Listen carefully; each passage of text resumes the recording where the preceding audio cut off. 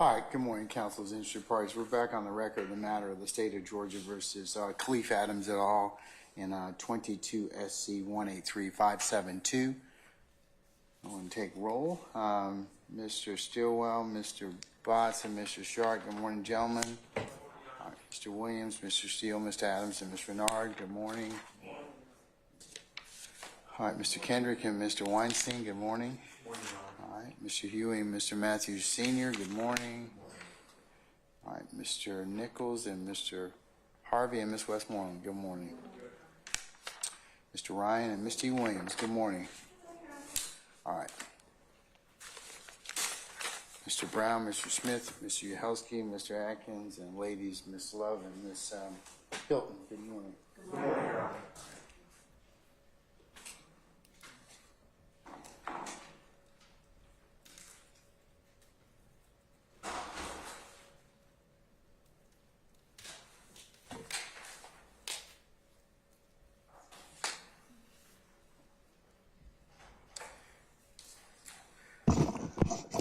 Okay, a matter of housekeeping before we go ahead and get started. Our juror that was ill last week is back with us and has provided me a return to work notice, which I will mark as the next court's exhibit in order and place under seal,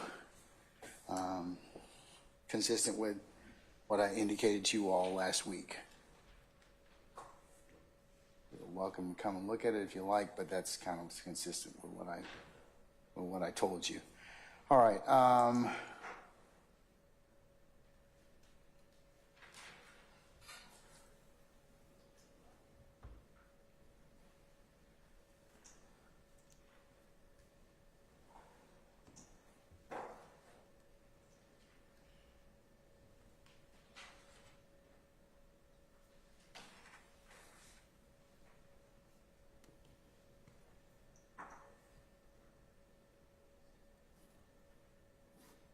Mr. Sharp, last week when you were making your argument when we closed off, I did have an opportunity to take a look at the transcript, our unofficial rough transcript was provided by Ms. Weaver. And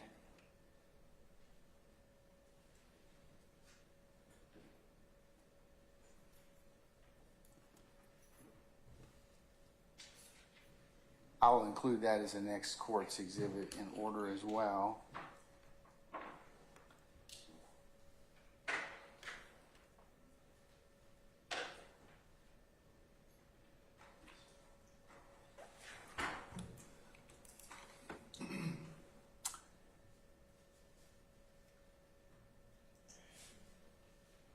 And the colloquy you and Ms. Love had last week are just a brief snippet of that goes as follows. Ms. Love, in your honor, my colleagues are reminding me that this may have been already deemed admissible, but if they're wrong, we're going to play it anyway. And you, your honor, that's a complete misstatement. Me, the court, let me hear it. Mr. Sharp, I brought it to your attention. You said you need to understand the context of everything before you make your rulings. And I said, let me hear it. I did take a look at the transcript from our hearing, and I did have a chance, and it was also consistent with Mr. Steele's bringing to my attention Baker, and then I heard Stillwell's 1 and 2. I did in fact make a ruling, and the ruling is subject to foundation. But I did state earlier in the hearing that it would be, of course I'd look at it in terms of context, but I did at the end analysis make a ruling. So it's subject to foundation at this point in time, so I'm satisfied that I made the correct statement. All right? Okay. All right. Consistent with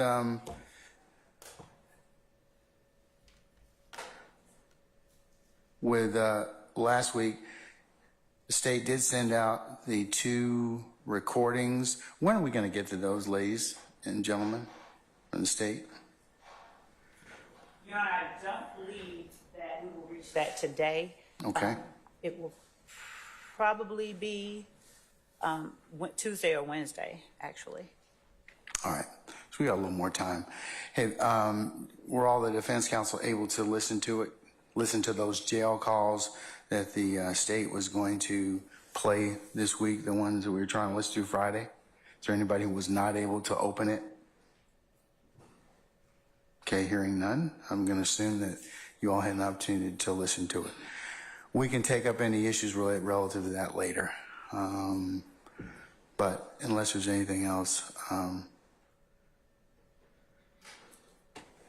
who do we have on the stand last? Ms. Ladders? Yes. Okay, so we need is she outside? She is. Okay. Is there anything I need to take up before we bring her in? All right, if not, let's go ahead and bring Ms. Lattners in, please. Sergeant Ingram, all our jurors present?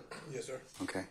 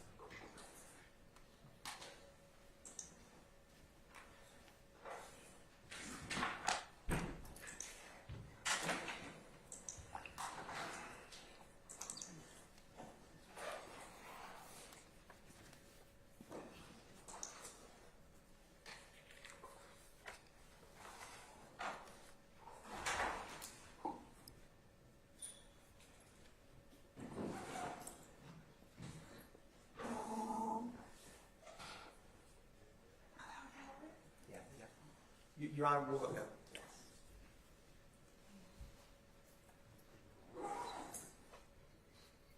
Thank you. Thank you very much. You're so welcome. All right, summon our jurors, please.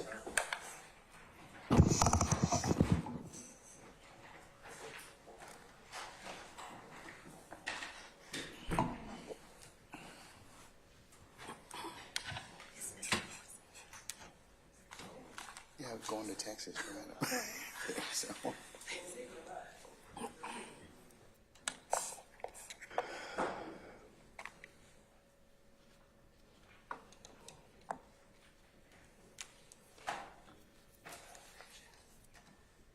Do you want to see her?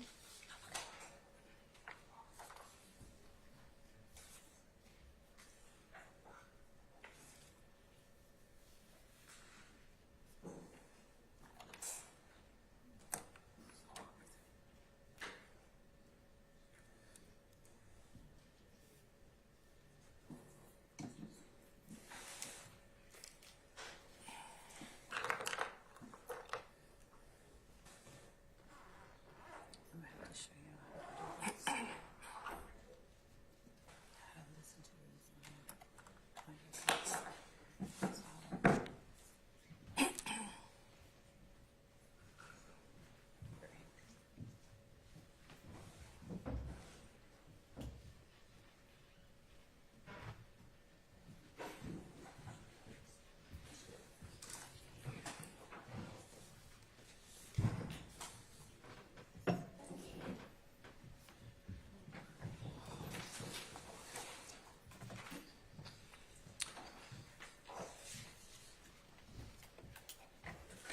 All right, ladies and gentlemen, please be seated. All right, thank you, Sergeant Ingram. All right, ladies and gentlemen of the jury, good morning. Good morning. Glad to see all of you back. Ms. Lattners, you're still under oath, okay? Yes, sir. All right, go ahead, sir. Thank you, Your Honor. Good morning, Ms. Ladders. Good morning. I'm going to pick up where we left off. I'm handing you State's Exhibits 2 Echo Alpha through Charlie. Ms. Ladders, do you need any more time to review those exhibits? No. What are 2 Echo Alpha through Charlie? The audio for this case. And is that Charlie that you just picked up? Yes. And what is the 2 documents, Alpha and Bravo, before you? CAD report for the incident for that day. And how are you able to recognize them? Well, I print them out. My name is at the top, and it says Atlanta Police Department. It's our CAD report. And are they a fair and accurate depiction, Ms. Latners, of the CAD reports and 911 call for the April 26, 2015 incident you're here to talk about? Yes. Your Honor, at this time, the state moves to tender into evidence State's Exhibits 2 Echo Alpha through Charlie.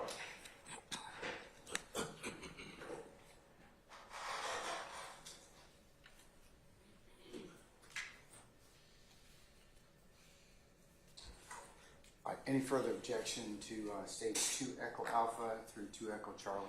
Just as found on previous objections made. Okay, all right. I'll rule. I'll give you continuing objection. They're admitted. Thank you, Your Honor. Ms. Latners, I'm gonna publish and start with 2 Echo Alpha, which should come up on the screen here. So, what was the date of this CAD report, Ms. Latners? April 26, 2015.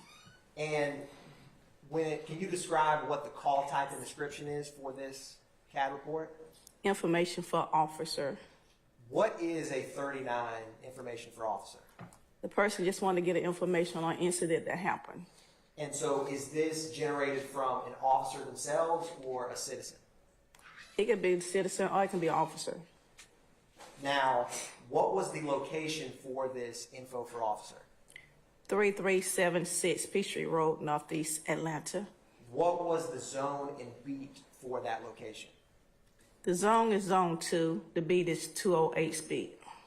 Now, Ms. Latners, a little bit towards the top where it has the disposition narrative, can you tell the jury what that indicates for this call?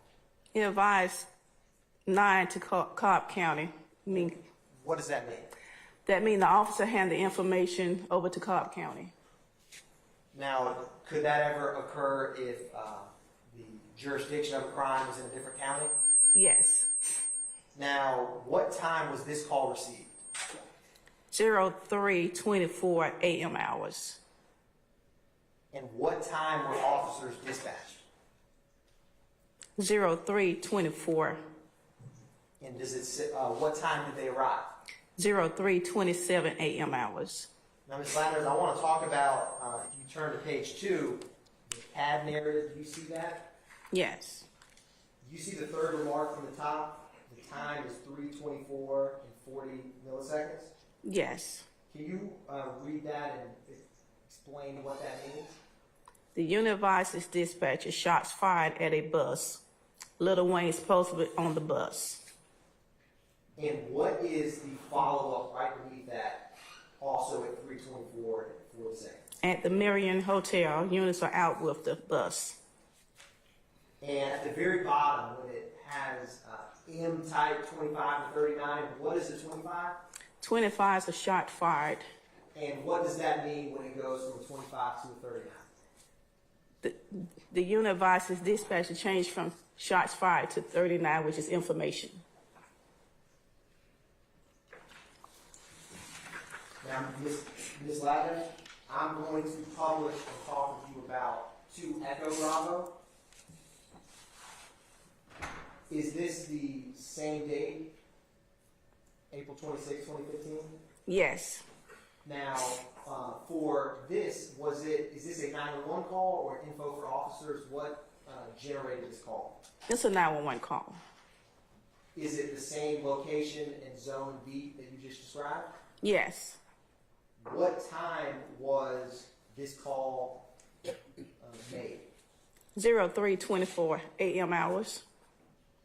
And Ms. Latners, if you take a look at the CAD report we just discussed, how close in time is this 911 call to when the info for officers call was generated? It's around the same time. Do you see the CAD narrative at the bottom, Ms. Latners? Bottom of page 1? Yes. Now, the fourth from the top, the time is 3:28:50. Are you able to read that and explain for the jury what that means on this CAD report? The 911 call advised the tour bus en route to location being shot at. Call advised the rapper Lil Wayne called and told him they was being shot at while entering the location. And you see the second from the bottom, it starts with CN. What does that indicate? They canceled this incident and related to the incident 151160447 because they both around the same time. That makes sense. And is that second from the bottom that says units are out with the bus? Yes. Now, Ms. Ladders, the audio that you have to Echo Charlie, does that 911 call correspond with this CAD narrative? Yes. Your Honor, this time the state's going to publish to Echo Charlie. All right.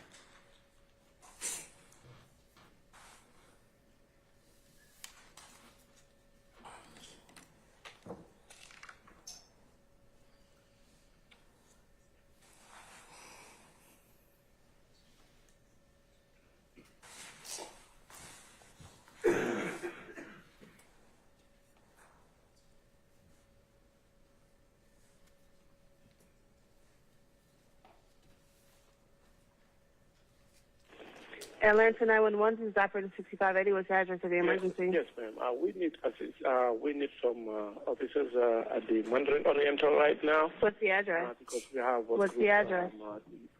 Huh? What's the address? 3376 Peachtree. 3376 Peachtree Road. Now, what's going on? I mean, we have a group, the Little Wayne group.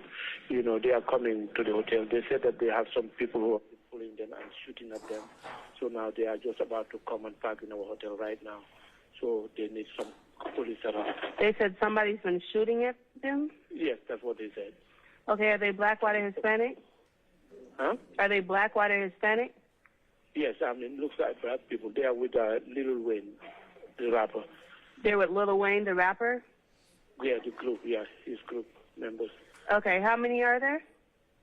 Well, I don't know exactly how many of them are in the bus. They Oh. say that they are in a bus.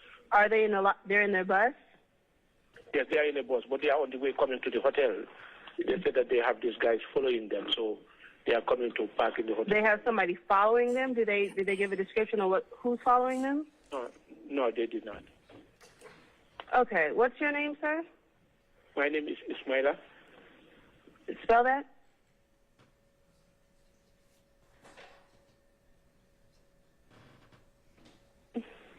Ismaila. And what's the number you're calling on? Your Honor, we're pausing because there's a phone number that's stated at 1 minute and 30 seconds on to Echo Alpha Charlie.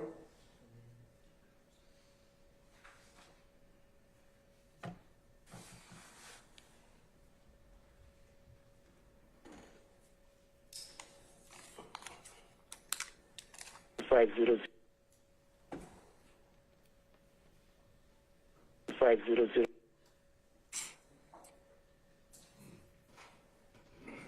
How far away are they from you? I don't know how far they are. They just told me that they are on the way, and then he just ran off. All right, we'll get somebody out there. Okay, then, thanks. Mm-hmm.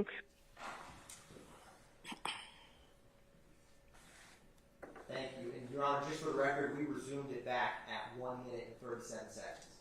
All right.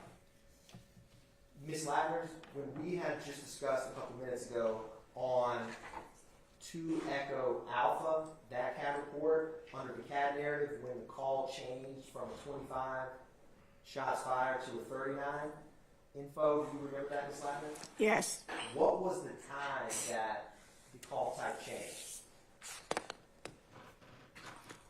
06:24 a.m. hours. Thank you, Ms. Ladders.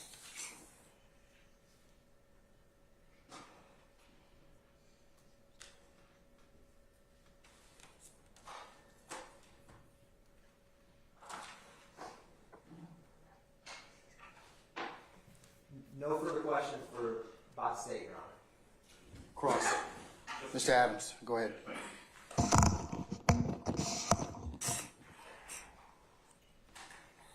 Ms. Lattner, Good morning. welcome back. Can I step up to it? You may, sir. You got the CAD reports in front of you, is that right? Yes. Do you mind if I grab these for a second and just reference some items on them? I'll show it to you in a second. That's okay.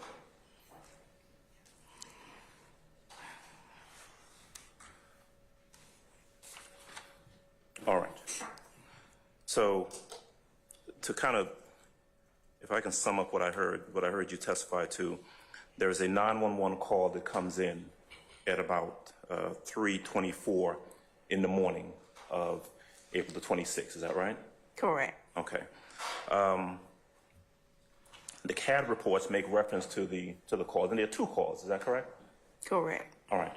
Now, I want to ask you about 2 Echo Bravo, and I'll show you what I'm talking about. One more time, Judge. All right. All right. So this is the CAD report that you referenced earlier. It was up on the screen. And did I hear you read out this portion where it talks about the call coming in and a tour bus en route to a location being shot at? Yes. Okay. Now, according to the CAD report, the caller advised that Lil Wayne called and told him they were being shot at while en route. Is that right? That's what it says on the CAD report. Okay. Now, I heard that one 911 call played. Is there another 911 call from someone identifying themselves as Dwayne Carter or Lil Wayne that you're aware of? I can't advise, no. Okay. Now, these were calls that came into City of Atlanta 911. Is that right? Correct. Now, are you aware of any calls that would have come into Cobb County or Marietta or any other jurisdiction in regards to this incident? No. Okay. If there were a call that had come into a different jurisdiction, I'm just asking now about how 911 dispatches work. If there were a call that had come into, for example, Cobb County 911, and it was related to this Atlanta call, would there have been something indicating that a previous call had been made to Cobb County about this? If Cobb County called 911. Okay. But as you sit here and having reviewed the documents, you have no indication that there is a separate call from anyone named Lil Wayne about this incident. Is that right? Correct. Okay. I noticed that the 911 call that was played was an individual who was relaying what was being told to him by someone else. Is that what it sounded like to you? He advised third party. Okay, so that person was saying what a third party had told him, and that person was calling into 911. Is that right? Your Honor, Basis. calls for speculation. I'll sustain the objection. Okay. Am I correct that the person who was making the 911 call was referencing, as you listened to it, was referencing what had been told to them by someone else? Correct. Okay. Am I correct? There was no description given of whatever or whoever was shooting at the bus on that 911 call. Is that right? Correct. There's nothing in either the 911 call or the CAD report that gives a name or a description of a person that is supposedly shooting at the bus. Is that right? Correct. Okay.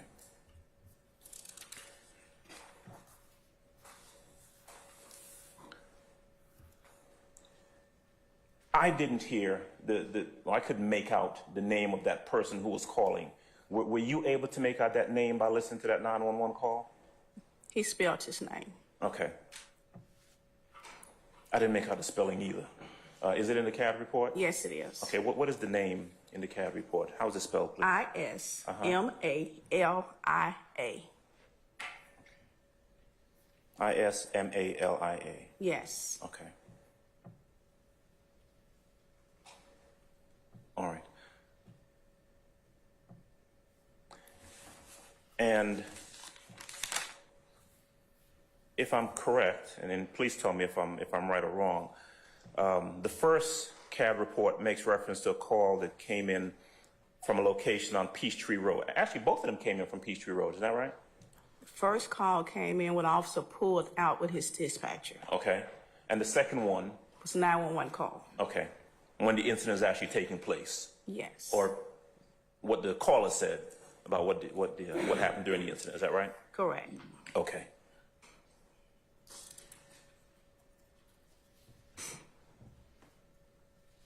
All right. Ms. Latners, hold on 1 second for me, okay? Have 1 second, Judge? Yes, sir. I think that's it. Ms. Latners, thank you, as always. All right. Any additional cross, Mr. Short? Yes, Your Honor. May I just, before I answer that, may I just look at the CAT reports briefly? Yes, sir. Ms. Latners, you have both of them? Yes.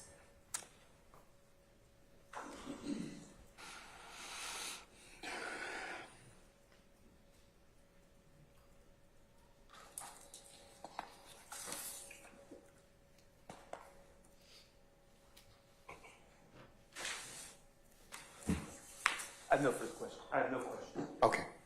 Anyone else? Any redirect? Yes, Your Honor.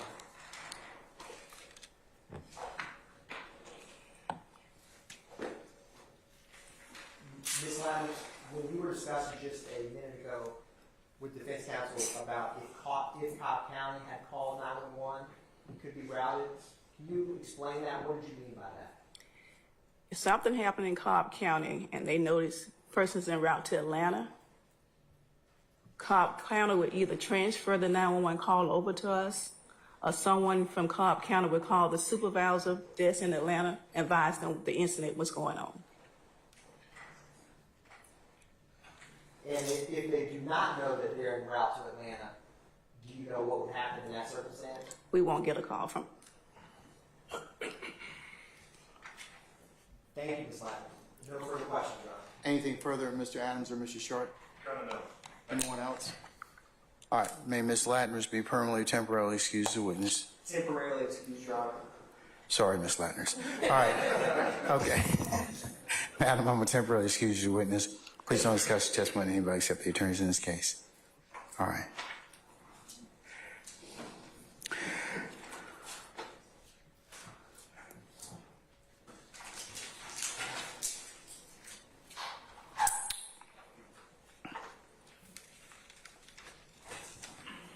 All right, call your next witness. Thank you, Your Honor. Say call Mr. Alvin Lewis to the stand. All right, summon Mr. Alvin Lewis, please. Mr. Lewis, good morning, sir. Sir, if you would please approach the witness stand. Once you get there, if you would be so kind to turn and face Sergeant Ingram and be sworn as a witness before you sit down, sir.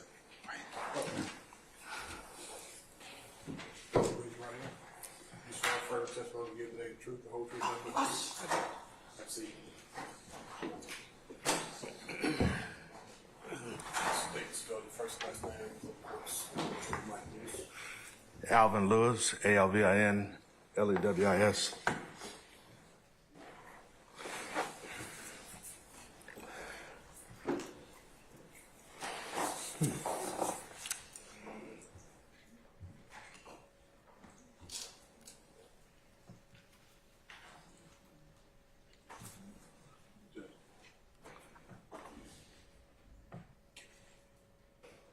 Yes, that's what we discussed last week, Your Honor.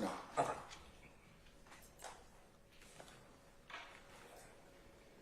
Good morning, Mr. Lewis. How are you? Good morning, how are you? Where are you from? Los Angeles, California. And were you born and raised in Los Angeles? Yes. And what part of Los Angeles were you born and raised? In the Little Merck Park area. Okay. And how old are you, Mr. Lewis? I know you don't like asking that question. No, I don't mind. It's 66. All right. And are you married? No.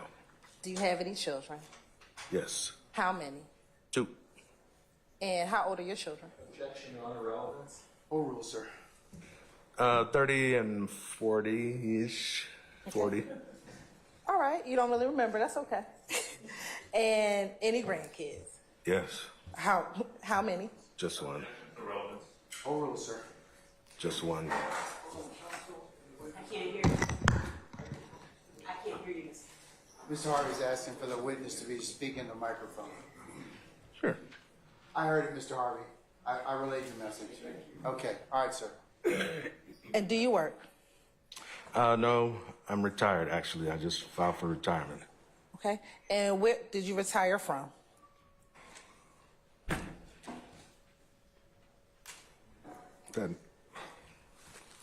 That night that I was shot, this incident happened. The microphone, sir, if you wouldn't The mind. night that this incident happened is when I retired. Okay. And what was the industry that you retired from? I work in the entertainer industry, transporting entertainers, athletes, different people. And we're going to talk more about that in a moment. In retirement, have you, are you working or doing it and have any hobbies that you're doing while in retirement? Yeah, I have started a little pizza business Okay. to keep me occupied And how long have you had that business? for 2 years.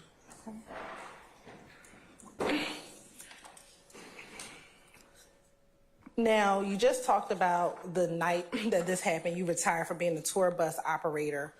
Are you referring to the shooting in April of 2015? Oh, just for purposes of direction, so let's get to it. Thank you, Your Honor. Are you referring to the shooting in April of 2015? Yes, I am. As a result of that shooting, do you have a pending civil matter? Yes, I do. And who are the defendants in your pending civil matter? They are all listed in the 180-page police report that I have a copy of, and my attorney has a copy of. Let me ask you this. Is YSL Enterprise one of the defendants in your civil matter? Yes, they are. All right. And is an individual by the name of Brian Williams, also known as Birdman, a defendant in your pending civil matter? Yes, he is. Okay, and what about an individual by the name of Jeffrey Williams? Yes, he is. All right. What is the current status of your pending civil matter? Objection as to relevance. I'll rule the objection, sir. It's actually been on stay since filed. I can't hear you, I'm sorry. It's been on stay since I filed it after this incident, a couple of years after the incident happened. Okay. And do you know what has caused the delay? I try not to. I let the lawyers handle that. I try not to get involved with that. Fully understandable. Do you know what is the amount of damages that are being sought in your pending civil matter? Somewhere around $30 million. And does that civil matter have anything to do with why you're testifying today in this case? No. Now, tell the jury a little bit about what you did as a tour bus operator.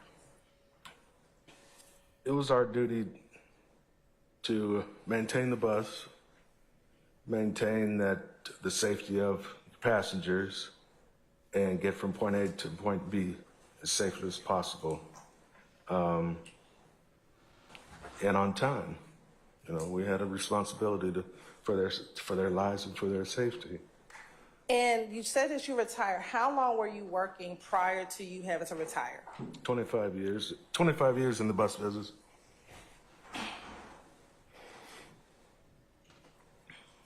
And in that 25 years, was that primarily as the tour bus operator? Yes. Well, sometimes it would get slow in the season, and I had a car hauling business that I would go home and haul cars. I worked for the studio in LA, and but most of the bus, yes. In order to be a tour bus operator, you had to have a special license. I had a Class A from the age of 18. And for those of us who might not know, what's a Class A? Class A is pretty much A. You can do pretty much whatever you need to do. You can't haul explosives. You can't, haul petroleum. I mean, diesel, fuel, gas tanks and stuff. But I was able to do what I. And is a Class A license the same as a CDL license? Yes. Okay. Yes. Now, you said you had your your CDL license or your Class A license since you were 18. Initially, when you received your license, did you start out as a tour bus operator? No, I actually first bought a truck, a dump truck, and went out by the airport, taught myself how to drive it, and then went and got my license. A friend of mine drove the truck home, so it wasn't doing anything illegal on the street. Yeah. When you were like, let me ask you, are you still licensed? Do you still have your No, Class A license? I surrendered it then, back then. When you had your license, were you licensed in one state or multiple states? Multiple states. What were the states you were licensed in? We were able to go to all the United States and Canada. We drove everywhere.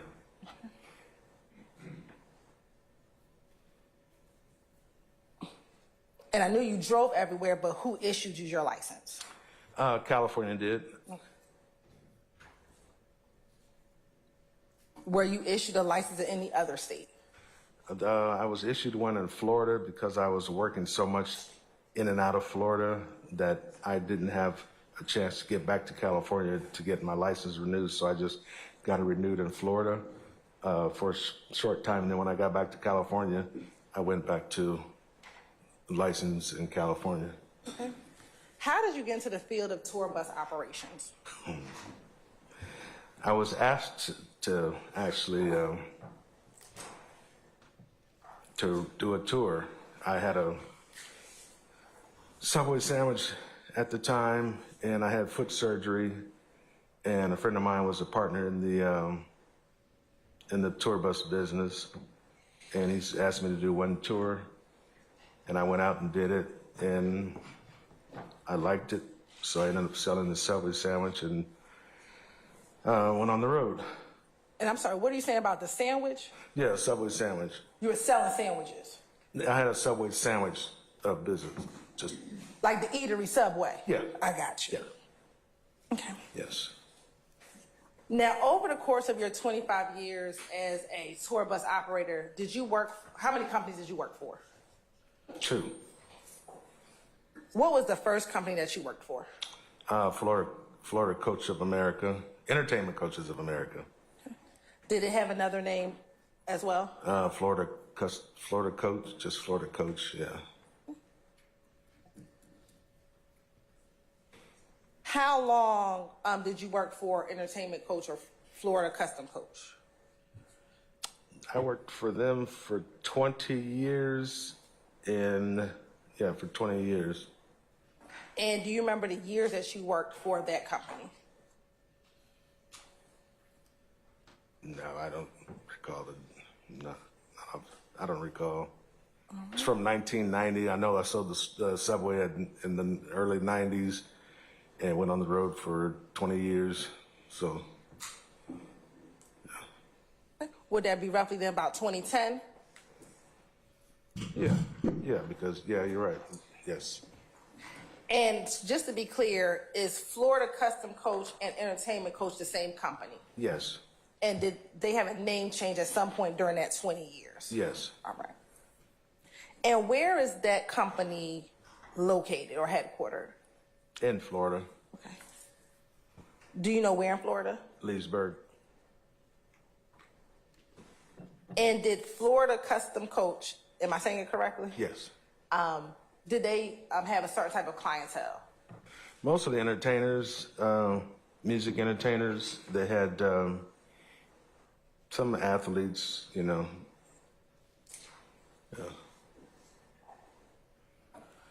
Now, you said you worked for them for about 20 years. So roughly in 2010, when you stopped working for Florida Custom Coach, did you work for another company? Yes, that's when I left and went to Pioneer Coach. And how long did you work for Pioneer Coaching? Approximately 5 years. And what were the years that you worked for Pioneer Coaching?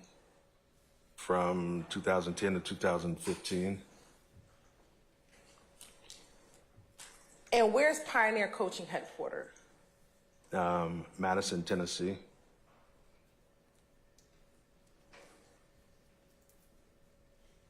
In those 5 years that you were working for a Pioneer Coaching Company, were you living in Tennessee? No, I always lived in Los Angeles. I've always lived in Los Angeles. Tell the jury, if you were living in Los Angeles, how was it that you were able to drive for both Florida Coaching as well as Pioneer Coaching Company? I'm going to object after relevance,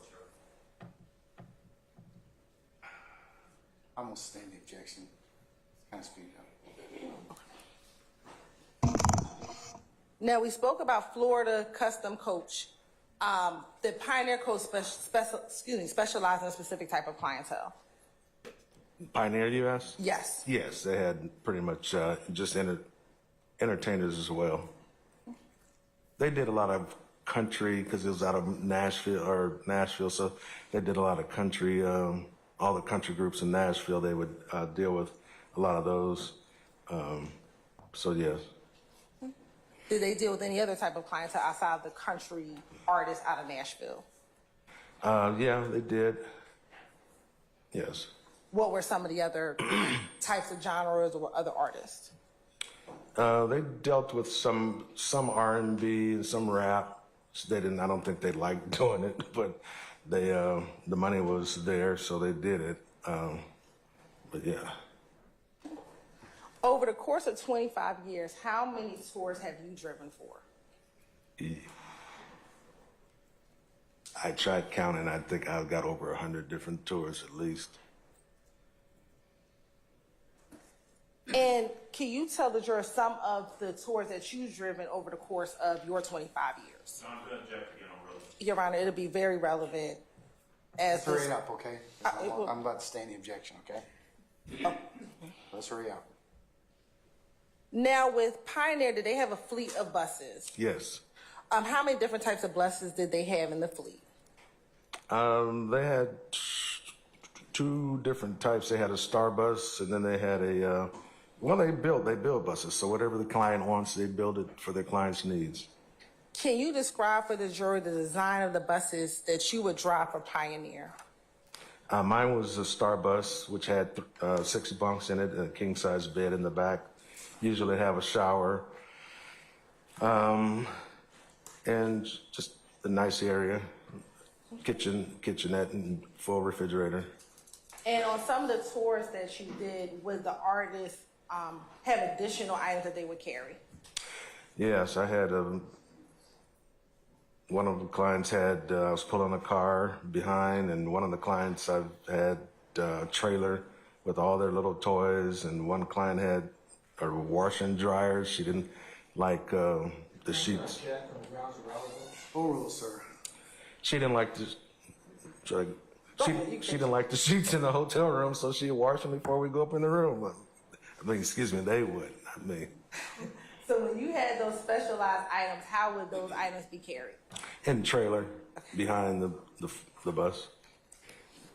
And when artists, and I'm going to speak specifically about Pioneer, would the artist select the type of bus they want, select the type of bus that they wanted? Yes. Okay. Your Honor, permission to approach? Yeah, as long as you show them to the defense counsel. I had. We provided a PowerPoint actually, but I'll show them again. I'm going to show them what's been marked as 34, 35, 36, 7.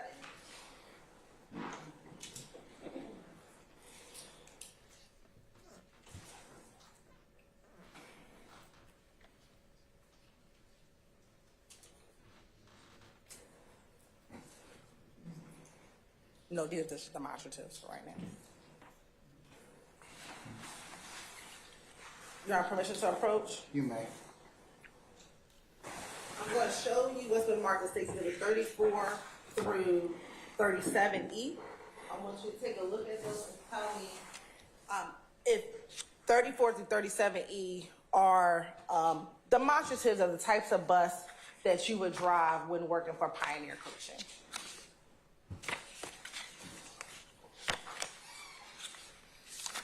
Yes, they are. Okay. And are those a fair and accurate depiction of the types of tour buses that you just described to this jury? Yes, they are. Your Honor, this time the state would like to tender State Exhibit 34E, 35E, 36E, and 37E for demonstrative purposes. I didn't ask you yet, but I'm going to. Okay. All right. Any objection to states 34 echo through 37 echo? I'm sorry? Okay. Is it relevant? Okay, you're speaking objection, so is it relevancy you're objecting on? Okay, anything else? All right, overruled, sir. Mr. Adams? Same objection. Overruled. Anybody else? Okay. 34 through 37 Echo is admitted over objection, may be published as you see fit. Thank you.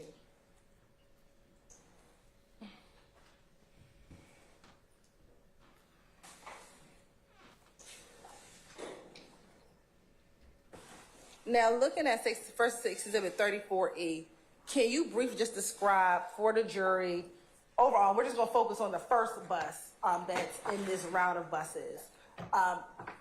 Ideally, the outside, then we'll go on to the inside of how the tour buses generally look when leaving Pioneer Coaching. This depicts just how they look. They're all cleaned up and ready to roll. When you talked about the trailer, is that the item that's on the back of the first bus? Yes, it is. All right. Now looking at State's Exhibit 35E, Oh, if you could just orient the jury, and there's a screen to the left of you and a screen to behind you, orient the jury to where you would sit generally inside of this bus, and then describe me what we see in 35E.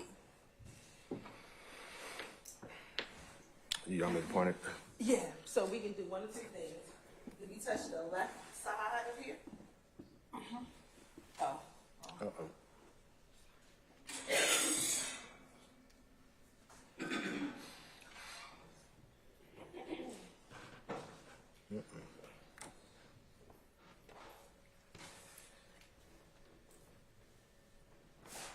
So you should be able to draw on here.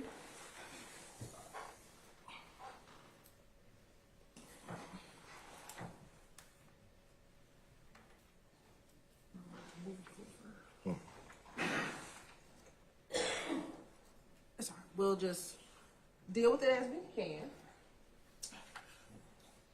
Looking at State's Exhibit 35E, just using the arrow or using the marker, if you can point the direction to where you would sit inside of that bus.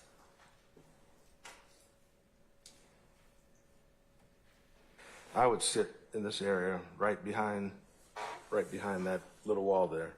Okay. And does your seat sit lower than that area that you just pointed to? A little bit, yes, I believe so. Okay. And this middle area that we're looking at, what is this area? Do you have a name for this area? Or It's a dining area. This here is the table for dinner and what have you to eat off of, and just sitting here, and the TV's here. It's laid out for as comfortable as you can get rolling down the road. And I see next to the driver's seat or the driver's area, there's a passenger seat. Would any of the celebrities sit up there with you, or any of the other passengers on the bus sit up there with you on your tours? Occasionally they would, but there is a jump seat. Yes. When you say there's a jump seat, what do you mean? Oh, it's a jump seat where somebody else can sit up there and observe, whatever they choose to. Okay. Looking at State Exhibit 36E. Okay. And you can actually press that left corner again, and there should be a trash symbol or eraser. You can erase the marks.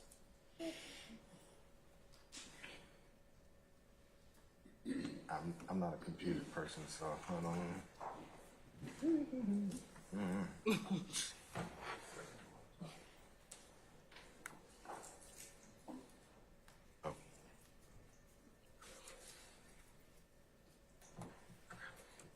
Oh. Yeah, we should have. Okay. But that's not, it's not showing the right picture on here. All right, you know what? Do you mind standing up? Sure. Okay. Or I can, or you can tell me. I understand. You can stand? Using your stick, just tell the jurors right now what area are we looking at and where is it going into? You describe it. This is the other side of the.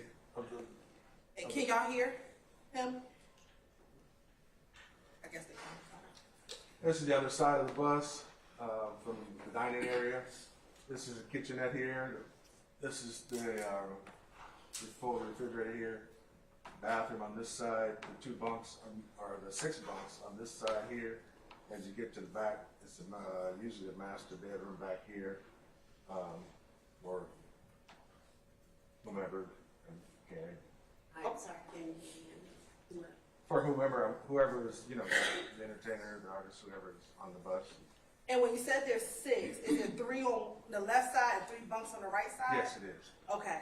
Right in this area here, there are 1, 2, and 3, and the same thing on the other side. On the left hand side, and then going straight back is a full bedroom. Yes. All right, you can take a seat.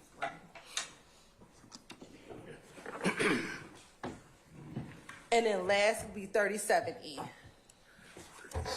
Is this just another same angle of that interior area that we were just discussing? Yes, it is.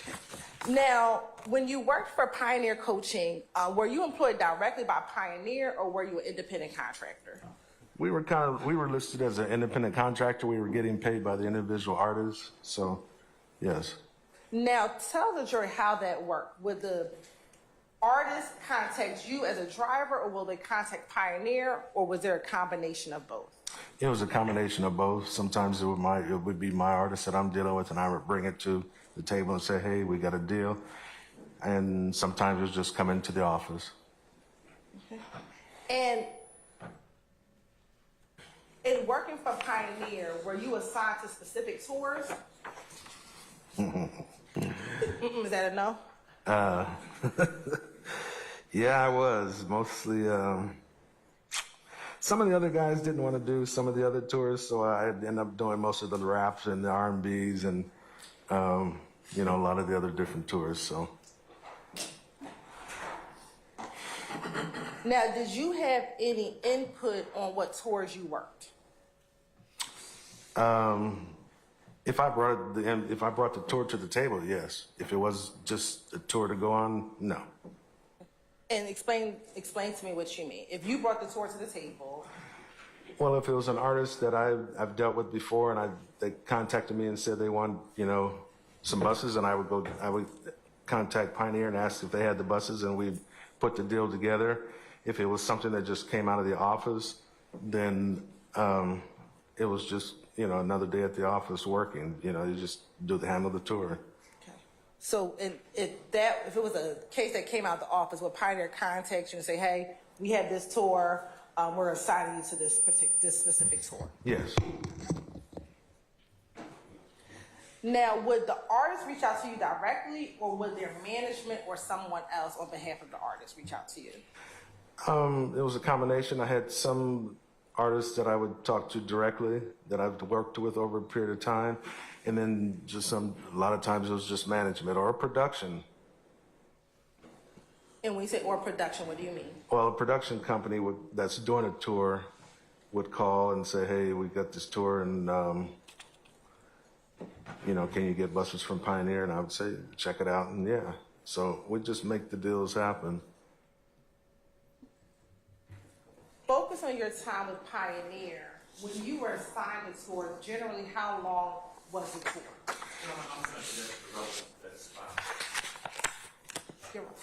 It's going to go into this specific tour.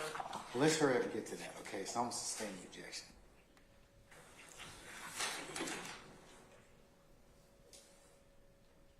While on tour, were there any requirements that as the bus driver you had to adhere to? Like, did you have to drive certain hours, or did you have to We had a 10-hour limit, and the bus would usually shut down.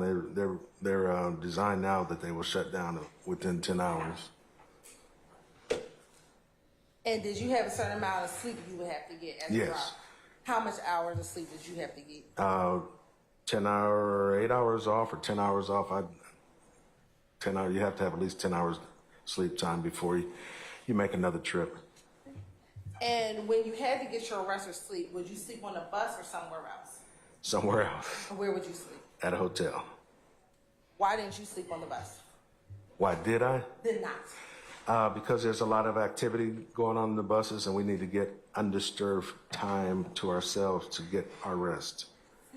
Now, once you were assigned a tour, tell the jurors about how you would get the tour bus to the artist.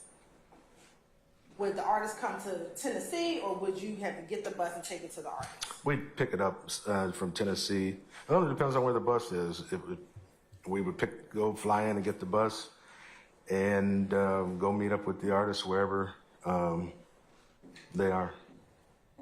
And once the tour was completed, would you return the bus back to Madison, back to Pioneer? Yes. Now, when you generally did tours, was it your responsibility to take the celebrity to the event that they were at, say the concert, or were you supposed to take them to the hotel or something else? We usually either go venue to venue or hotel to hotel. We don't, as buses are usually big, sometimes we have trailers, so we don't use the buses as a taxi cab to run around. We go from hotel to hotel or venue to venue. Now, when you drove on the tours that you've driven on, was there always just a single bus?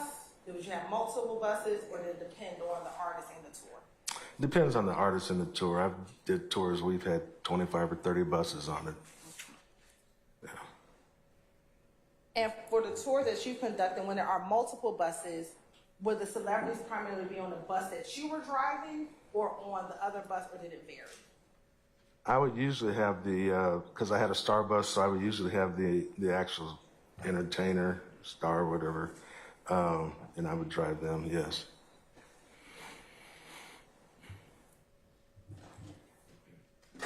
Now, if you were carrying the celebrity or the star on your bus, did you interact with that celebrity? Not really, not really, didn't, no.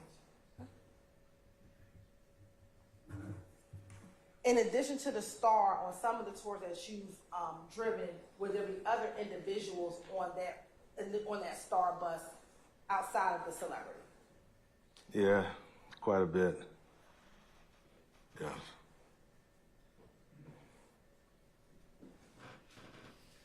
And in your experience, generally, what type of people are on that star bus with the celebrity? Objection, Your Honor. Relevance, vague. I stand the objection. You know, phrase, It's usually a lot of their, okay, Would they have their managers on the bus? yes, Okay. Would they have chefs or cooks on the bus? sometimes they would, Would they have their security on the bus? yes, Did the security generally ride with the artist? yes. At times, would there be other individuals who they may have picked up from the venue? Yeah, that happens all the time.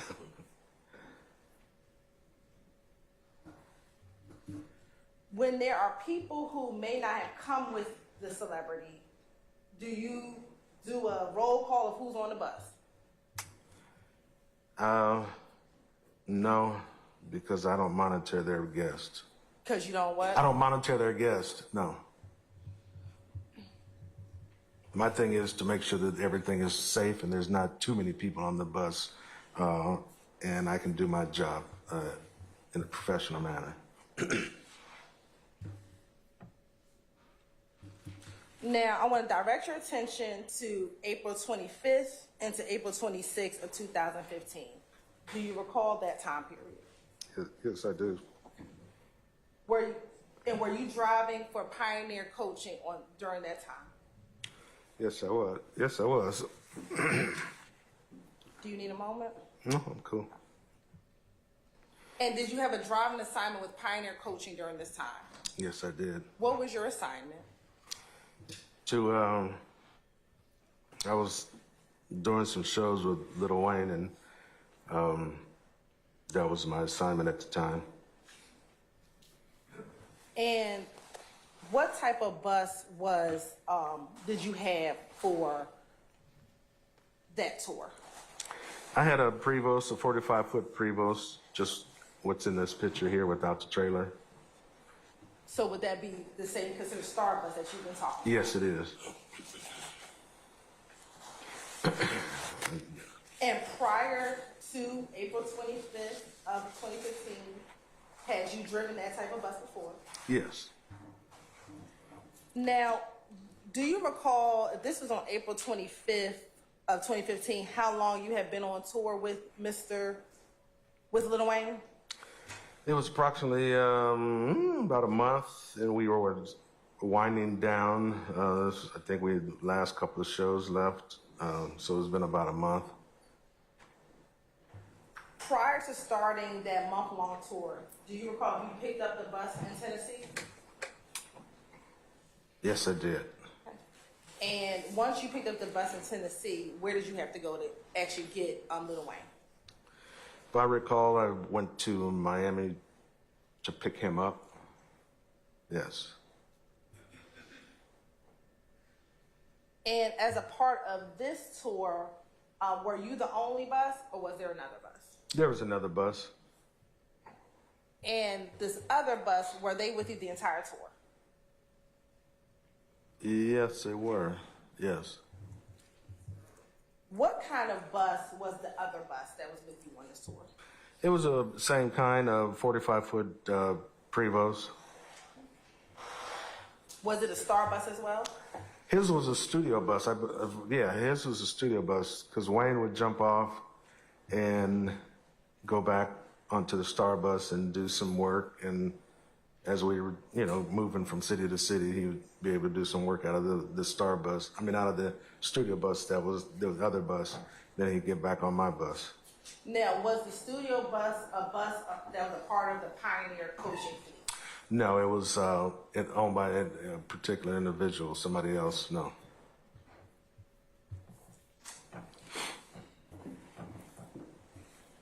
And did the driver of that bus, let me ask you this, was there a driver on that bus? Yes. Okay. And do you recall the name of that driver? I think Travis Patterson, I believe is his name. Yeah, yes. And I know the bus did not come from Pioneer Coach's fleet. Did Travis work for Pioneer Coach?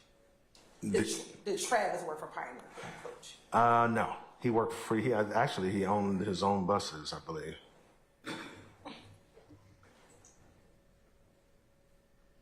Now, I think you just testified that on April 25th, that was towards the end of the tour. Yes.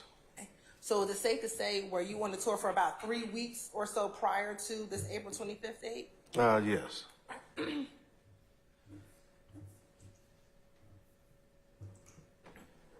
Taking you to the morning of April 25th, if you can tell the jurors where you started that morning of April 25th, 2015.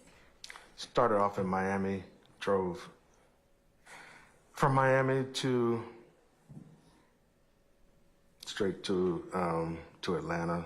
We made a fuel stop before we got into the city, and then that's when we headed on. Okay. When you left Miami, where was the intended destination? To the hotel, to the Mandarin Hotel. And where was that Mandarin Hotel? In Atlanta. Buckhead, I believe.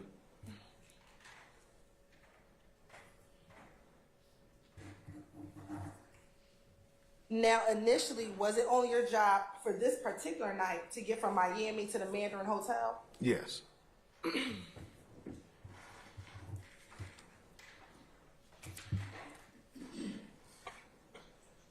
About how long was that drive from Miami to Atlanta?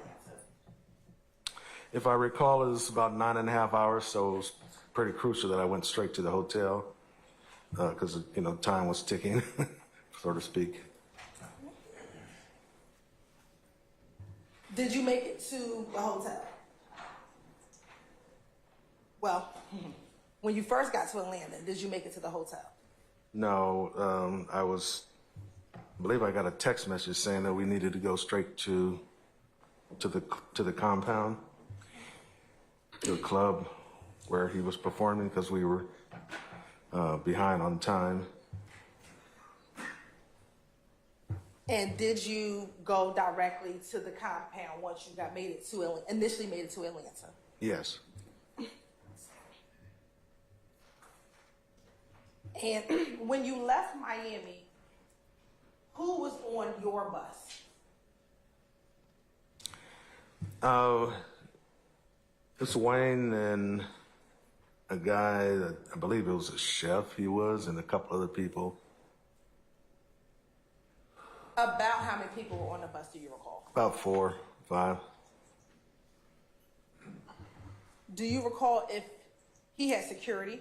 Yes. Okay. Do you recall if his security was on your Star bus? Yes.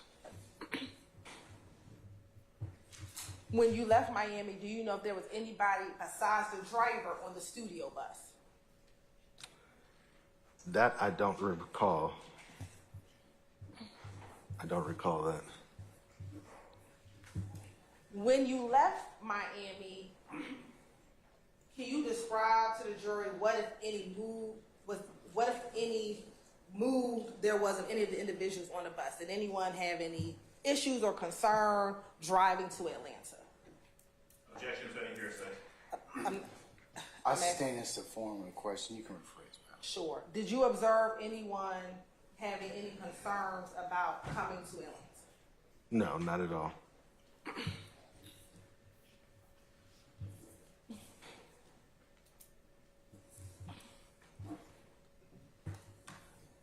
Today, can you remember about what time you got to the compound?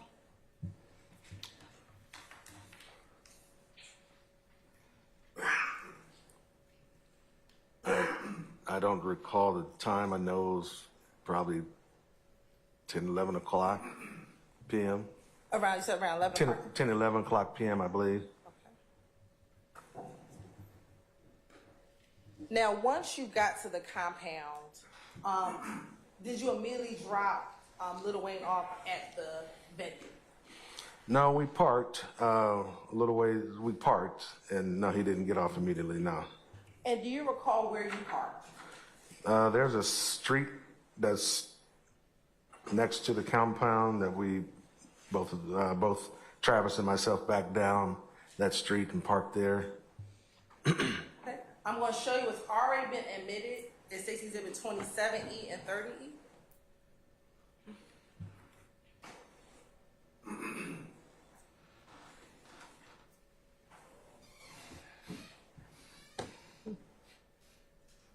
First, looking at 27E, and then I'm going to show you 30E. Does that area look familiar to where you may have parked back in April of 2015? Yes, it does. Okay. I'm going to ask you to use that same stick. Look at 27E and 30, which is a better picture to show you the area where you parked at.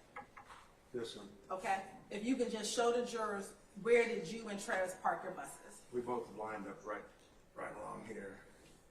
Did you line up on the side of the tree, and you're pointing to the Exhibit 30E, did you line up closer to the tree side of the picture or the side of the building? The building side right here. Okay. Yes. And did you face towards the street, or did you was your front of your bus face towards the street or towards looks like a rail yard behind it? I'm sorry, what's that?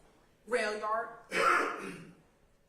Yes, we actually backed down here, which we always do, so if we can always get out real easy, we can drive straight out. So yes. Okay, so you were facing the stop sign? Yes. The front of the bus is facing Yes. the stop sign. Thank you, yes. Once you and Travis parked your buses down there, you good? Yeah. Once you and Travis parked your buses down there, tell the jury what you recall happening once you had your buses down there. Can you repeat the question? Sure. Do you recall what happened once you and Travis parked your buses down on that street? We sat there for a good little while, and then finally somebody, if I remember correctly, security came and walked him up to the building and down that street. Yeah. Okay. And when you say walk them down that street, are you talking about the street that you were parked on, or the street that's perpendicular to the street that you're parked on? That street the club is on, just past the stop sign, turned left and went up the street to the club.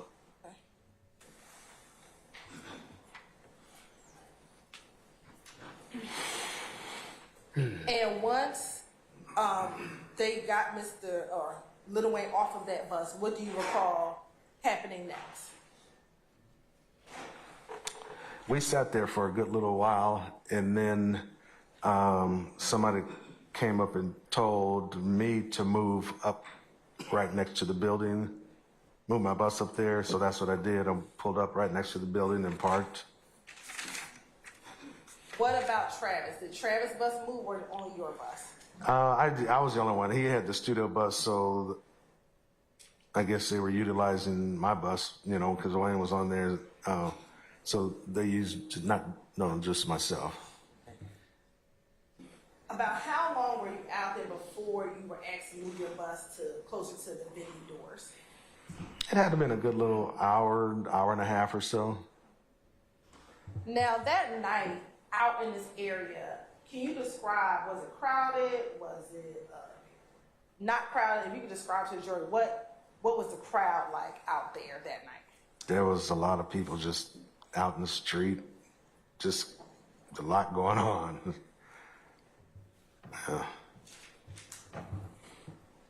Once you moved your bus to the front of the venue, what did you do? I parked, then kind of tidied up my bus and stuff, and sat there and just waited, for whatever was going to happen. Were you waiting inside the bus or outside the bus or something else? I was inside. I did a walk around my bus to make sure everything was fine, just observing it in my bus. Yes. While waiting for the bus, did anything occur? Yeah, a couple of guys came up, or one guy, if I remember correctly, came up and said, Your Honor, we're not offering for the truth of the matter asserted. Offering for the fact Overrule of the the list. objection. Overrule the objection, sir. Go ahead. came up and passed me and said, "Hey, are you Al?" And I didn't pay any attention to him because I don't know any little young kids, and I don't know anybody that lives hardly in Atlanta, so I didn't pay attention to him. He said it again, and I just kept walking. And after he went away, and I turned to look to see who it was, or just see who it was, and there was nobody that I could identify or anybody that I knew. So, Was the person male or female? male, And you said the person looked young. yes, When you say young, what age are you? What age range?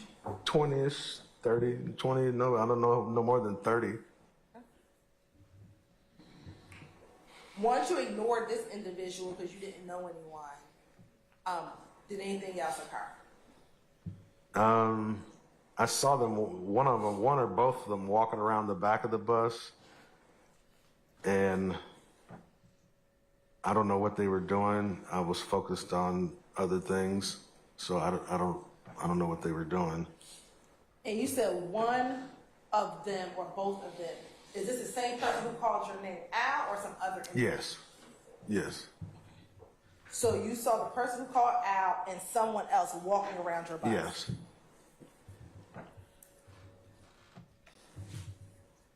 We know the person said Al was a male. The other person walking around the bus, was it a male or female? It's a male. Could you tell the race of the male? Yes. What was that? Both are black males. When you saw them walking around your bus, did you say anything to them? No.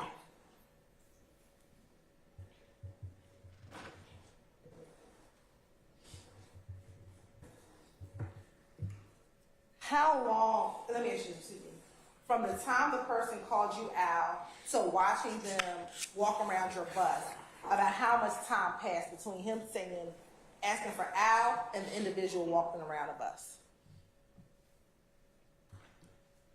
It was about 10 minutes.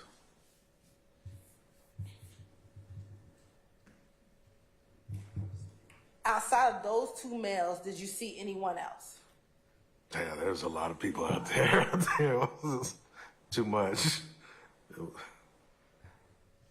What alerted you to the individuals walking around your bus? If there are so many people out there, what alerted you to the individuals walking around? I always keep my eyes on what I'm supposed to be doing, And that's why we don't like going to the venues, because there's just so much going on. But yeah,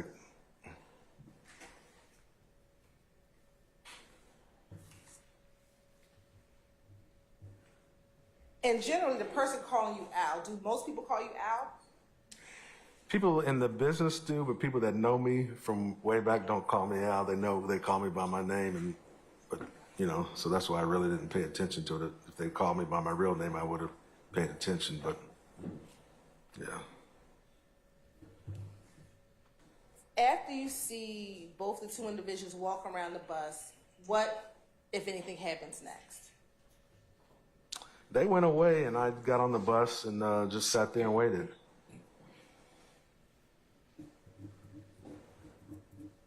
And were you waiting for Lil Wayne to exit the venue? Yes. Did he eventually exit the venue? Yes, they did. From the time that the individuals are walking around your bus to the time he comes out the venue, about how much time has passed? It was like within a half hour, if I recall. Tell the jurors about Lil Wayne coming out of the venue. Well, the door came open and they all came rushing out. There was a lot of commotion going on, and a lot of people that weren't normally on the bus got on the bus. There was just a lot of commotion going on, which I didn't understand and know what was going on, so I just sat there and waited. About how many more people entered the bus about how many more people entered the bus that weren't there initially? Probably about six extra ones.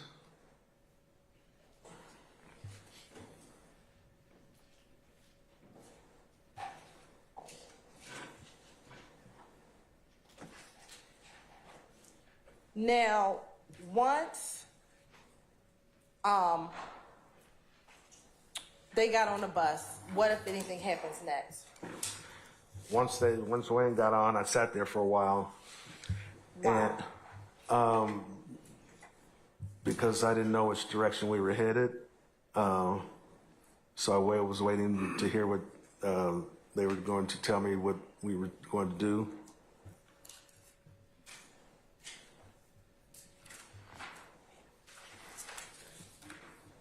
And when you say you were waiting for what to do, who were you waiting for? Who were you waiting for instructions from? Well, Wayne's, I think it was his manager. His name was Mac Millen or something. I don't remember his name. He came up and was yelling at me, telling me some nigga shit was going on, excuse my language. I'm not offering for the truth of the matter. I'm sorry. That was Max Sharp. All with the objection, sir. Objection to the confrontation for the violation.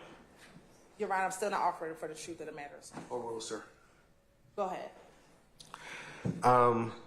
His manager said there was some, excuse my language, some nigga shit going on, and I need to pay the attention to what's going on, or somebody's gonna seriously get hurt. And I didn't understand what was going on. So at that point, hearing that, what did you do? I sat there, and waited, and he said there was going to be a police escort. Just follow the police escort, and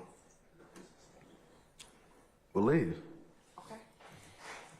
And did there eventually come a police escort to escort you away from the club? Yes. What was the police escort? Was there cars, motorcycles, a van? What was the escort? It was a car and a motorcycle, if I recall. Yeah. How many escorts did you have? I had quite a few. Quite a few dealing with different artists. This night was a little different because just a car and a motorcycle I didn't understand that, but I don't make those calls. And I'm sorry, and that was a bad question on my part. In the past, you've had police escorts. Yes. Specifically on this night, how many, was it only the two? Yes. And I guess given your prior experience, was that unusual for you? Yes. Did you know where the police escort was supposed to take you? They said they were going to take me to the interstate and get me on the interstate so I can get out of town. And were you scheduled to go out of town, or were you scheduled to go somewhere else? Not after driving 10 hours from Miami, and no. Where were you scheduled? Where were you going to be driving the bus after leaving the compound? So we were going to the hotel. Is that the same Mandarin hotel that you were Yes. supposed to go to initially? Yes. When did you end up following the police escort? They took me to the interstate, put me on the interstate, and the car pulled off to the side of the road. I got on the interstate, started heading towards the hotel. And was the other bus with Travis, was he following you? Or was Yeah. he in front of you? Travis was behind me. And the police escort, was there one escort in front of your bus and one escort behind Travis's bus? If I remember correctly, yes. And do you recall what highway they were driving you to in order for you to get back to the hotel? If I recall, it was the 285. Do you recall from the compound to 285 the route that you took? I just remember it being a long road. I don't know the name of it, but it took us straight to the interstate. And that would be 285. Yes. Once you got on 285, do you know where you were supposed to travel or how you were supposed to travel in order to get back to Buckhead to go to the hotel? I put it in my GPS, and that was showing me which way to get back to the hotel or get to the hotel. While the escort were getting you to 285, did you notice anything suspicious around you at any time on that long road that was leading you to 285? No, not really. I didn't see anything at all, really, no. It was nobody out there was on that road. It was kind of weird, but I didn't see any cars or anything. We were just driving through, and they told us to run the lights if we need to, just keep rolling. Now, I think you testified once you got to 285, the escorts pulled over. Yes. Once the escorts pulled over, did you get on 285? Yes, I did.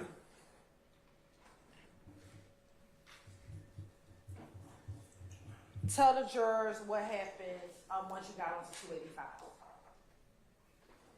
Once I got on 285, within minutes, that's when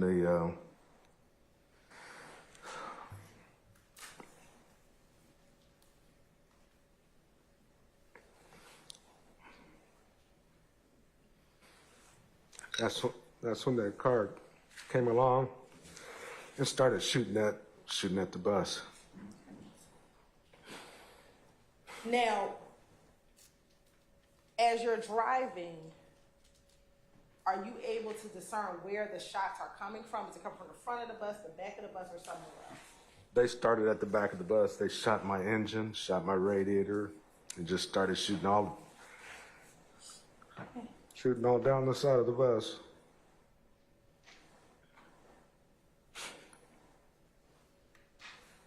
And at the time, you said, did you have those passengers, were those passengers that came out of the club, were they still on your bus as this bus is being shot up? Yeah, they were back there screaming on the floor. You said they were what? Back there screaming on the floor.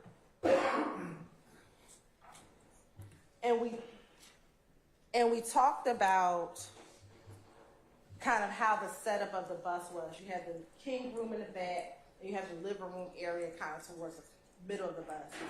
Were people spread out throughout the entire bus, in the back in the bedroom, as well as in the middle portion? Yes, they were. And I see that you're crying. Why are you crying? Objection. I'll rule the objection.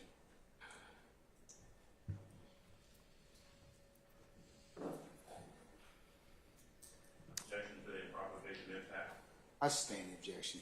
Let's move on, Ms. Idle. Because it was, You can't answer the question, okay? All right. Once you heard the shot, do you know how many shots you heard quite a few hitting the bus. I can't count how many. I saw some flash bangs, and so I can count for those. So you saw some flash. Yeah, from the gun flash, yeah. You said I could count. How many of those did you see? There was about 3 that I counted, and it just seemed like it just kept coming. At the time as you're driving, do you know exactly what is hit? At the time driving, no.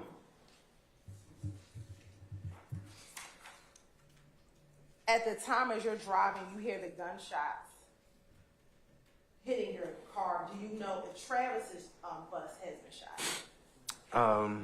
I didn't know that. I got on the radio, CB radio, and asked him if he was okay, and he said he was. Objection, Your Honor, here's second. I sustain the objection. Okay. Did you speak with him over the tour radio? Yes, he said he was okay. Oh, sorry. It's okay. Don't tell me what anyone else says, okay? Now, once you communicate with him on the radio, do you call anyone else? I called 911. Let me ask you this. You said that the passengers on the bus were screaming. As the bus driver, did you start screaming as well? No, I couldn't do that. Why not? Because I had to maintain control and professional safety for. And did you try to remain calm although the bus was being shot at? Yes, I did.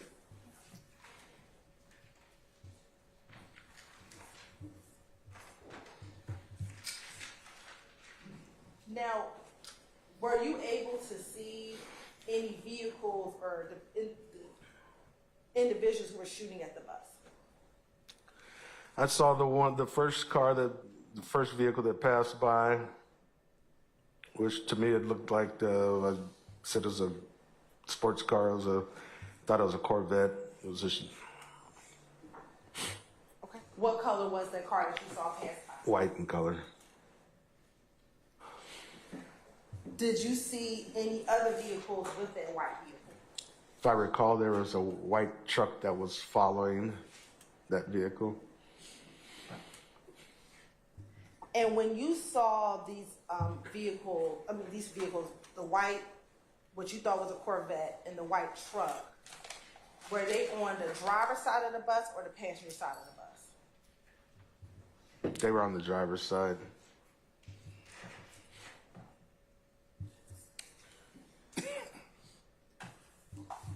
When you first see the white vehicle, where was the bus? Where was that vehicle? Was it directly on the side of you, in front of you, or somewhere else? If I recall, it was like towards the back of the bus. Saw it coming up from behind, towards the back of the bus. And how did you see it? Did you see it through your rear view mirror? Yes, Your outside mirror? through my rear view mirror. And let me be clear. I'm saying your rear view mirror. Are you talking about your driver's side mirror on the side or your actual The rear actual, view mirror? the actual driver's right on the outside mirror.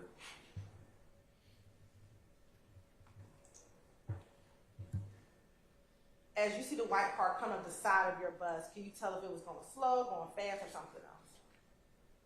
They were going fast. I was doing probably 75. I don't know, I was 75. I don't know, recall.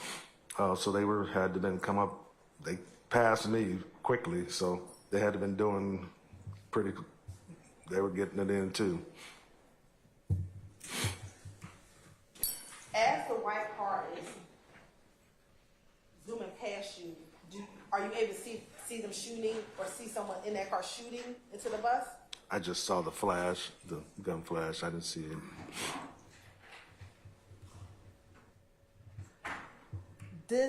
Does the white car eventually pass the bus? Yes, it did. What, if anything, happened once the white car passed the bus? Once it passed, kept on going, and it pulled over to the side of the road, and that's when I slowed down and I saw them up ahead of me. There was nobody on the highway at the time, really, that I can recall, except Travis, that was behind me, and they pulled over to the side of the road up ahead of us. Once they pulled up to the side of the road ahead of you, what happened? I asked the security where were we headed to. He said go straight to the hotel. And I told him we can't go too far because the bus, I couldn't see out of my mirror and stuff. So we started heading on the highway to the hotel, and that's when that vehicle, from what I observed, we got off just before we got to the vehicle. That was on the side of the road. That was our exit. We got off, and that's where the police met us. Where did the police meet you? As we got off the highway, and the hotel was not too far off the highway, if I recall.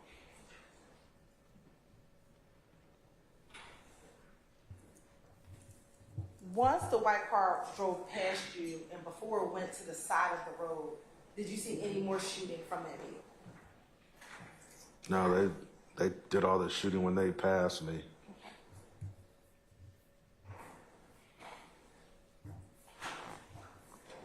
Now, you just said that you saw that the rear view mirror was shot out. At what point in time did you notice that the mirror was shot out?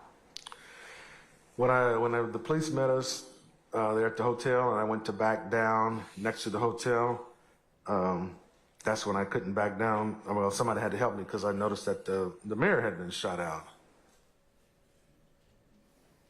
Now, earlier you said you called 911. At what point did you call 911? After I made sure that everybody was okay, and I checked myself to make sure I was okay,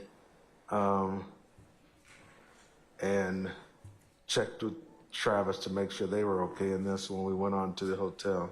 And that's when I called 911. So were you still on the highway when you called 911? Yes, I was.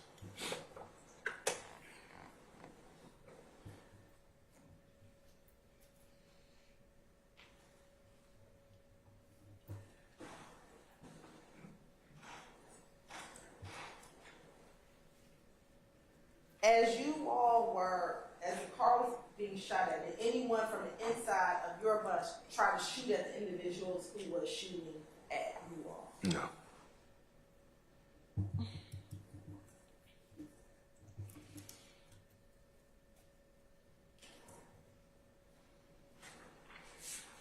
And have you had an opportunity to listen to your 911 call that she made back in April 25th to 26th of 2015? Yes, I did. And in listening to that call, does that appear to be a fair and accurate depiction of the phone call that you made back on the morning of April 26, 2015? Most definitely, yes. Did it appear to be any additions or deletions outside of your phone number? No. No. Okay. You have permission to approach? Yes, ma'am.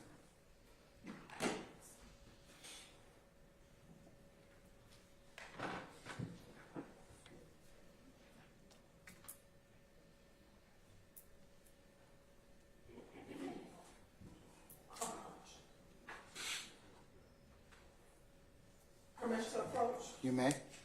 I'm showing you what's been marked as State Exhibit 1 Echo Alpha. Do you recognize 1 Echo Alpha? Yes, I do. And how do you recognize 1 Echo Alpha? I listened to it and I initialed it. Okay. And is that the 911 call that we just referenced? Yes, it is.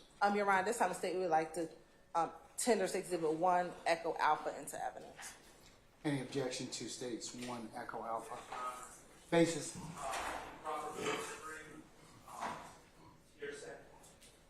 All right, Mr. Shard, overruled. Mr. Adams? Yes, objection as to cumulative of the witness's testimony. All right, overruled, sir. All right, may be published. Thank you, Your Honor.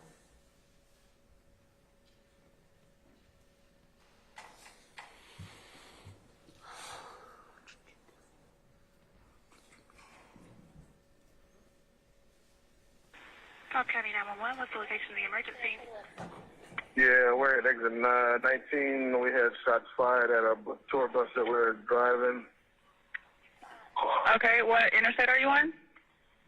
We're on the 285. 285 at exit what? What's the name of the exit? 19. What is the name of the exit? I don't know. It's 19. It's a car parkway?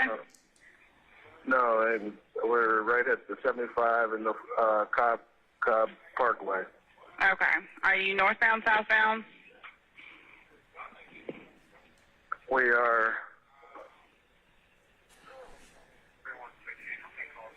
I'm not sure, ma'am. I'm not from here, so.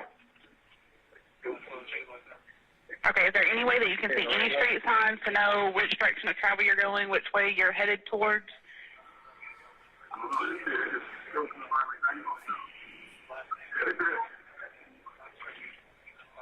Okay.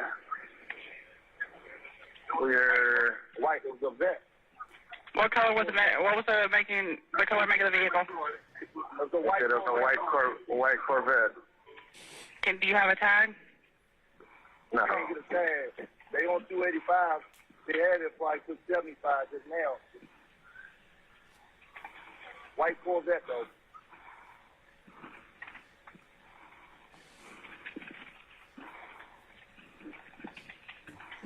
Okay. What is your name?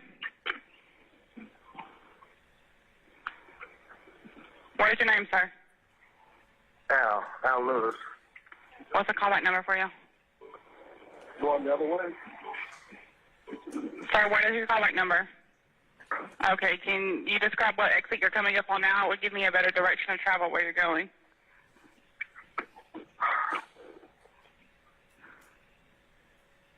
We are. No, I don't.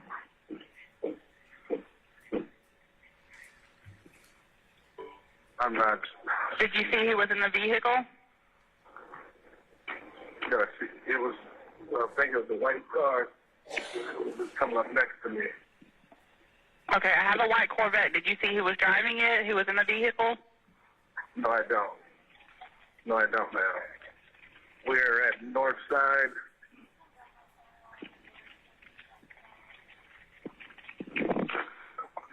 Okay, so you passed Cobb Parkway and you're coming up on North Side? Yes. Okay. You're going into Fulton County.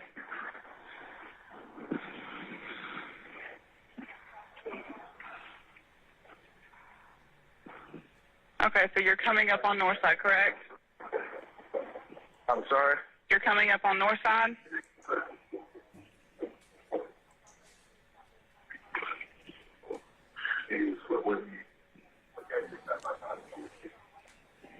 I'm sorry, man. What were you saying? Are you coming up on North Side exit? Yes, we're at Okay. 22 North Side. Okay, do you have a tag on the vehicle at all? No, ma'am, I don't. Okay. All right, well, if you see where they go or anything, just give us a call back. But I'm going to call Atlanta with the lookout because you're now in Atlanta. Okay. Okay, if you get any other information, just give us a call back, okay? Thanks. Bye.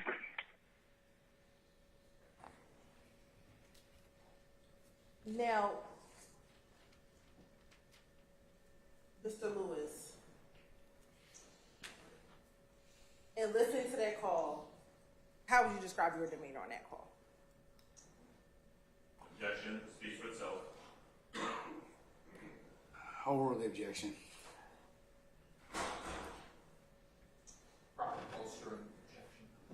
I sustain the objection as to that, though. Why did you have a calm demeanor on that call? I had to.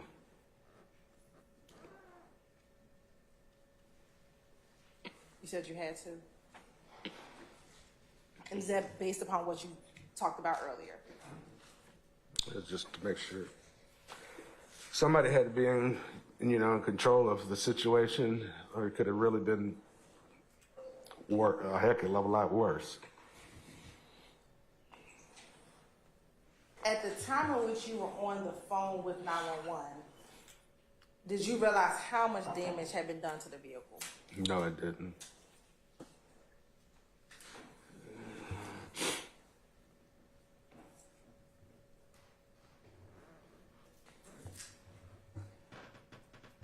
At that time in which you were calling 911, was your primary thought the safety of those individuals? I sustain the objection. What was your primary thought? The safety of my passengers.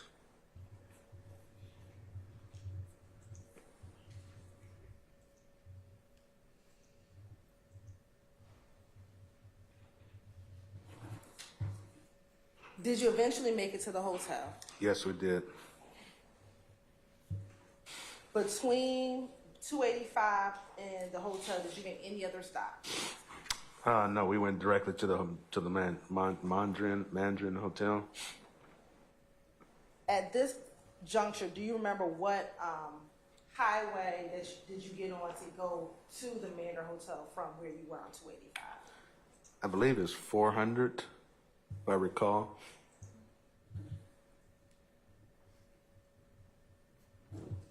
Once you got to the hotel, what happened?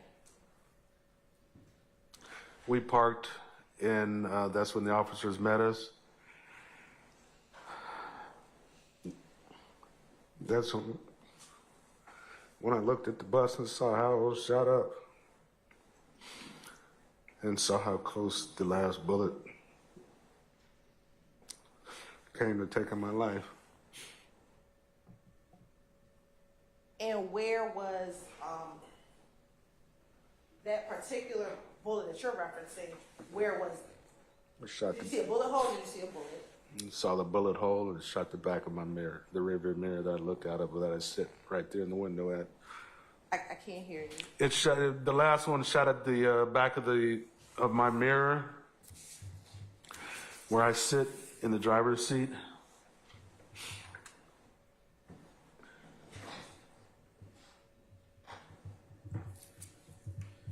Now, when you got to the hotel, did you need assistance parking your vehicle? Yes. And why is that? Because the rearview mirror that I look out of was shot out, had a big bullet dent in it.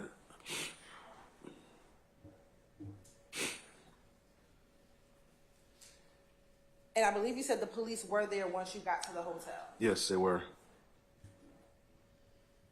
Once you got to the hotel, did the occupants who were on the bus get off the bus? The police came on the bus, started questioning the occupants. Nobody wanted to talk to the police. I sustain the objection. Okay. Nobody. Hold on. You can rephrase. When the police got on the bus, did they attempt to speak with anyone? Yes. Did anyone speak with them? No. That's not. I'll overrule the objection as long as you don't tell what the other people said. Did anyone speak with the police? No, they didn't. Did those individuals get off the bus? Yes, they did. Did you see where they went? No. And was Lil Wayne one of those individuals who got off that bus? Yes, he was. And did you ever see him speaking with the police? No, I didn't. And did you stay and speak with the police? Yes, I did.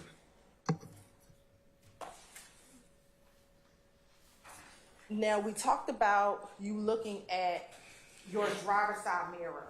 Were you able to look at both your bus and Travis's bus when you got off your bus? Yes, I was. And did you notice anything on the bus that was not there when you first left Miami?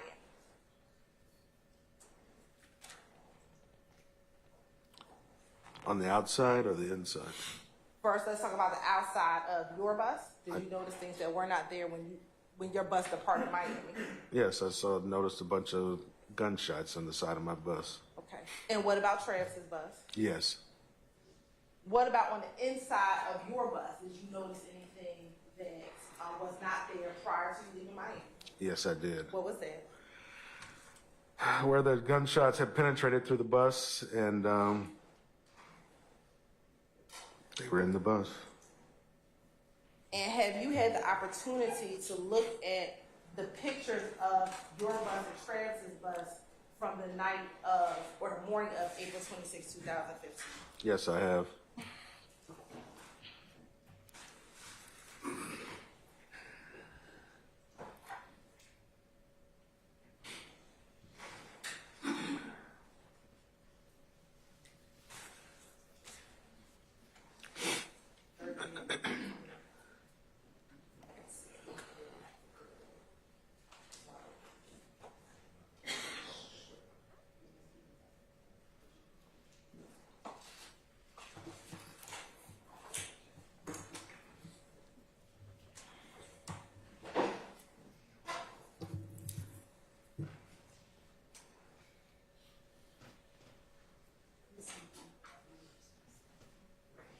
Was about to be 38E through 108E.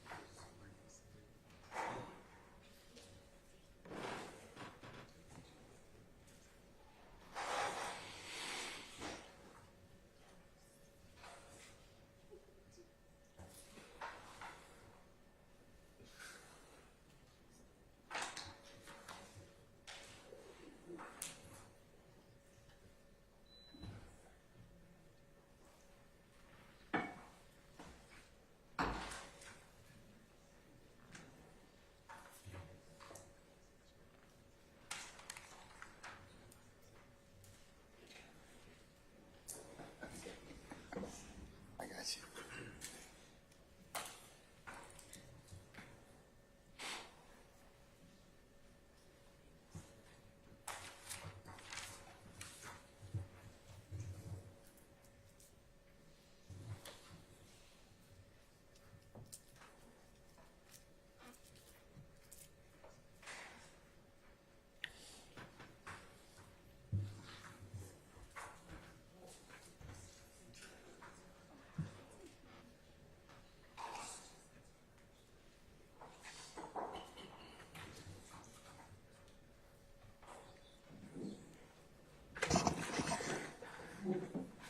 Councils, if I could interrupt your attention for a second.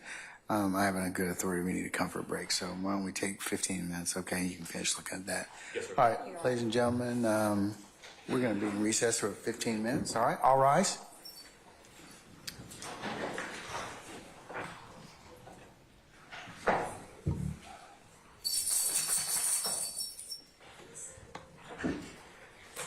Sir, you can sit down. You can take your 15 minutes, okay?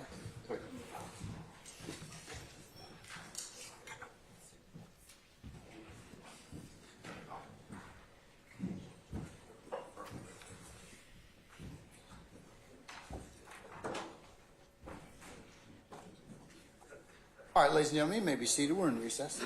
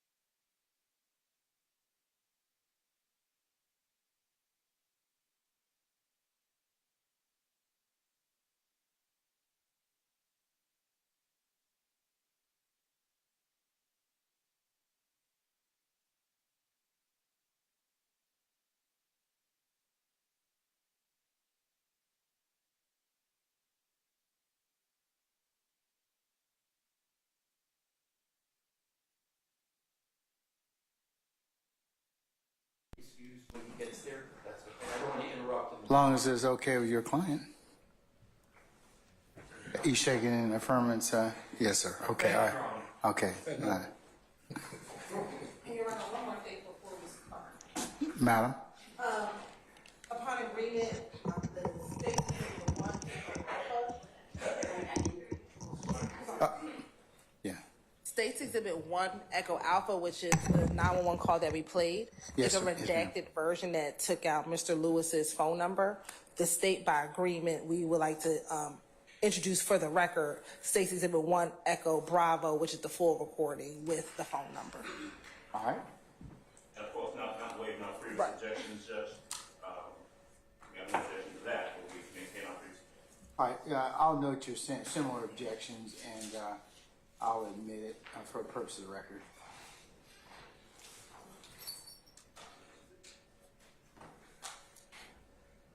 Okay. Can we call for our jurors, please, sir? Starting now.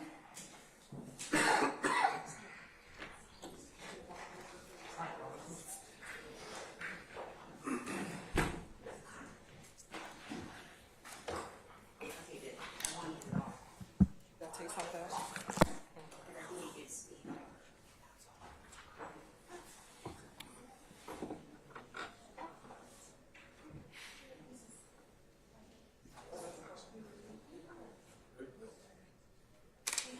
We had two. It was one attached to the, where's the folder? You're supposed to stand.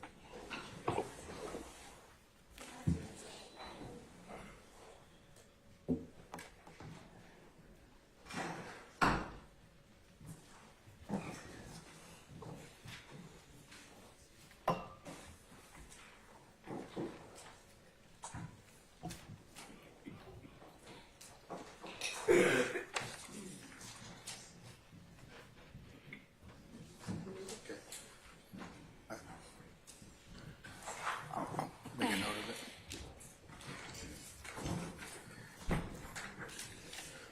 All right, ladies and gentlemen, please be seated.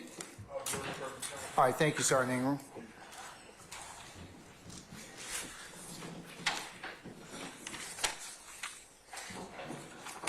All right, Ms. Hilton, did you and your colleagues from the defense have an opportunity to take a look at the exhibits that you're about to show the witness? Yes, Your Honor. Defense counsel has had an opportunity to look at State's Exhibit 38 Echo through 108 Echo, Your Honor, today in court, and we also provided in the PowerPoint last week. Mr. Lewis, if you can take a moment and look at first State's Exhibit 38 Echo through 62 Echo, excuse me, and then 63 Echo through 108 Echo. So total 38 Echo through 108 Echo. Look at those and tell me if you recognize what's inside of them.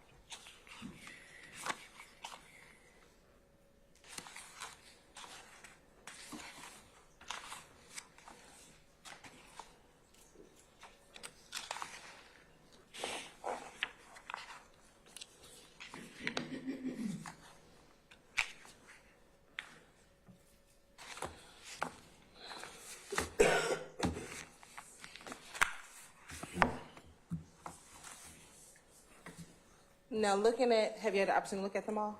Not not this set.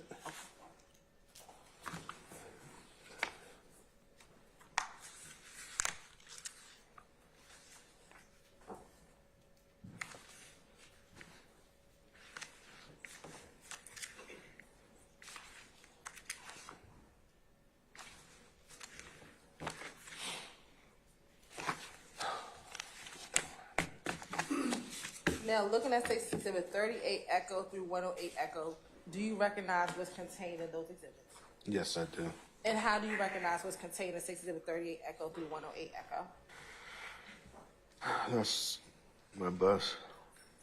And is that both the bus that you were driving as well as the bus that Travis was driving on the night or the day of April 25th into the morning of April 26, 2015?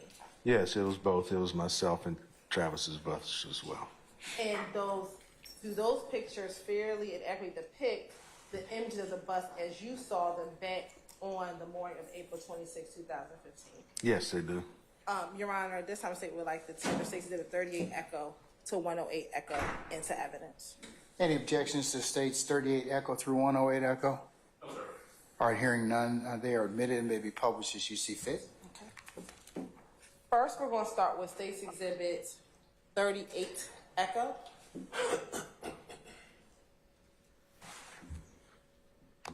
And looking at 39 and 40 Echo. Whose bus is contained within 38 Echo, 39 and 40 Echo? 40 Echo is Travis's bus. And is that the studio bus? Yes, it is. And I know we've been using that term studio. What does a studio bus mean? Instead of having a big bed in the back, a king-size bed, there is a studio actually built back there. And when you say studio, you mean like a music studio? Yes. Okay. And is that what you were referencing, that Lil Wayne would get off from your bus and go into that bus to the music studio? Yes. All right. And is it fair to say that he would primarily sleep on your bus if he was to sleep or relax on your Yes. bus? Now, looking at 41 Echo and 42 Echo, do you see any defects on the bus that were not present when you all left Miami, Florida? I see one on 42 Echo. Okay. And if it's easier, and I'll let you choose, you can either circle it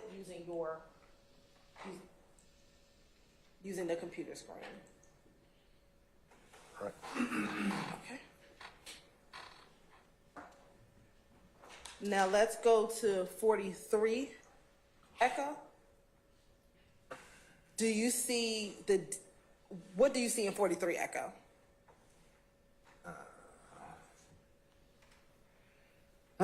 Boy, Jesus.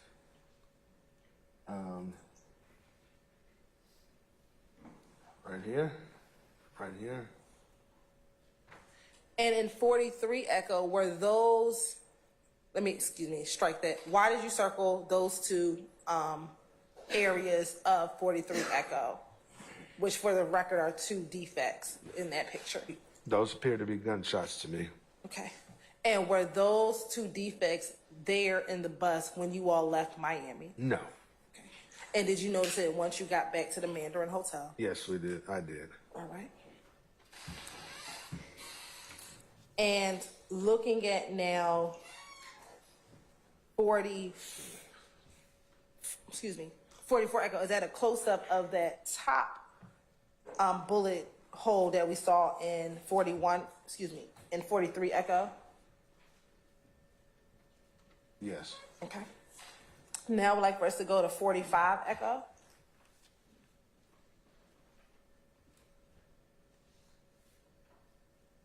And looking at, are you able to clear the screen? Somewhat.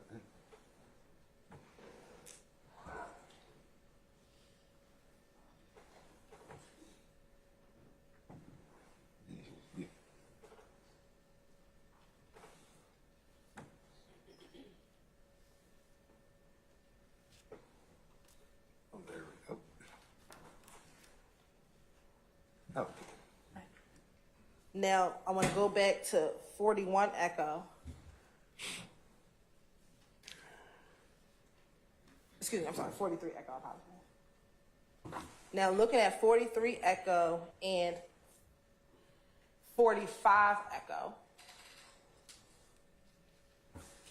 is this a different gunshot than what we see in 43 Echo? you show me 43, please. Go back to 43. Yes. Okay. Now, I want to move to 47 Echo. Yeah. Looking at 47 Echo, what do you see in 47 Echo? There. Okay. And does that appear to be a different defect than what we saw in both 43 and 45 Echo? It appears to be, yes. And again, was this on the bus prior to you leaving Miami? No. And when did you first notice this defect? At the hotel, at the Mondrian. Speak up a little. At the hotel, the Mondrian Hotel. I want us to now go to 49 Echo. Okay. And if you're able to remove the circle. Looking at 49 Echo in comparison to 47 Echo.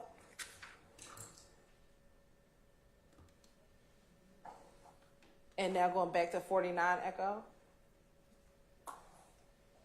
Is that the same as what we saw in 47 Echo? It appears to be different. And I'll go back to 47 Echo. Oh, okay. One's just highlighted. Seems like to me. And looking back at 49. Is that a different part of the bus based upon where 47? Yes, it is. Yes. And again, was that defect there prior to you leaving Miami? Nope. And did you see it after you returned back to the Mandarin Hotel? Yes. Now looking at 51 Echo. Looking at 51 Echo. And going back to 47 and 49 Echo.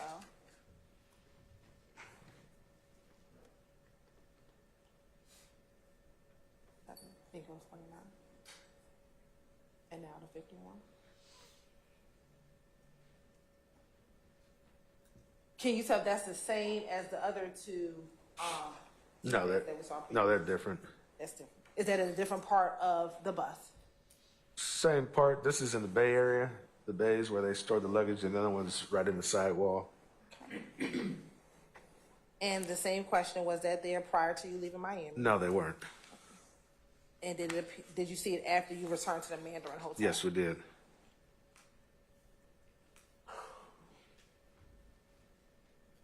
And then looking at 53 Echo.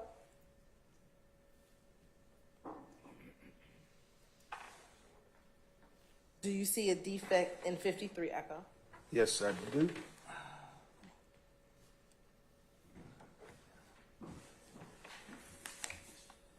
And I want to go back to 43 Echo. Okay.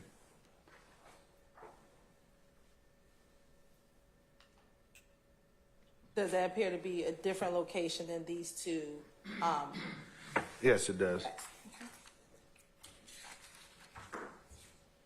So in looking at all of those from 41 to 53, are you able to tell the jury how many defects was in the side of the bus from 41 to 53 Echo?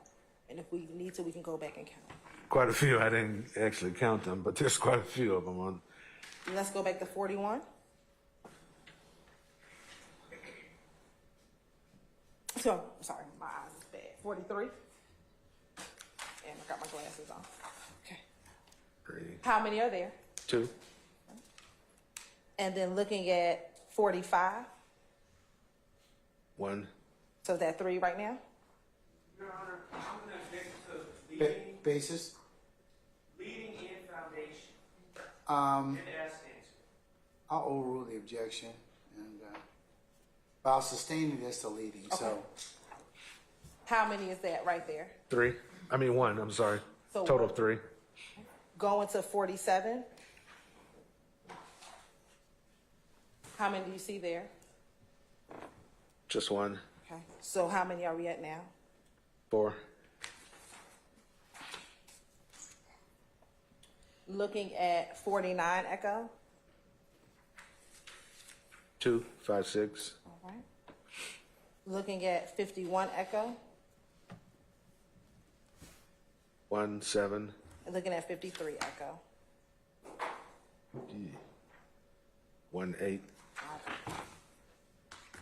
Now, I want to move to State's Exhibit 57 Echo.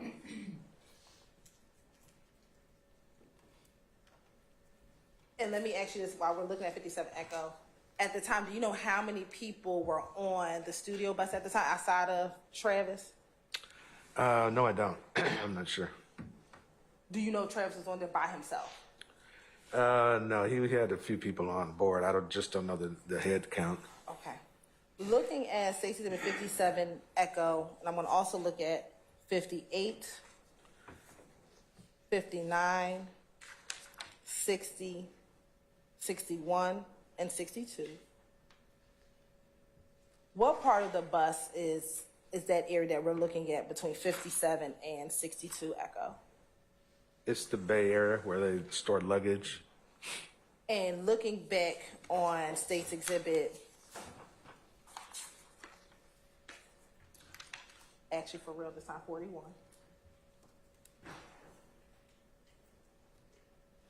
If you could just show the jury, what would be considered the Bay Area of the bus?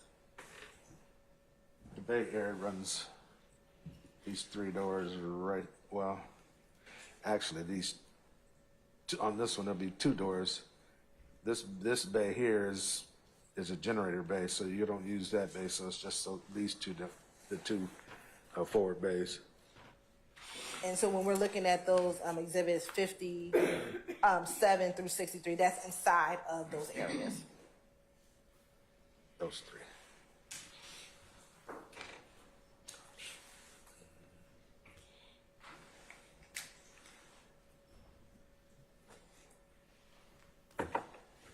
Now, looking at State's Exhibit 59 Echo, 60 Echo, and 61 Echo,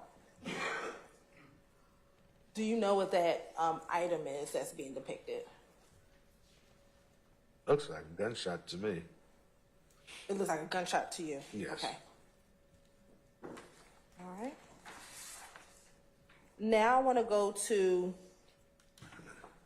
63 Echo. And looking at 63 Echo, what are we looking? What's depicted in 63 Echo? That's my bus. And now looking at 77 Echo. Oh boy. What are we looking at 77 Echo? The passenger side of my bus. And this is a little bit backwards, but in 76 Echo.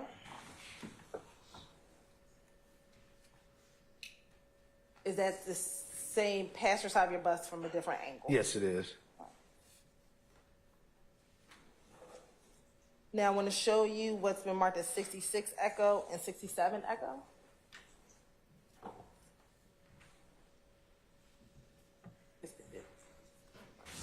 Looking at 66 and then next looking at 67. What is depicted in 67? That's a bullet right there. It's a bullet that hit right there. And again, were those defects inside of your vehicle prior to leaving Miami? No. Okay. And earlier, when you testified that you heard gunshots coming from the back of the bus first? Yes. Okay.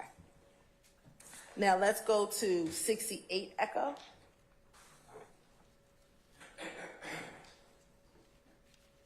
And 69 Echo. and 70 echo. What's depicted in 68, 69, and 70 echo? This right here is where the radiator is, and that was shot. It was shot. Now, did you at any point in time find anything in the radiator when you were looking at the bus? Yes, I did. After getting to the hotel, and I was just looking around, I looked to see how far the radiator was damaged, and I saw a bullet lodged in there. And what, if anything, did you do with the bullet that was lodged in the radiator?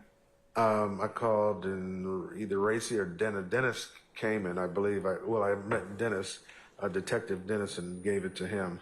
Okay. And do you know what agency Detective Dennis worked for? No, I don't. Okay. Now, with this damage to the radiator, again, was that there prior to leaving Miami? No. Okay. With this damage, were you able to drive the bus after you got it back to the hotel? Luckily, I got it back to the hotel without blowing the engine, yes. Okay. After you got back to the hotel, did you drive that bus again? Never, no. Why not? First, I couldn't drive it because of the damage that was done to it.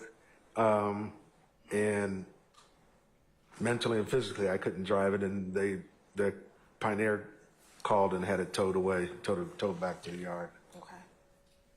And with this portion, was the radiator damaged? Yes, very, very much so. All right.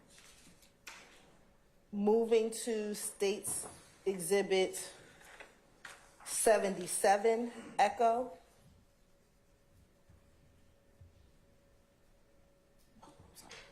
71 Echo, just keep going. What is depicted in 71 Echo, 75 Echo, 73 Echo, and 74 Echo?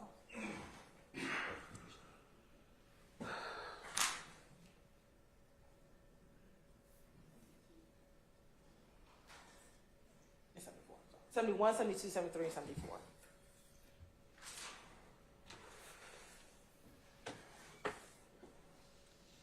This right here is the bullet that shattered my driver's window. That's where the bullet hit that shattered my my rearview mirror. And I'm going to go to 74 Echo. Is this the mirror that was shattered? Yes, it is. And where would you be sitting in relation to where that mirror is in that bus? I'd be sitting right here. And is that a glass window on the side, on the left side of where you circled? Yes. Is that the window? Yes, it is. And do you know where that bullet went at all? That went through that window? Or that, excuse me, that mirror? I stand the objection. No, I don't know where. But don't answer. Oh, This is the question. Did you ever find a projectile coming out of that area? no, I didn't. And again, prior to individual shooting up your bus, was your mirror like that driving up from Miami to Atlanta, Georgia? Absolutely not. No. And approximately in distance, how far does that mirror sit from where you sit?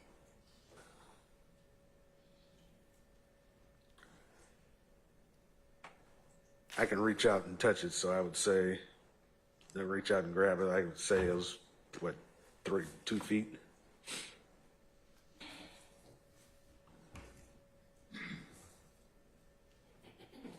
Next, I'm going to show you 76 Echo.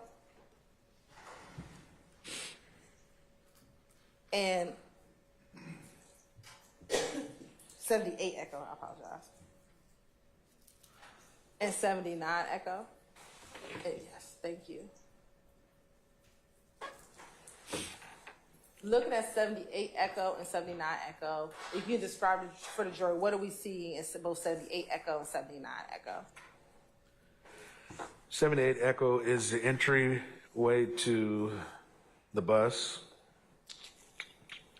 And then 79 Echo? 79 is the interior of the bus. Okay. And is that a similar interior to what we discussed earlier on the demonstrative regarding the layout of the inside of that bus? Yes, it is. And in that area, is that the living room area as we discussed earlier with the demonstrative portion of Yes, it those is. pictures? Now, when on this night or on this morning, were there people sitting in this area of the bus? Do you recall? There's a curtain that closes, and the curtain was closed, so I don't know exactly who was sitting where. But yeah, they were all gathered up here.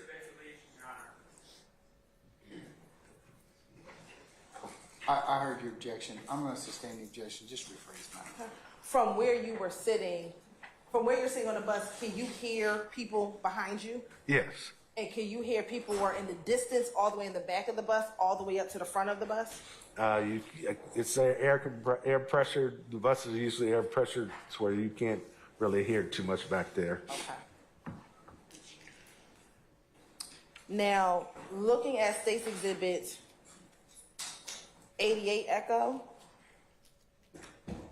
and then the next one 75 Echo. Looking at 88 Echo, are you able to tell the jury where on the bus is 88 Echo? This is the side of the bus that's right behind where I sit. So is that the driver's side of the bus? Yes, yes, it is. Okay. And is that a window on the driver's side of the bus? Yes, it was. Okay. Yes. And looking at 75 Echo, what do we see in 75 Echo? Both these are bullet holes right here, there, and there. And again, were those holes there prior to you leaving Miami? No, they weren't. And were they there once you got back to the Mandarin? Yes, they were. All right. Looking at 82 Echo.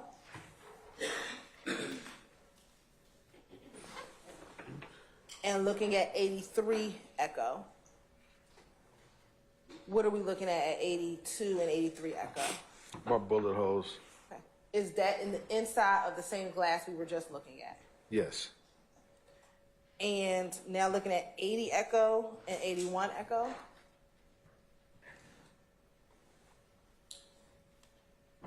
First, do you know or do you remember, were the shades down as it is here when you were leaving the compound? Do you know?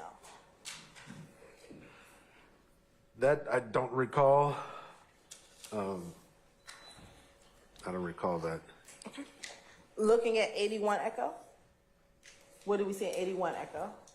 It's a bullet pierced through the shades right there. Okay. And again, was that there prior to you leaving Miami? No, it was not. Now looking at 55 Echo.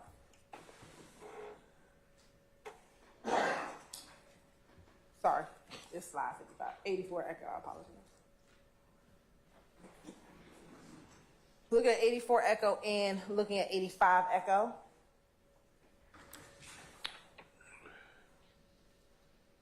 Bullet hole right there. Okay. And again, was that there prior to you leaving? No. And now looking at 86 Echo.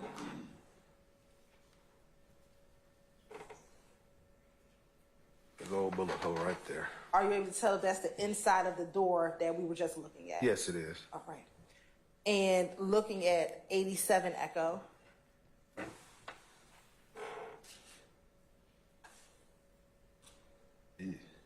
Yes. And 89 Echo. And 90 Echo. Do you know what that is that we're looking at in those three images? Looks like a shell casing. I mean, a bullet. Okay. And to your knowledge, was that bullet in there prior to? No. You said no. No. And in here, I see that there are snacks. We look back at 87 Echo. Did you have any snacks, anything below this underneath that cabinet? Yes, that whole counter was was filled with snacks. Now, looking at 91 Echo.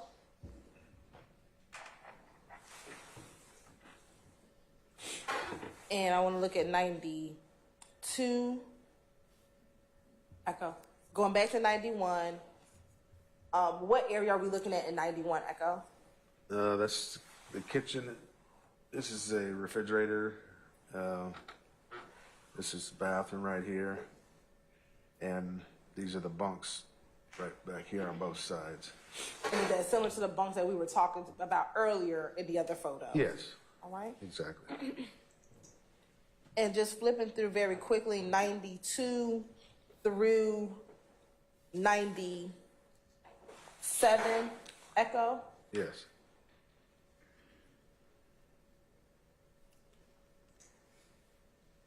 Are these relatively areas where people would sleep or put their items there? Yes, they are.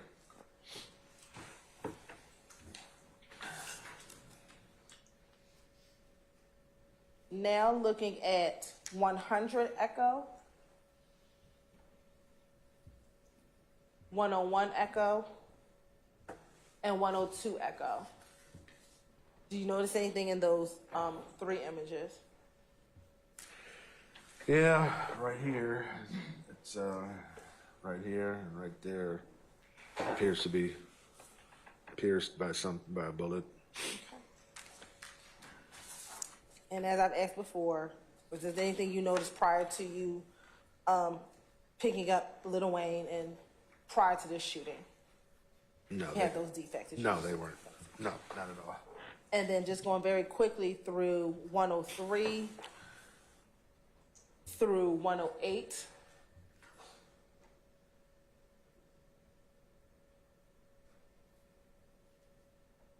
Is that back bedroom that you referenced earlier in which the celebrity, or in this case, Lil Wayne, slept on this bus or rested? Yes, it is.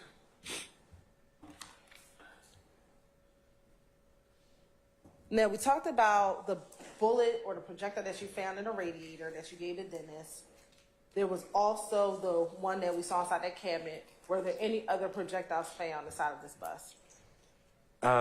Once we got back to Madison, the shop supervisor said that he found. I sustain the objection. Found. Well, don't Hold up. Sustain the objection. Do you know if a projectile was given, once you got back, given to any detectives? That would go for hearsay, not object. I sustain the objection.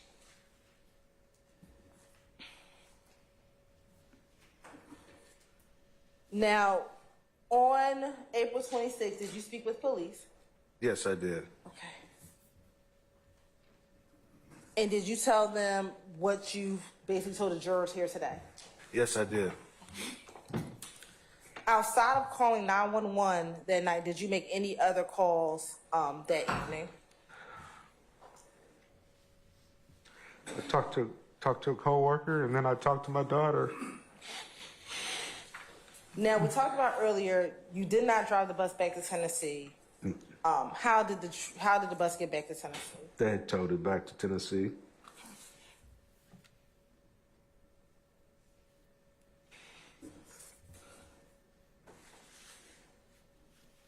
Now, was Atlanta the last stop for that tour? To my knowledge, no. Okay. Did you go on any other tour stops after April 26th for that particular tour? No. Objection, relevance. I'll overrule the objection. Overrule, sir. Why didn't you go on to the other portion of that tour? I was done that night. That was it for me. In all of your years of driving as a tour bus operator, had anything like this ever happened? Objection, as for relevance. I sustain that objection.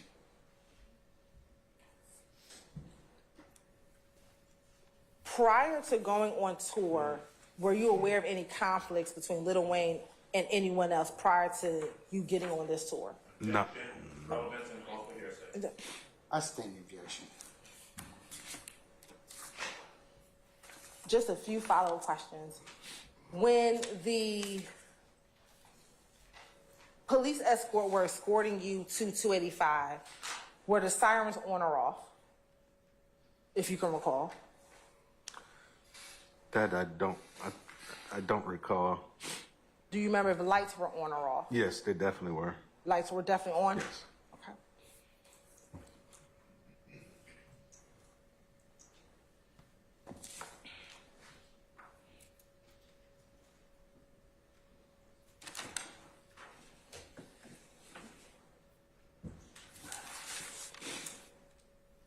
Earlier, when you talked about the individual who said your name or asked for Al, what was that person's demeanor? Do you recall?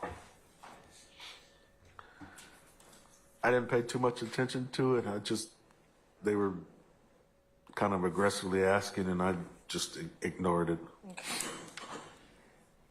What about, did you notice anything about the demeanor about the person who was the other person who was walking around the bus? No, they seemed like they were just up to doing something. I stand the objection.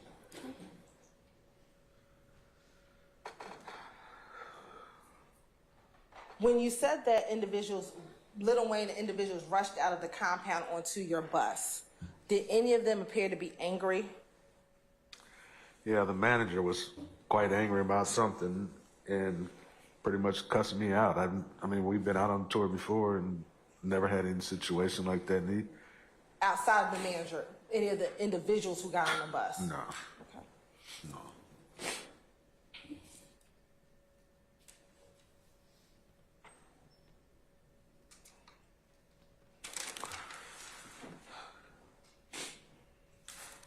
As you all were being escorted to 285 with the police escort, did anyone on the bus appear upset or angry prior to the shooting occurring? I didn't pay attention. I was focused on the escort. Okay.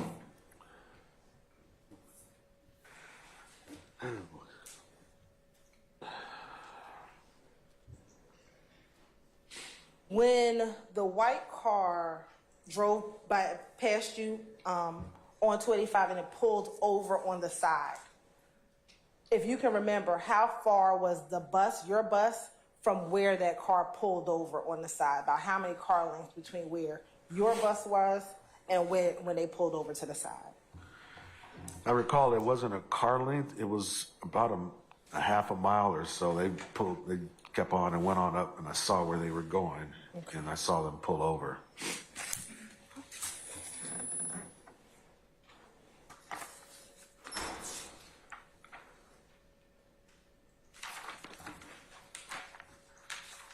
Course indulgence for a moment. Yes, ma'am.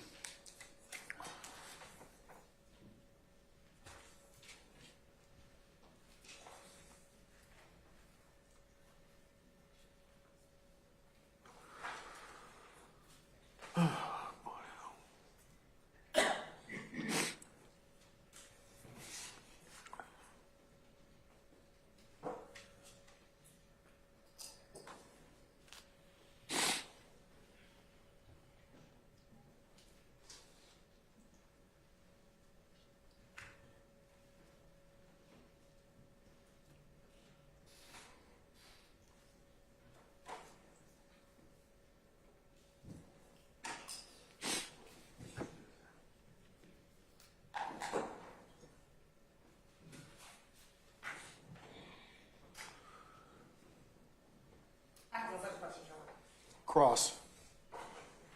Mr. Sharp?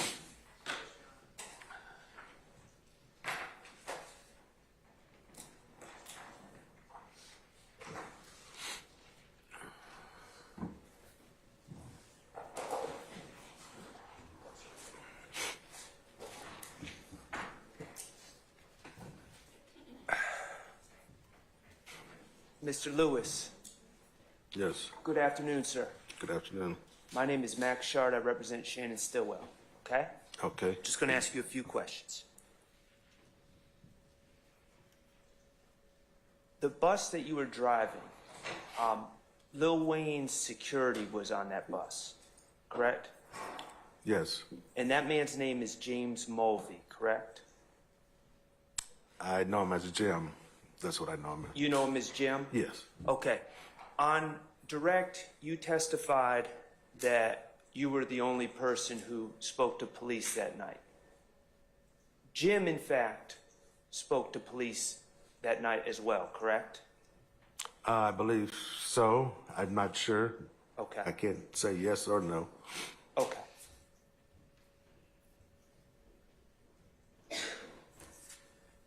Now, we heard your 911 tape, the 911 call, and you also gave a statement to the police that night at the hotel, correct? Yes, I did. Okay, and you were willing to cooperate with the police, correct? Yes. In fact, and I'm not saying there's anything wrong with it, you wanted to prosecute this case, correct? No. Well, the police asked you if you're willing to prosecute, and you, in fact, answered that you were wanting to prosecute the case that night. Okay. Okay. So, certainly, you wanted to, when you gave your statement to the police, you didn't hold back any information, did you? Well, when you have a CDL, which is federally governed, I just can't choose not to speak. I understand.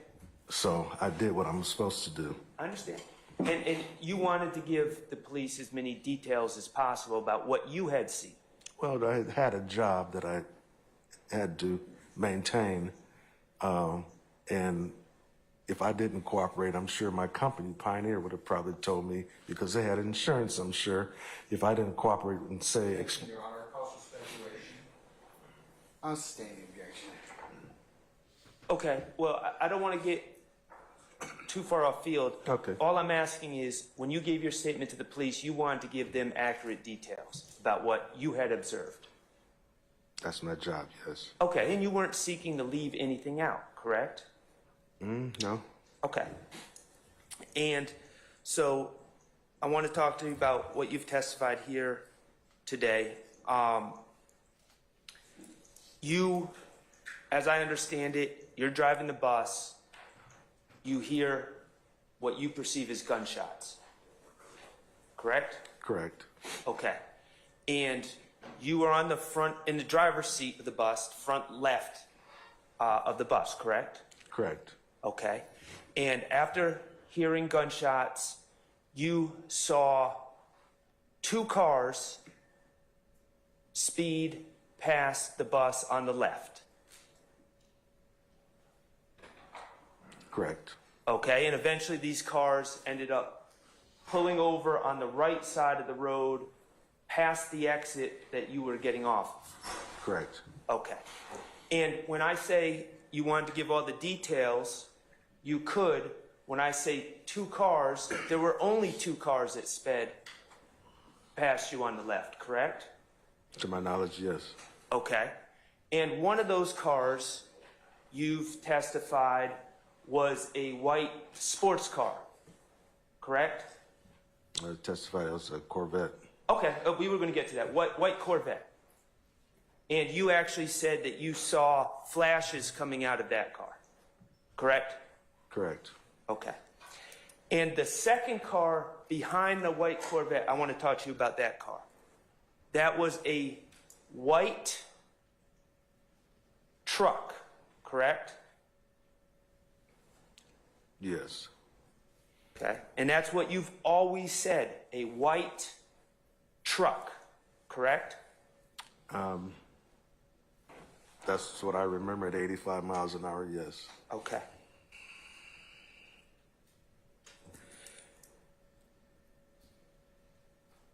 And those were, to the best of your recollection, the only two cars that you saw pass the bus, correct? Correct. Okay.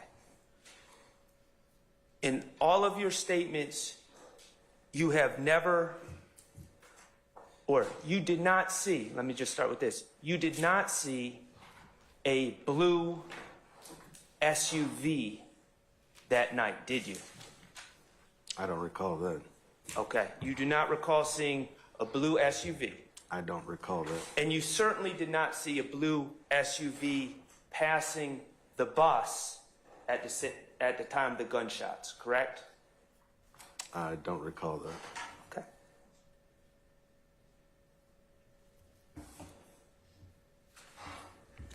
Beg the court's indulgence.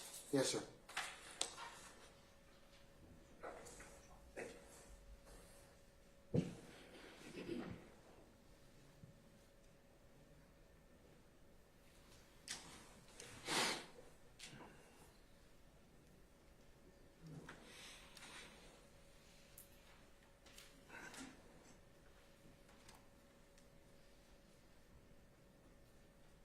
I have nothing further, Your Honor. Thank you, sir. Thank you, Mr. Lewis. Mr. Adams? Thank you, Judge. Sir. Mr. Lewis, good afternoon, sir. Good afternoon. Good afternoon. My name is Keith Adams, and I represent Jeffrey Williams. You don't know Jeffrey Williams, do you? No. He is, however, someone who is named in your lawsuit that you have filed. Is that correct? Yes, it is. Okay, so you are, as you sit here, you are a witness in this criminal case, true? Yes. You've been subpoenaed as a witness to come in and testify. I've been subpoenaed, yes. Right. And you are also the plaintiff in a lawsuit that you have brought against Jeffrey Williams, right? Yes. Let's see, Brian Birdman Williams, correct? Correct. Cash Money Records, right? Correct. Young Money Records, right? Correct. Let's see, Jimmy Carlton Winfrey, correct? Correct. And YSL, the corporation, the company. Is that true? That's true. Okay. You have brought that suit, and you are in fact suing those individuals based on the incident that occurred on April 26th of 2015. Is that right? That's right. All right. Now, I want to kind of get to the crux of this. I want to ask you questions about the incident, but would I be correct in saying that at no time on either April 25th, 2015, or April 26th of 2015, did you ever see Jeffrey Williams? That true? That's true. All right. In fact, based on the lawsuit that you filed, you know that on the night of April 25th into April 26th of 2015, you know that Jeffrey Williams was hundreds of miles away when this incident occurred. Don't you know that? I don't know that. All right. That's not information that you've garnered during the course of your lawsuit? It's been a lot. I don't try to recollect all that stuff. You don't know what's going on in the lawsuit that you brought? Yeah, I do. Objection, mischaracterization of his testimony. I sustain the objection. Okay. Is the company that you were driving for that night Pioneer? Is that right? Yes. Are they party to the lawsuit against Jeffrey Williams? No, they're not.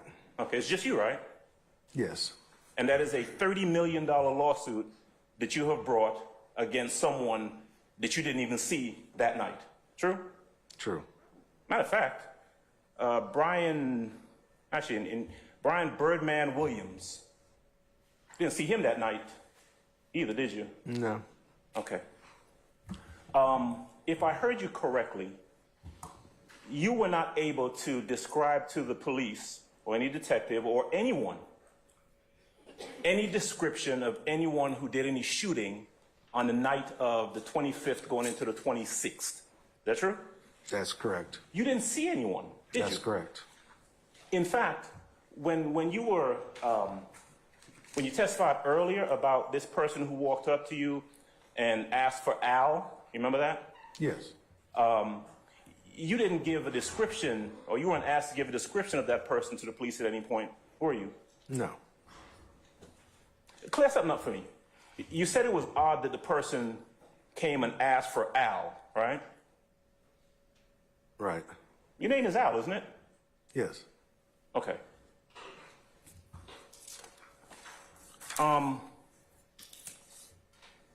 And today is not the first time that you have been called upon to give testimony about the incident of the 25th and 26th. Is that true? This is the first time I've called to testify, yes. Have you had a deposition as part of your $30 million lawsuit Yes, against I have. Mr. Williams? Yes, I have. Okay.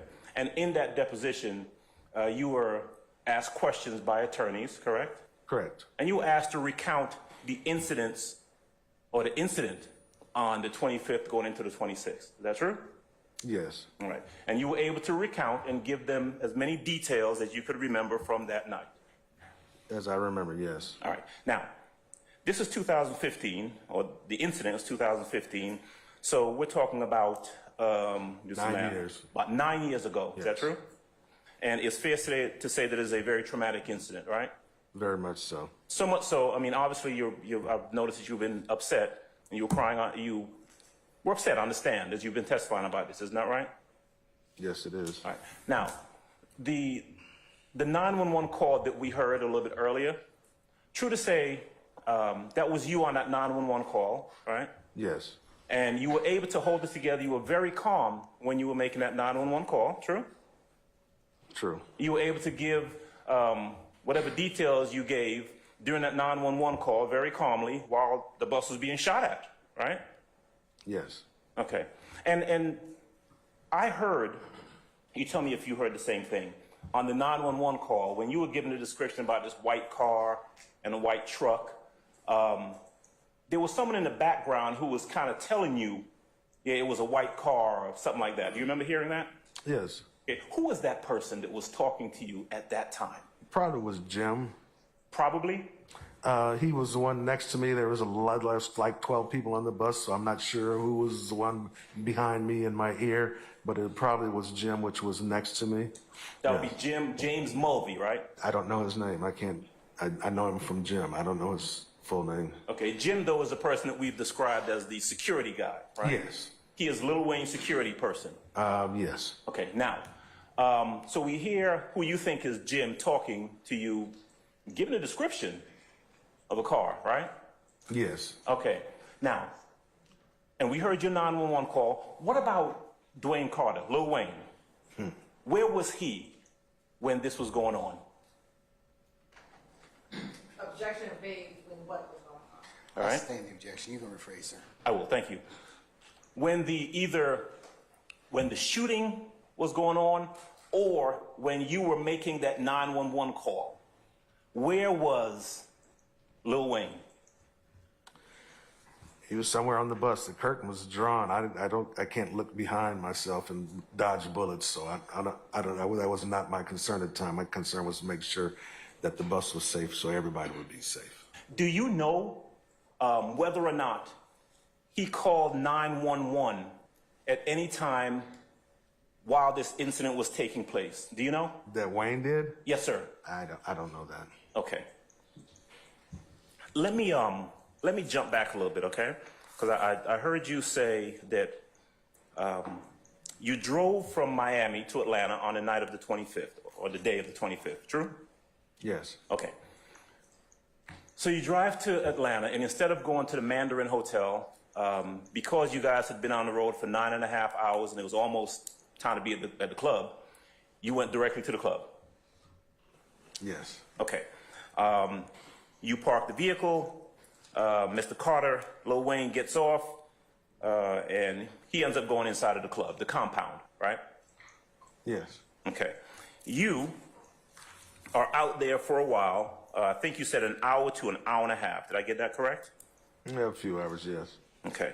And essentially, you're waiting for Lil Wayne to get done, right? Right. I heard you describe the scene out there as you said there were all sorts of people out there on the street. Is that right? Outside the club.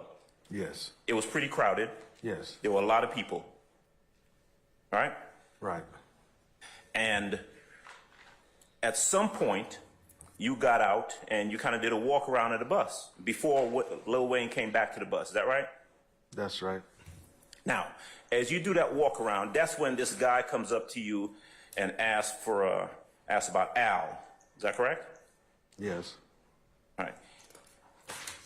And he was by himself? There was another guy with, there's two of them. Okay, so two came up initially. Yeah, one was the talker and the other one was, I don't know, he was with him. Just there with him, right? Yeah. Anybody else around those two guys? Not that I recall. Okay, so it wasn't that a whole crowd of 25 or 30 people came up to you. It was these two guys, one of whom asked you, where's Al, or is Al here, or something like that. Yeah, that was, everybody went inside after Wayne went inside, everybody went inside. Okay. And these, so, yeah. All right. 10 minutes later, you see these two guys, they kind of walk around the back of the bus, right? Right. All right. Nothing else unusual happens after you see them walk behind the bus. Is that true? Yes. Okay. But when Wayne came back, when Lil Wayne came back to the bus, he got on the bus and there were a bunch of, at least 6 or so other people who were with him, people who were from the club, right? Yes. Okay. And these were not people who had been on the bus before. To my knowledge, yes. This was, Wayne was there, right? Yes. His security guy, Jim, was there, right? Yes. All right. And at least 6 just kind of random folks who came from the club with Wayne. Correct. You don't know anything about those people, right? No. Don't know who they were, right? Right. You don't know what relationship they had to either Lil Wayne or anyone else inside or outside the club, right? Not at all. Okay, you don't know what had been going on inside of the club because you weren't in there, right? Correct. You don't know what any of these 6 or 7 people were doing inside the club because you weren't in there. Correct. Now, what you didn't see Wayne have any sort of altercation with anyone outside of the club. You didn't see that, right? No, that's not my, I don't work security, so that's not my job. Right. I mean, you didn't see that. Right. All you know is that Wayne and these folks come back to the bus, they get on the bus, right? Correct. And if I heard you correctly, Wayne's manager seemed like he was kind of agitated, right? Correct. All right. And what you remember him saying, and excuse my language, was something to the effect of, there's some nigger shit going on. Correct. All right. You don't know what he was talking about? Haven't a clue. You don't know what kind of SHIT he was talking about? Haven't a clue. All right.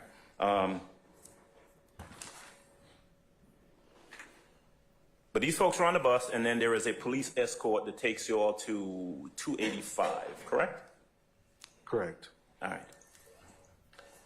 While the police escort is coming with you guys, there is nothing suspicious, no cars or anything else around the buses. Is that right? Correct. Okay. What you do know, though, is that when the police escort leaves, you guys get on 285, you started hearing shots coming, as you described, from the back of the bus, coming along the side of the bus, right? Correct. Right. Now, we've already talked about the fact that you saw flashes coming from the car, not the truck, the car, right? Correct. All right. You didn't see anyone hanging out the window, right? Correct. You didn't hear anyone saying anything, right? Correct.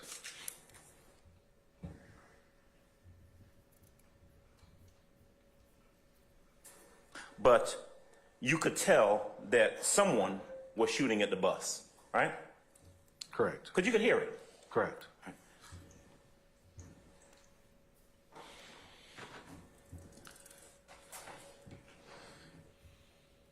Now, Mr. Short asked you some questions about what you saw, so I'm going to jump over that and just talk about when you got back to the Mandarin.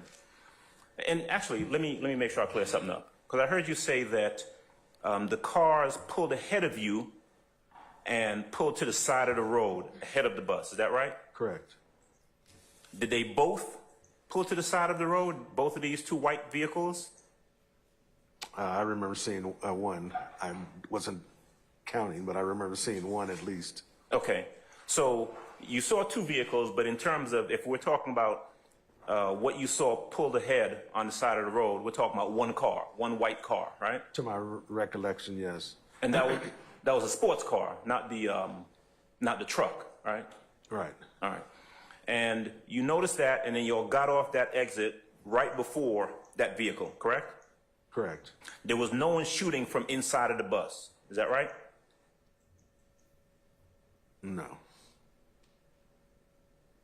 Did anyone come running up to the front of the bus? What's going on? What's happening? What's going on? Anything like that? Not at all. Okay. You all eventually made it back to, and by the way, your phone call, your 911 call was before you all actually got back to the Mandarin. Is that right, sir? That's correct. Okay.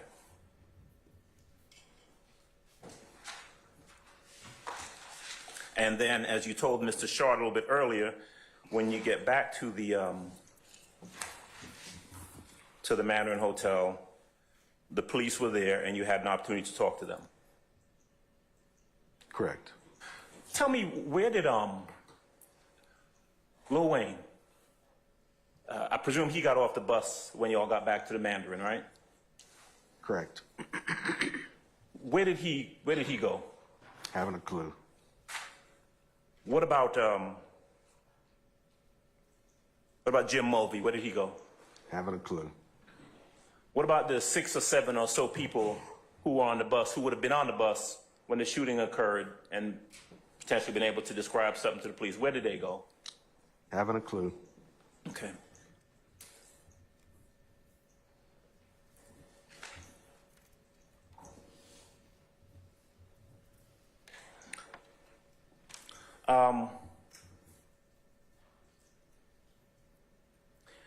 The bus had to be towed back by the company, right? Right. And you didn't see anyone, you didn't see those white cars again when you got back to the Mandarin Hotel, did you? No, I didn't. And is it fair to say that when you got back to the Mandarin Hotel, you get out of the bus and when you talk to the police, are you talking to them right there outside by the bus? Yes. Okay, because you were showing them the damage to the vehicles, to both vehicles, true? Yes. Okay. In fact, wasn't there a crime scene person who showed up that you interacted with? I don't recall that. Okay. You remember talking to a police officer or a detective, right? Yes. Okay. Now, there was no one around the bus at that point when you get back to the Mandarin to whom you were asked to describe or anything like that, right? I just talked to the detective or the officer. All right. So it's fair to say that you were on the bus when the shooting occurred and you're able to describe what happened during that shooting and after, but that's all you know, right?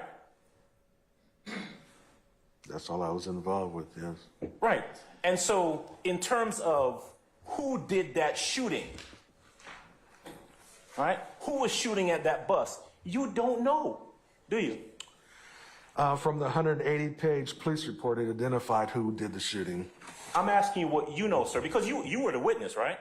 Exactly. You were the one who was present, correct? Correct. You were the one who was in that bus, right? Correct. You were the one who saw that white car, right? Correct. You were the one who did not see anyone or could not identify anyone in the white car, right? Correct. All right, so I don't want to ask you about what any police officers told you or what they came up with, but in terms of what you know, right? You don't know who shot at that bus. Never said I did, correct. You don't know why anyone shot at that bus, right? Is there a real reason why? I don't know. No, I don't know the real reason why. Right. And you would agree with me that it's probably pretty difficult to shoot at a bus on April 25th, 26th on I-285 from Louisiana, right? Let me think. Yeah, it's pretty difficult. Yes. Yeah, because you know that Mr. Jeffrey Williams, person who's sitting over there, was in Louisiana when all of this occurred. You know that, don't you? No, I don't. You do not? No. Okay. Did you allege that, or did you confront that issue in your civil suit when the depositions were being taken? I didn't allege that he was. I don't know where he was, so I don't know that. When did you file the lawsuit? About 2 years after this incident happened.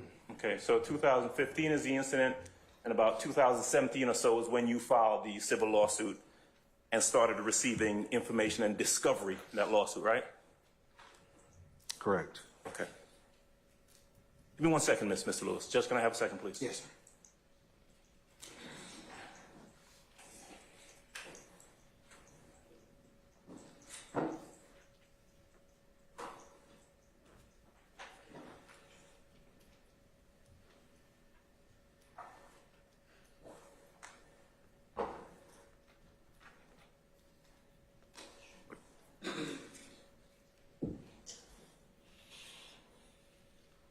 Judge, thanks. That's all I have. Thanks, sir. Thank you. Any further questions? All right, Mr. Matthews.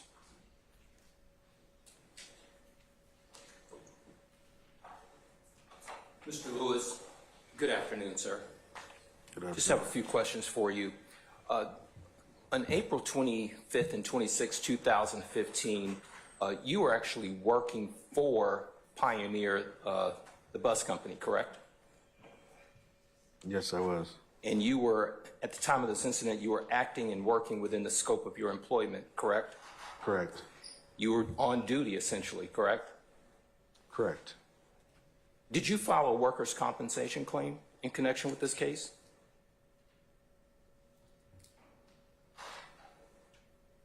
I don't recall that. I mean, I don't recall this. Okay. You were not. I was diagnosed with PTSD, so there's some things I don't recall. So that's one of the things I don't recall. Okay. So you because of this incident. I understand. Got you. You don't recall whether or not you received any compensation as a result of any claim that you would have filed with workers' comp as a result of this alleged incident? During that time, I don't recall a lot of stuff. Okay. Yes. That's all I have. Thank you. Thank you. Mr. Apt, go right ahead, sir. Thank you, Your Honor. Good afternoon, sir. My name is Jay Apt. I represent Diamante Kendrick. Do you know who Diamante Kendrick is? Haven't a clue. Have you ever heard his name before? No. This gentleman sitting next to me in the black shirt and the tan jacket, do you recognize him at all? No. No? Do you have any knowledge that Diamante Kendrick was in any way related to the incident you've described? I haven't a clue about that. Okay, thank you. No other questions. All right, anybody else? Any redirect?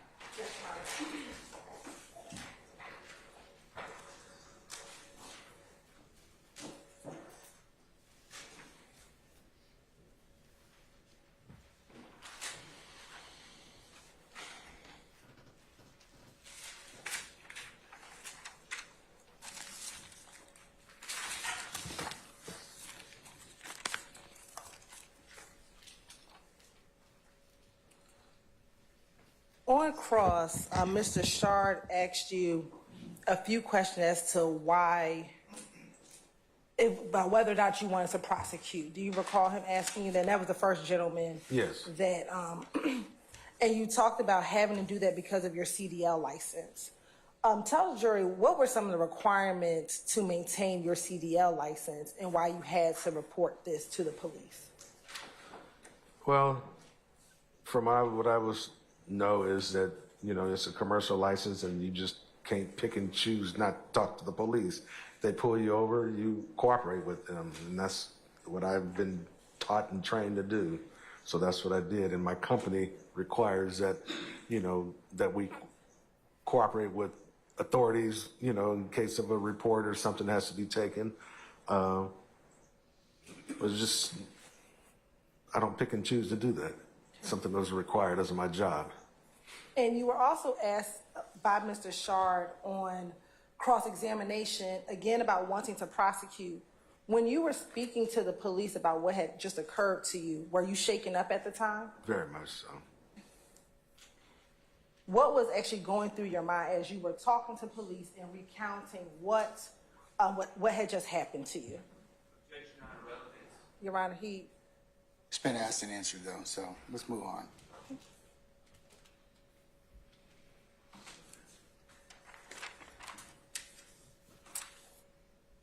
Mr. Adams asked you a number of questions about your lawsuit. Do you recall that line of questioning? Yes, I do. And he asked you, did you see Jeffrey Williams that night? Do you recall him asking you that? Yes. He also asked you, did you see Birdman that evening? Do you recall him asking you that? Why did you bring the lawsuit against the individuals that he named in your lawsuit? Why did you bring the lawsuit against those individuals?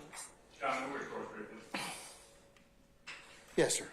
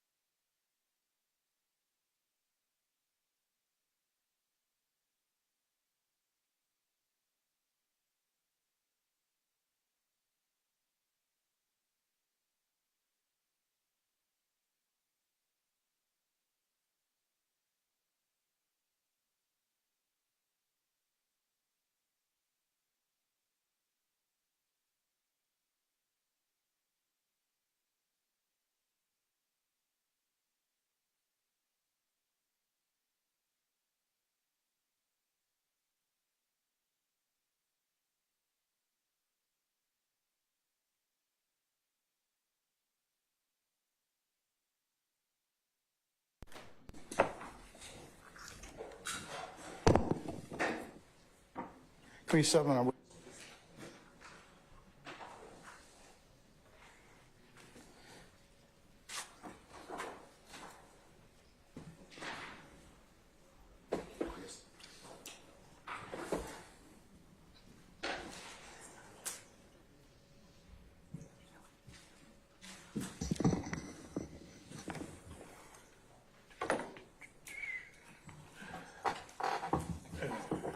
Are you ready, ma'am? Yes, thank you, Your Honor.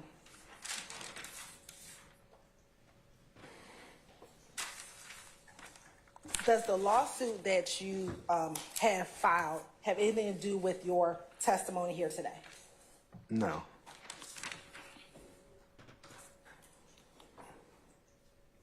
The person of Jimmy Winfrey, are you familiar with that name? I've heard that name. Okay. Did you see that person named Jimmy Winfrey on the night that this occurred?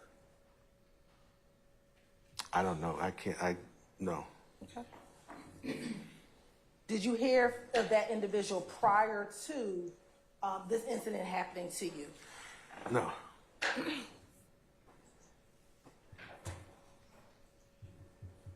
And Mr. Adams asked you about Jimmy Winfrey. Is he a person named in your indictment? Meaning your lawsuit? Excuse me, in your lawsuit. I'm sorry. Thank you. Yes. And are you aware of whether or not he pled guilty to an indictment involving this incident in Cobb County? He pleaded guilty and he took a plea deal. Yes. Okay. And do you know the charges for which he pled guilty to? For shooting that, he was the one that shot at the bus, as far as I sustain the objection. I'm gonna ask you, do you know the charges, not why he pled, but do you know the charges that he pled to? I think. I'll sustain the objection.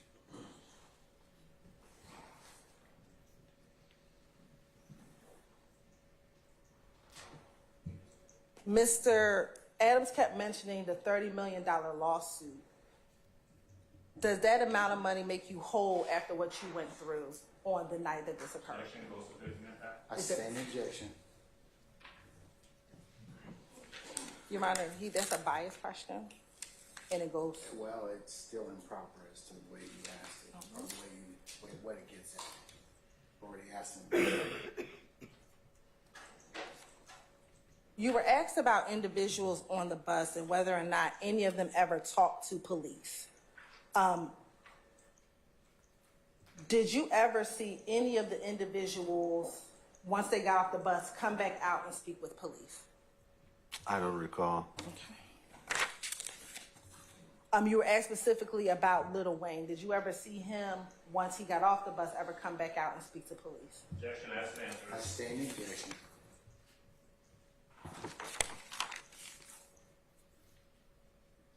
While you were speaking with police, did you pay attention to what was happening on the street behind you or in front of you while you were talking to the police? No. So to your knowledge, do you know if any cars appeared at the hotel while you were speaking to the police? I sustain the question as a form. When you were speaking to the police, do you know if any vehicles came to the hotel while you were speaking to the police? That I don't recall. That you don't recall. Okay.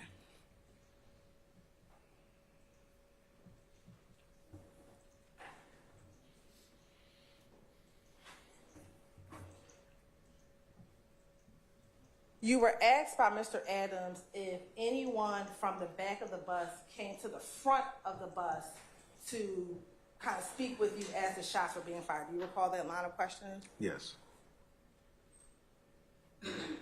As the bus was being shot up, what were the individuals doing, or what could you hear the individuals doing on the bus? Your Honor, I'm going to object to ask and answer. I sustain the objection.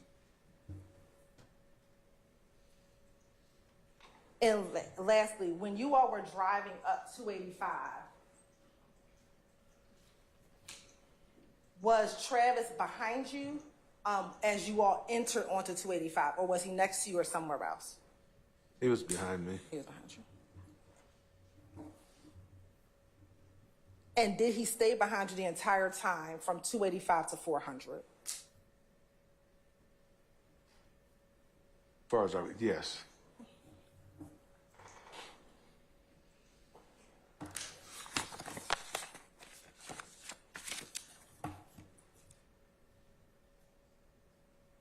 And have you ever seen the indictment to which Mr. Winfrey pled to? I don't recall that. You don't recall? All right. Court's indulgence? Yes, ma'am.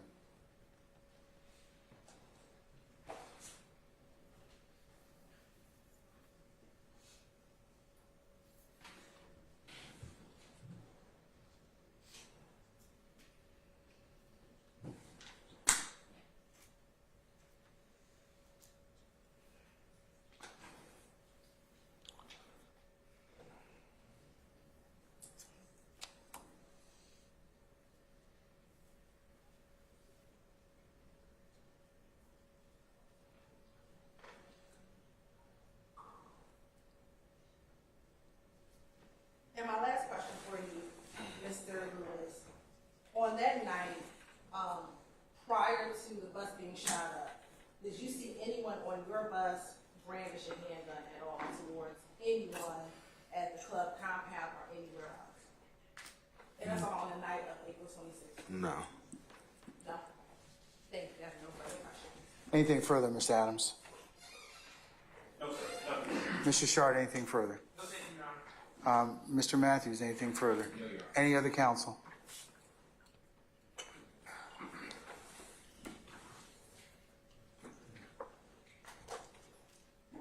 All right, may Mr. Lewis be permanently temporary excused as a witness? Yes, he will be permanently excused. All right, Mr. Lewis? Yes. Over here. I'm going to permanently excuse you as a witness. You're free to go about your duties and avocations. Just don't discuss the testimony of anybody except the attorneys in this case, and we thank you for your patience with us, okay? Thank you. All right, thank you, sir.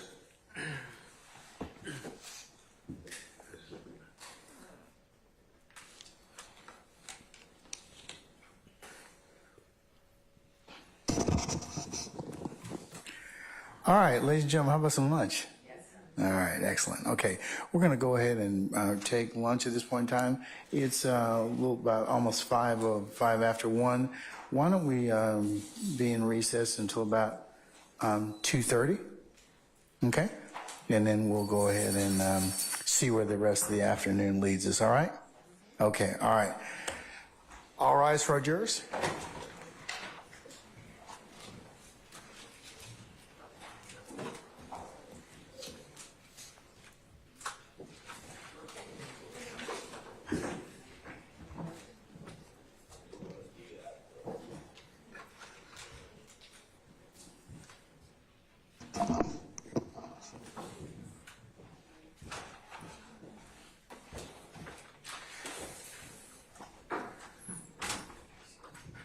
All right, ladies and gentlemen, please be seated. Our jury has left us.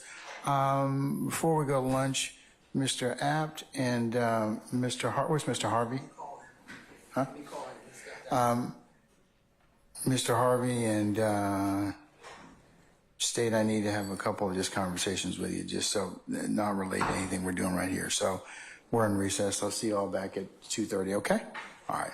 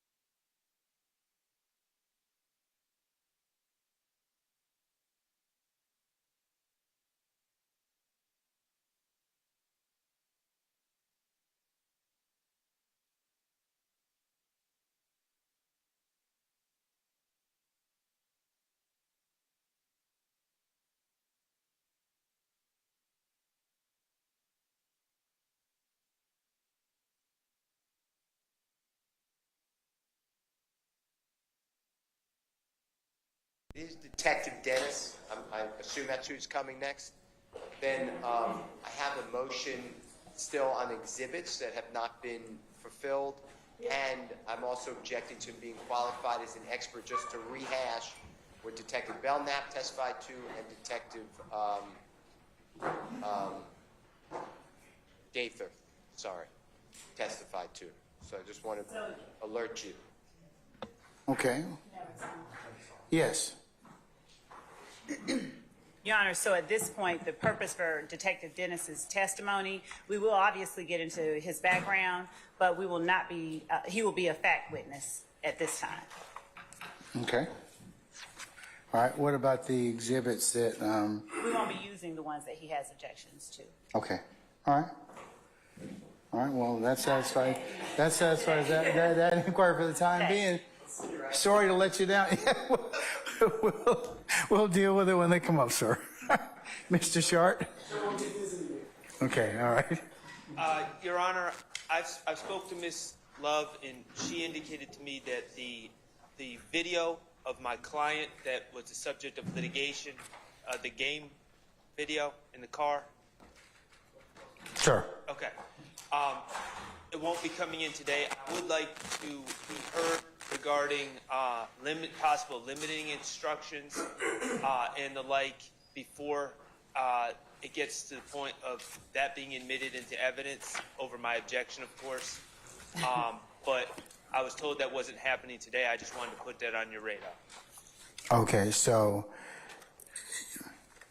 you're following still with the same objections you have to that particular video, but now you'd like to ask me about some limiting instructions on that? Yes, if it's going to be admitted, which Your Honor seemed to indicate it would, my understanding is the basis is to show association, and I would ask if that's the purpose of the video, to show association, that a limiting instruction be given to the jury that they should consider the video only as regards to association of my client, Mr. Stillwell, with other individuals in the video, as opposed to, because as I've been clear, there's great prejudice in the video, and there's great bad character evidence, and there's propensity evidence. So, Okay, we talked about that already, but I think that the state's offering it for a number of purposes, not just to show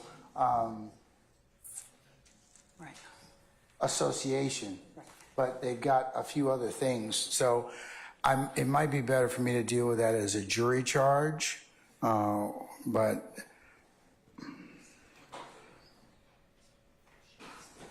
because it does come in for a couple other reasons, okay? okay. All right. Thank you. All right. Okay, all right.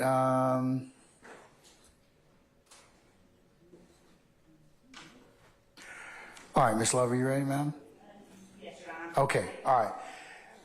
Sergeant, summon our jurors, please.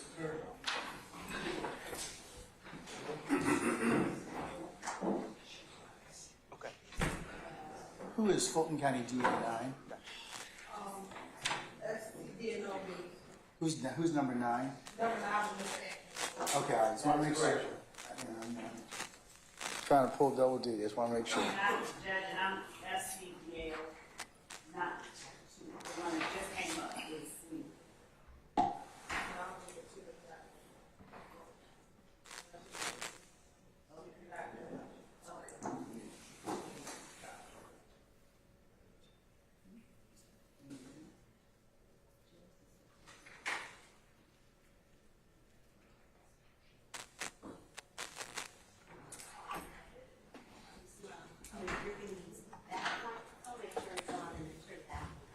Turn that one off. Okay.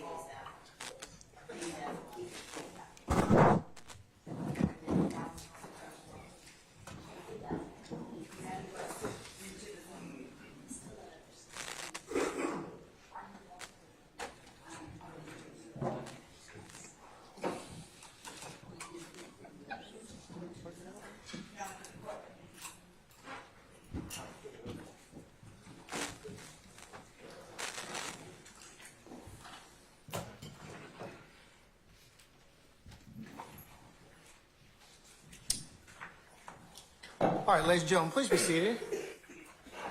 All right, thank you, Sergeant Ingram.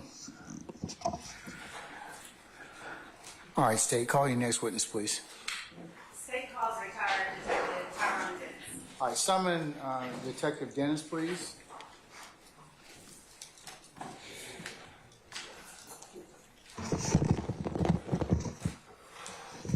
All right, Detective Dennis, good afternoon, sir. Sir, if you would please approach the witness stand. Once you get there, if you'd be so kind to turn and face Sergeant Ingram, sworn as a witness. Raise your right hand. You swear firm testimony you give the truth, nothing but the truth. I do. Have a seat. State and spell your first and last name for the court. My name is Tyrone Dennis, Tyrone. Last name Dennis, Dennis. Good afternoon, sir. How are you? Good afternoon. How are you? I'm well, thank you. Would you please tell the jury, and if I'm not speaking loudly enough, if someone just let me know. Would you please tell the jury where it is that you're currently working? I currently work as the Director of School Safety for Rockwood School District back in St. Louis, Missouri. How long have you worked there? 4 years. And what do your responsibilities include as Director of School Safety for the Rockwell School District? Rockwood, I supervise 32 schools, supervise 17 police officers, report directly to the superintendent of the school district. Now, are you certified as a law enforcement officer in the state of Missouri? I am. And what is it that you have to do to become certified as a law enforcement officer in the state of Missouri? I have to go through post training, so to keep my Missouri post. All right.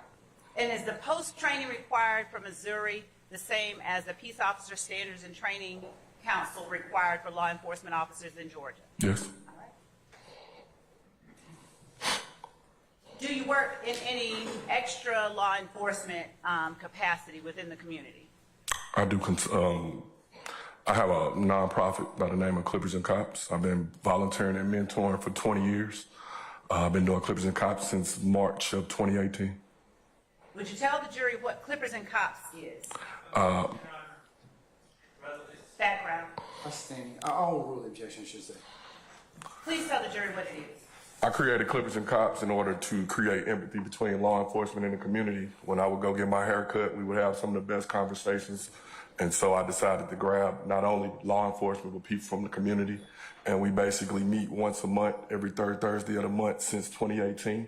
And we basically have open dialogue conversation between the community and law enforcement. When you say between the community and law enforcement, where all do you all have these open communications? Each month we pick a barbershop. When we first started, we couldn't find any barbershops. And then now we have to do a lottery to pick a barbershop because everybody wants us to come. Is it only in the state of Missouri? No, it started here in Atlanta. And when I moved back, I started doing it back in St. Louis as well. Before working in your current capacity, where did you work? I worked for the City of Atlanta Police Department. And what was your last position at the City of Atlanta Police Department? I was a gang detective as well as a ATF task force officer. When did you first start working with the City of Atlanta Police Department? September 7th, 2004. What was your first job there?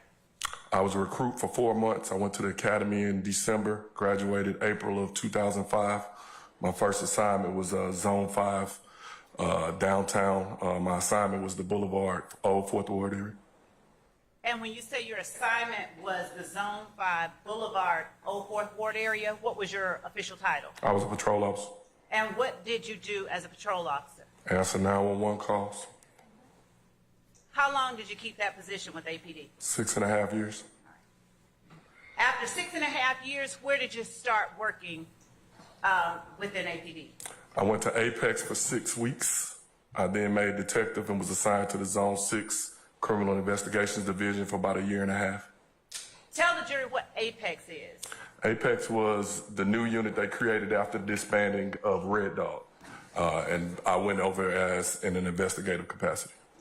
And what types of crimes did you participate in investigating with Apex? Everything from it was a violent crimes unit, so everything from murder down. Okay. Now, you said you then were assigned as a CID detective, Criminal Correct. Investigations Division? Yes. All right. And you worked there for how long? About 1.5 years. What were your responsibilities as a criminal investigations detective? General crimes, everything from robberies, carjackings, fraud, you name it. Now, you said that you were also, did you say that you were also post-certified in Georgia while you worked as a law enforcement officer? The entire time. What did you have to do to be post-certified in Georgia? Every year we had to take the required hours at the police academy or training classes that they told us we had to take. What type of training classes did you take to maintain your post-certification? We had to qualify with our service weapon. We had to go to in-service. Slow down for me just a little bit. I'm sorry. Thank you. Go ahead. We had to qualify with our weapon each year. We had to take mandates, updates. If we got any type of updated training, that's when we would do it during in-service. What would happen if you had lost your certification, your post-certification during your time as a police officer? I would have either A, been put on the desk, or B, fired. Did you ever lose your post-certification? No. After you worked as a criminal investigations division detective for 1.5 years, where did you go within APD? I got sent to the gang unit. What year did you get sent to the gang unit? I think that was May of 2013 or something. Before May of 2013, would you tell the jury what, if any, experience you had had investigating criminal street gangs? I had no experience investigating criminal street gangs. How was it that you ended up in the gang unit without experience investigating criminal street gangs? I was voluntold to go. All right. Now, are you originally from Georgia? No, I'm born and raised in St. Louis. What part of St. Louis? I grew up in the Fountain Park, Hodemont Tracks neighborhood. Now, I need you to Fountain Park, Hodemont Tracks. Now I need you to spell that for our Madam Court reporter, please. Fountain, Fountain, Park, Park. The other part. Hodemont, Hodimont, Tracks, Tracks. Now, did you spend all of your formative years in that area? Yes. Did you go to high school there? Yes. When did you leave? When I left for college. And Hodemont Park. Hodemont Tracks. Hodemont Tracks. Please forgive me. Were there any gangs that you were aware of while you were coming up in Hodemont Tracks? Oral, sir. It's probably one of the worst areas in St. Louis. I grew up around gangs, dope, and guns. Now, did you personally know any persons who were members of gangs in St. Louis? Oh, yes. Oral, sir. And were they all, were they enemies, friends, family, or some combination? Where I grew up, I played sports, and I had to know the lay of the land. Some of the people I grew up with, some of my family members, gangs was a part of the culture. And did you ever become involved in gangs? I did not. How did you avoid it? Sports. Basically, my family, my older siblings wouldn't allow me to get involved in that. All right. Oh, I'll sustain that objection. Now, when you left Hodemont Tracks, where did you go? I went to Lakeland College in Mattoon, Illinois. And when you went there, did you have a particular major already picked out and in mind? I majored in criminal justice Why did you major in criminal justice? because I grew up around crime. I was kind of fluent. Okay. What did you want to do with the criminal justice degree? I want to go into the FBI. Did you graduate? I did. And what degree did you receive? I got an associate's in criminal justice. After graduation, what year did you graduate? First? 99. And after graduation, what did you do? I transferred to the University of North Alabama, where I double majored in criminal justice and sociology. Did you graduate from North Alabama? May of 02. And what degrees did you receive? A bachelor's of science in criminal justice and sociology.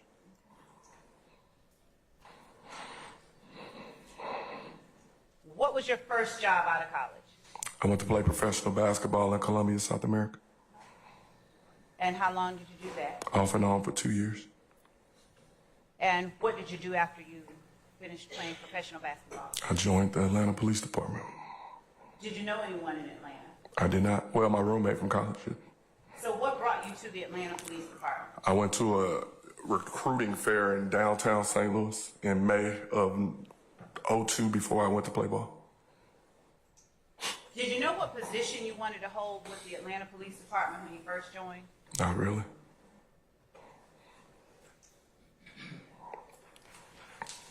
What type of training? You said in-service training. What is that? In service is basically each year we have different mandates that we got to go through as police officers to maintain our certification. Whatever, like for example, if there's an update on, say, tasers or pepper spray, we might go through that training doing in-service training. Up until, from the time you joined APD up until 2013, had any of your training included training on criminal street gangs in Georgia? No. And up until that time, were you at all familiar with any criminal street gangs in Georgia? Oh, yes. How? My beat and my assignment, like I said, was Boulevard, Old 4th Ward. And being from St. Louis and being familiar with gangs, I started seeing graffiti and different things that I knew familiar from back home. And so I started taking interest in it. It started making work make sense. What do you mean when you say making work make sense? To me, different incidents weren't just different incidents, and they had different meaning, or if someone said something, I knew that to be gang-related in some way. Let me ask you this. How much interaction did you have with community members one-on-one before 2013 in Atlanta? Every day. And was this only when you were arresting or investigating someone for a crime? No. I got to know pretty much everybody on my beat, from the homeless person to the store owner to the elderly lady to the guy selling dope on the corner. I knew everybody. How were you able to get to know these people? Because I interacted and we saw each other every day. I worked 7 to 3. I would basically talk to them, they talked to me. Were there people who became what we would call confidential informants within the zones that you worked over the time that you were with the Atlanta Police Department? What you mean? I mean, did you ever have people who would give you information and wish to remain anonymous? Everybody gave information. All right. The streets will talk. You just got to know how to listen to it. Now, when you said 7 to 3, was that 7 a.m. to 3 p.m. or 7 p.m. to 3 a.m.? 7 a.m. to 3 p.m. Day shift.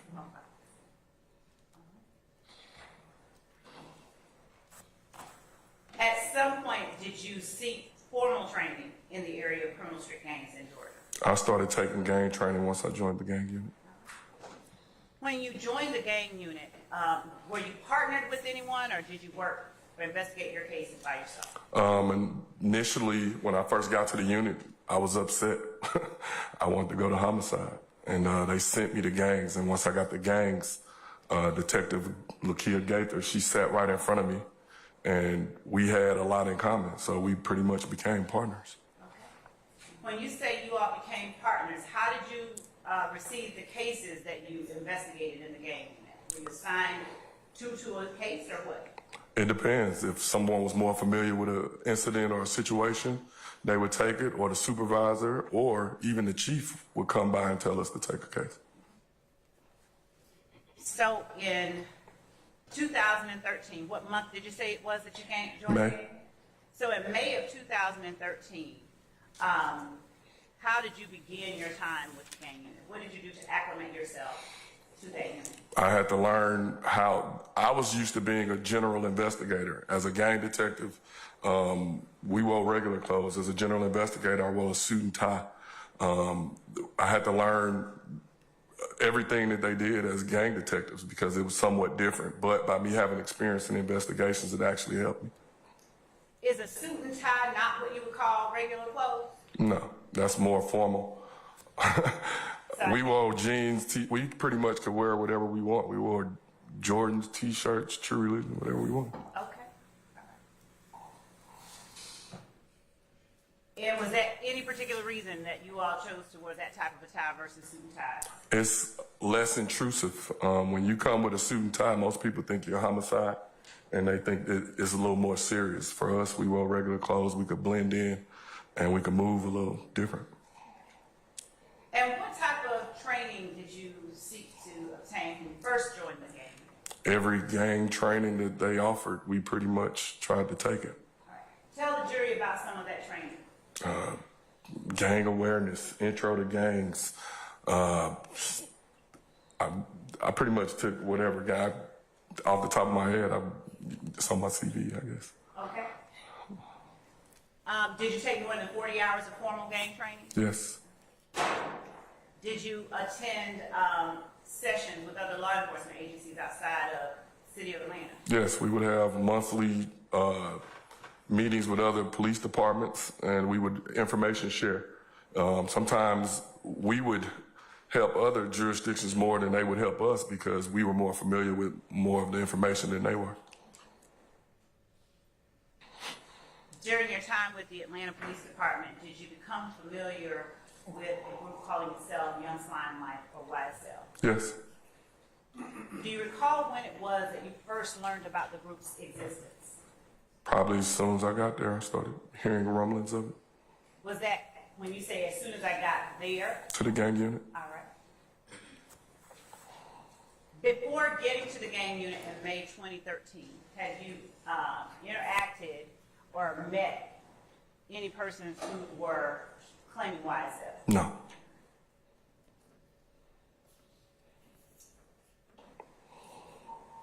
Now, while you were working with the Atlanta Police Department, did you ever hold what is called in law enforcement an extra job?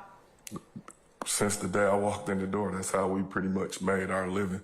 Why do you say that? Because my base salary was piss poor, and that's how we pretty much survived, working extra jobs. Did you have to get permission to work these extra jobs? You had to get a city-approved extra job form signed by your supervisor. You had to pull out on your radio whenever you worked the extra job to let them know where you were and the time that you were going to work. In these extra jobs, did you wear a uniform or did you dress in regular clothes like a true religion? Yes, most extra jobs we wear uniforms, but you can secure extra jobs where you wear regular, but you have to get special permission. In 2015, April 25th, 2015, what position were you holding with the Atlanta Police Department? I was a gang detective. And on that date in 2015, did you have occasion that Saturday to be working any extra job? I was working at Club Compound. I think I worked there for almost 10 years. Was that 10 years prior to 2015 or 10 years starting from a particular date? Probably since I came on, I worked at Club Compound. So that's 10 years prior, leading up to that date. How often did you work at Club Compound? Pretty much every Saturday night. And would you describe for the jury the type of events that you worked at Club Compound? Club Compound is a big event space, and probably some of the biggest hip-hop artists, acts, if they come to the city, usually they're going to go to Club Compound. Was it always hip-hop artists and acts that you were working at Club Compound? No, I worked whenever they needed us. What were your responsibilities at your extra job at Compound? To keep the peace, pull traffic, and make sure the night go pretty smooth. On April the 25th, 2015, were you working in uniform? Yes. And by that date, had you investigated in any way YSL or people who were claiming affiliation with YSL or Young Slime Life? Yes, I think we were about 5 months into an investigation. All right. Now, when you say that you pulled traffic, what do you mean? At the club, there's hundreds of people, and Compound is like a tourist attraction, so you got people coming from all over.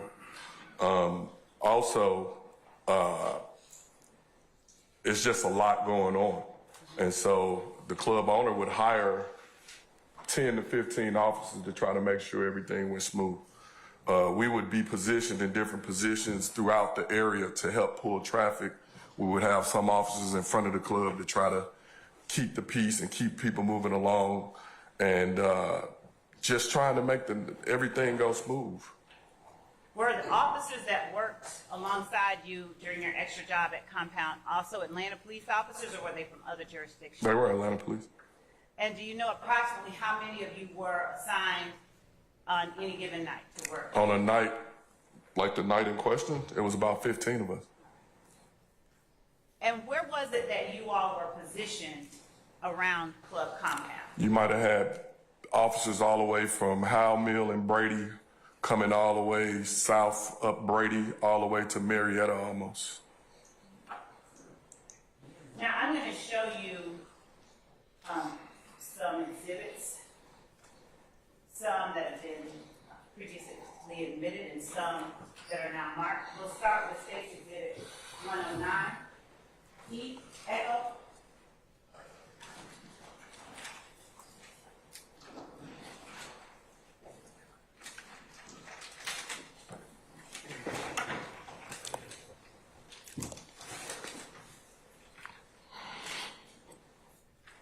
And for the record, I'm going to show you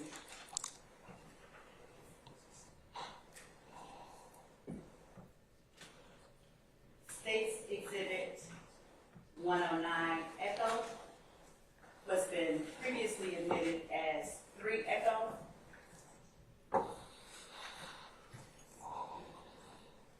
What has been previously admitted as 4 Echo,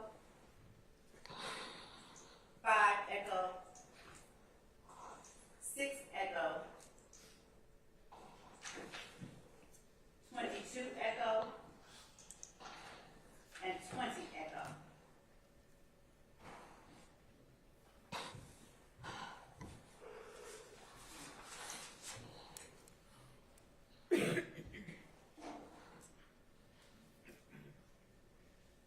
We'll start with State's Exhibit 109 Echo.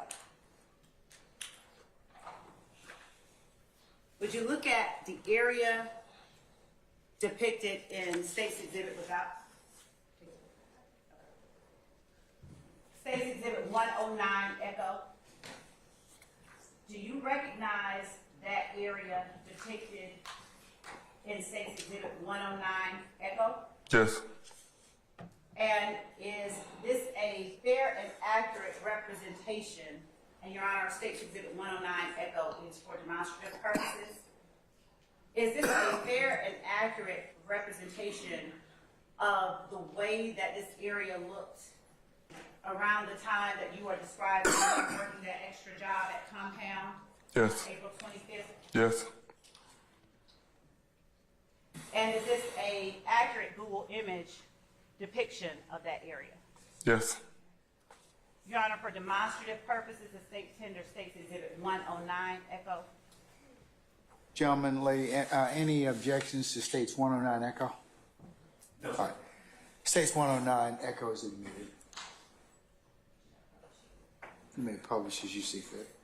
Thank you, Your Honor. We'll go next to what's already been admitted as State's Exhibit 3 Echo. Do you recognize the area depicted in State's Exhibit 3 Echo? Yes. And is State's Exhibit 3 Echo an accurate Google image of the way that the area depicted in 3 Echo looked on April 25th, 2015? Yes. Do you recognize the area depicted in State's Exhibit 4 Echo? Yes. Is this an accurate depiction of the area surrounding Club Compound that you worked on April 25th, 2015? Yes. Your Honor, States 3 Echo, 4 Echo, and 5 Echo have all been admitted previously for demonstrative purposes. Yes, ma'am. Do you recognize State's Exhibit 5 Echo? Yes. How do you recognize State's Exhibit 5 Echo? What do you mean when you say how?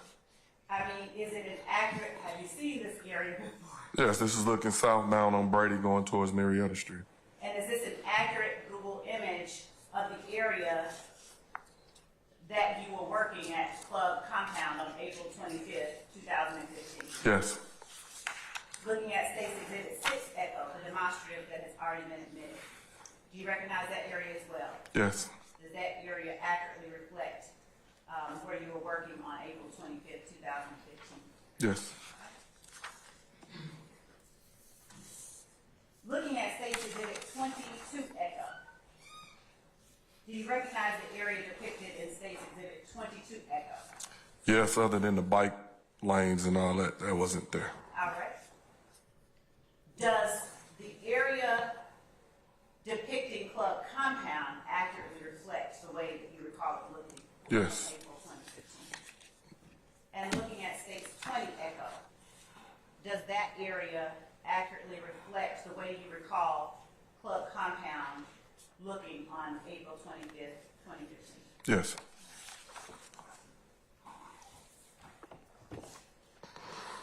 And again, Your Honor, with the exception of 109 Echo, the others have all been admitted previously. Okay.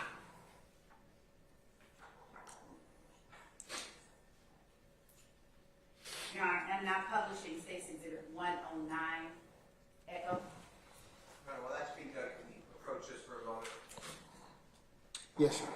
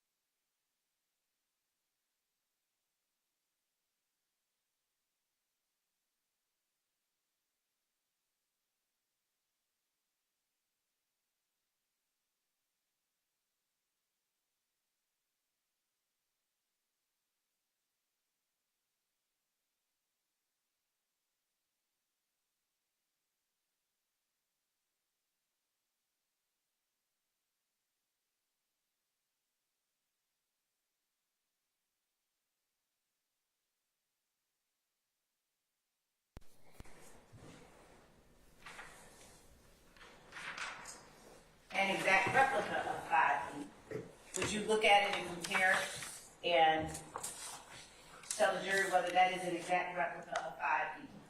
This appears to be an exact replica of 5E. Using that replica, would you please draw on it where it was that you were and put a deep in the blood? And what did you do as you stood in that area? I helped pull traffic with one of the valet workers. Now, how did you help pull traffic? What were you doing?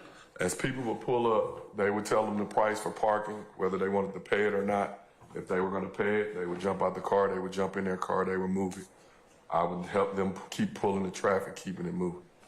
And where were the valet parking the cars? They got a different lots way down here, and that they would basically keep people from walking, so they would run the car down there and then run back, or they had different runners, and then they had the valets that were taking the money. All right. During the first couple of hours, was the crowd heavy, medium, light, or you? It was packed. Okay. And did you have any trouble? Did you have any altercations or anything that you had to attend to? No.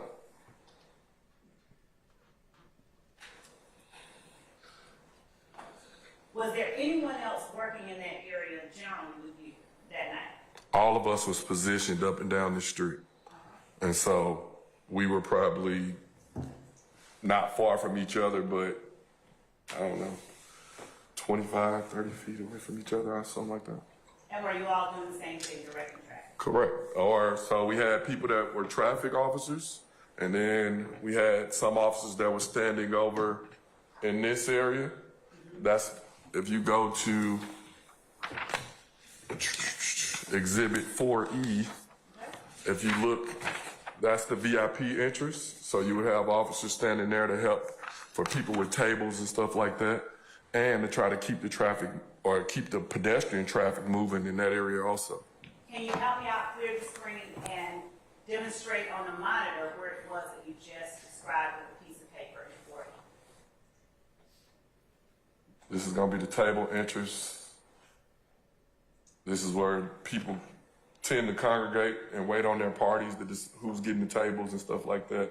And then they would have to go through security checkpoints to go through there. And then you have the general admission over on the other side. So they had checkpoints at both points, and they had officers at each one. Okay. Would you draw VIP on the area depicted on this replica of Stacy's Exhibit 4E?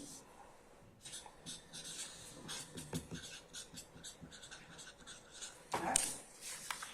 And for the record, is the drawing that you just made the markings on an exact duplicate of Stacy's Exhibit 4E? Yes. Thank you. Now, is this area, the compound located at 1008 Brady Avenue? Yes. And is that in Fulton County? Yes. Now, when did you first learn that Lil Wayne was set to appear? Probably days prior. Did you get any particular instruction days prior as it related to the job that night? No. He's all right. I'll overrule the objection. When you first arrived, and Your Honor, I'm asking the next question not for the truth of the matter, but for its effect on the listener, were you given any instructions? Basis. Objection to the speaking commentary to the basis of the question. All right, I'm going to sustain the question. Just go ahead and pose it now.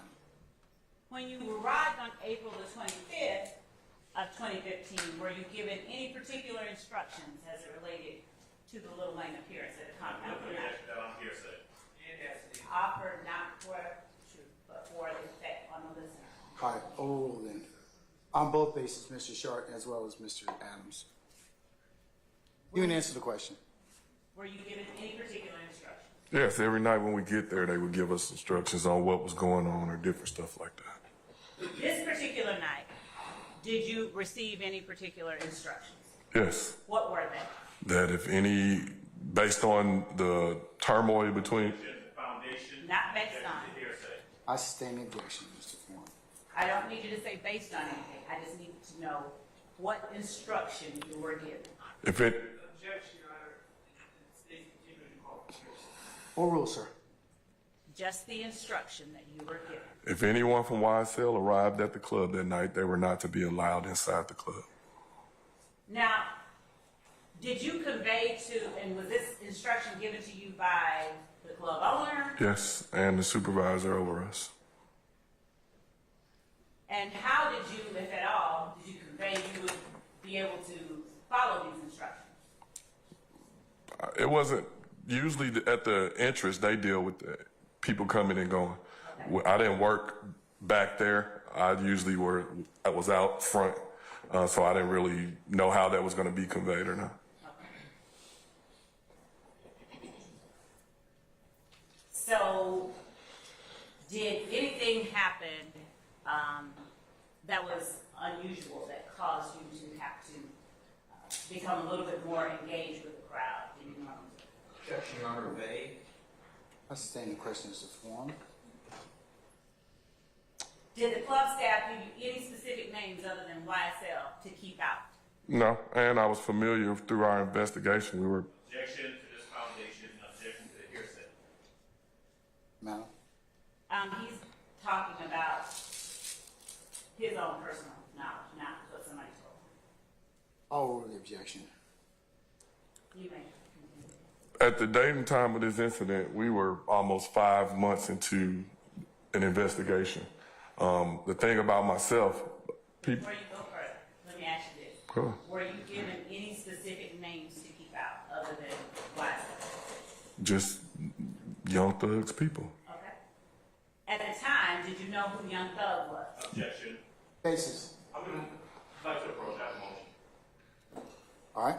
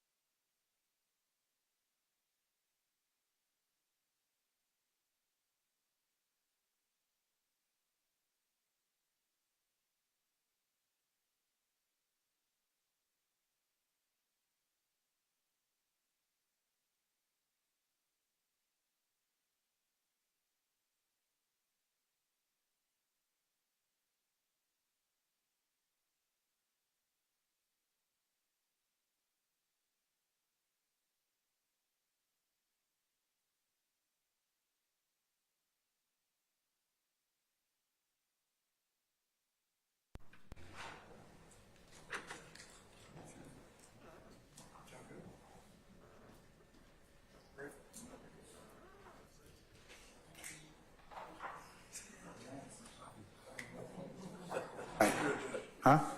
Okay, all right.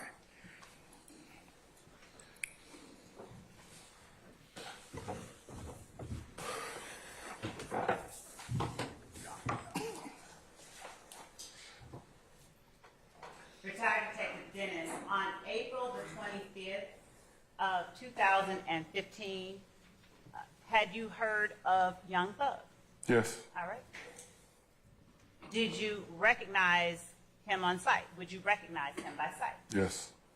Had you heard of his music? Yes. Had you listened to his music? Yes. Had you ever met him personally? No.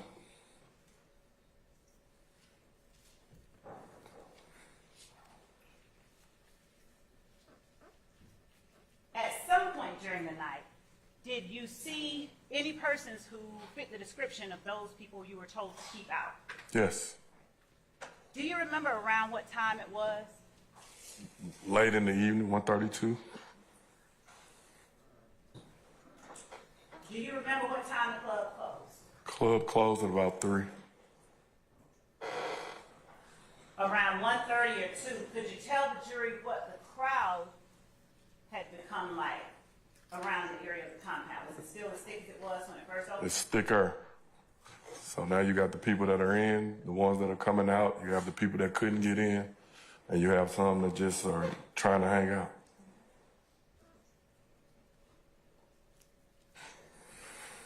When was it that you first noticed, in terms of what it was that was happening, people that caused you to be on alert?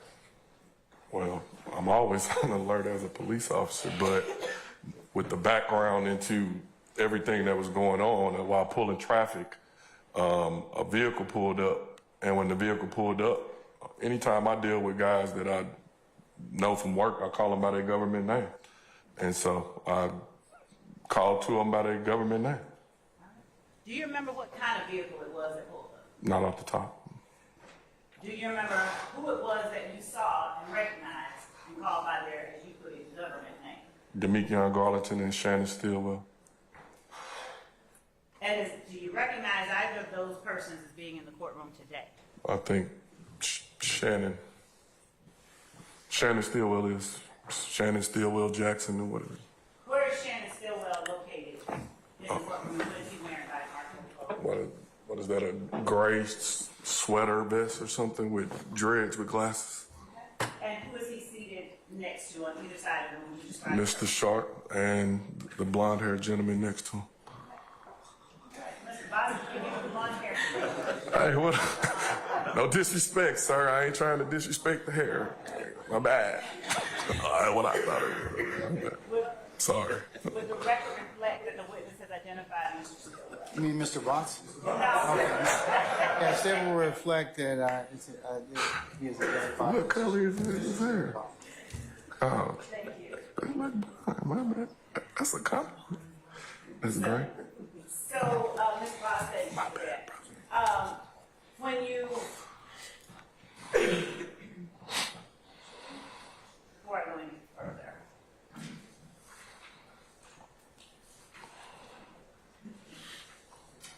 were Mr. Garlington and Mr. Stillwell the only two people in the car that you saw? No. Do you know who else was in the car with them? The driver was Trontavia Stevens, or AKA Lil Tick. Did you know Trontavia Stevens before that night? I knew his face, never met him.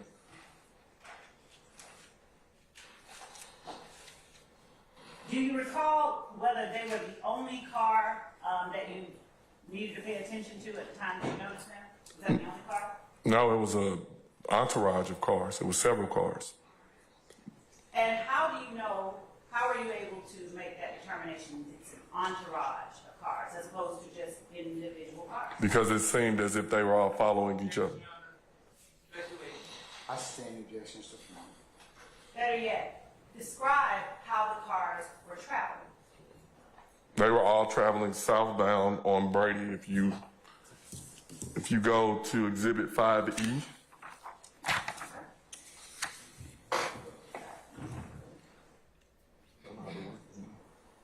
All right, we're on 5E. this is southbound. If you're going This is going southbound on Brady. They were all coming this direction, and it was just lines of cars that were all together. Now, had you described earlier that many patrons were trying to park and were coming along Brady Avenue? So traffic is going in both directions. You have hundreds of people on both sides of the streets. You got people standing around. It's just a lot of people, a lot going on. Okay. And so, what about this particular set of cars caused you to describe it as an entourage? Oral, sir. You may answer, please. What caused you to describe The it? valet actually mentioned it. He was like, he's, Without talking about the valet or what someone else said, based on your own observations. once I saw the individuals that I knew, I began looking in every car that was coming. I was standing right there. Okay. How far were you from the cars? I'm right on the yellow line, pretty much. We try to stand in the middle so we don't get hit. So, if I walk towards you, tell me to stop when I get as close as you were. About right there. So how many feet would you call this from you? 2, 3. Okay. Were the car windows that you saw containing people that you knew up or down? They would have to let the window down in order for the valet to tell them what the price or if they wanted to park or not. All right. And was it then that you were able to see inside, or were you able to look inside before they let you? When they let the window down, I could look directly into the car. What, if anything, did you say to Mr. Stillwell when you saw him, Mr. Garlington, and Mr. Steve? I said, Mr. Demekion Garlington and Shannon Stillwell, how are you? And Lil Tick said, how the hell 12 know your name? Now, when you speak of 12, what are you talking about? That's slang for police. Oral, sir.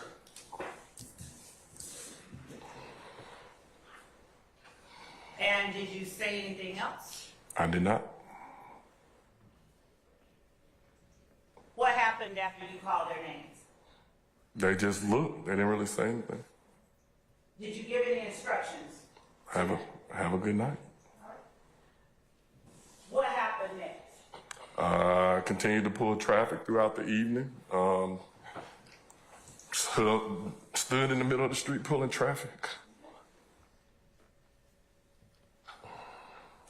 Did you, at any point, attempt to turn the cars themselves around as they drove along Brady?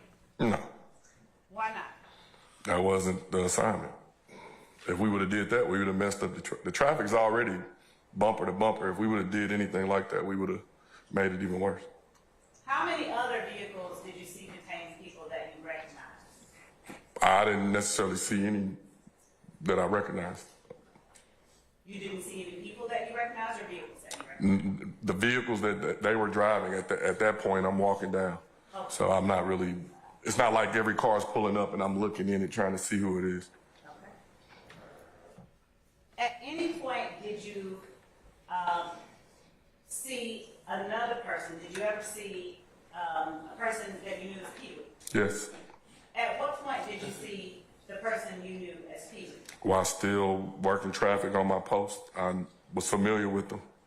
Do you know how long after it was that you saw Mr. Stillwell and Mr. Garlington that you saw the person you knew as Pee Wee? Close proximity in time. I wasn't, like I said, there was a lot going on. It's not like I was really keeping track of time or something. And I'm not going to hold you to specifics, but when you say close proximity, are you talking an hour, a minute? 5 minutes, 10 minutes maybe. I'm going to show you what has already been admitted as State's Exhibit number 32, Echo. Do you recognize State's Exhibit 32, Echo, the person depicted inside? Yes. And who do you recognize 32, Echo to be? Jimmy Winfrey. At the time, I knew him as Roscoe or Pee Wee. I'm going to advance to 32, Echo. Could you take the markings off the screen? Is the person we're looking at the person that you recognize that night as Pee Wee? Yes. Yes.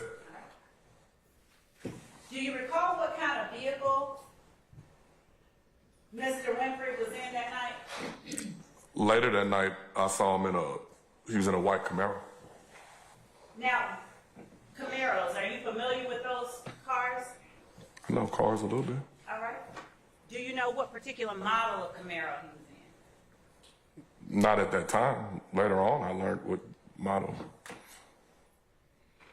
Did you see anyone else later on that you recognized that night? Yes. Who? Walter Murphy. Now, how did you come to see Mr. Murphy? So, as the night is progressing, while on post, another officer basically asked us to come down by where the tour buses was parked at. As we got down there, I seen a green Explorer parked. If you go to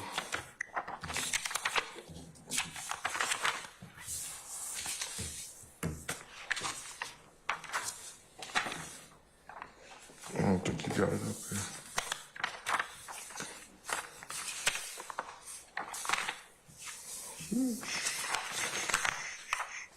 You don't have the picture, but if you look at Exhibit 5E, or if you can pull that up.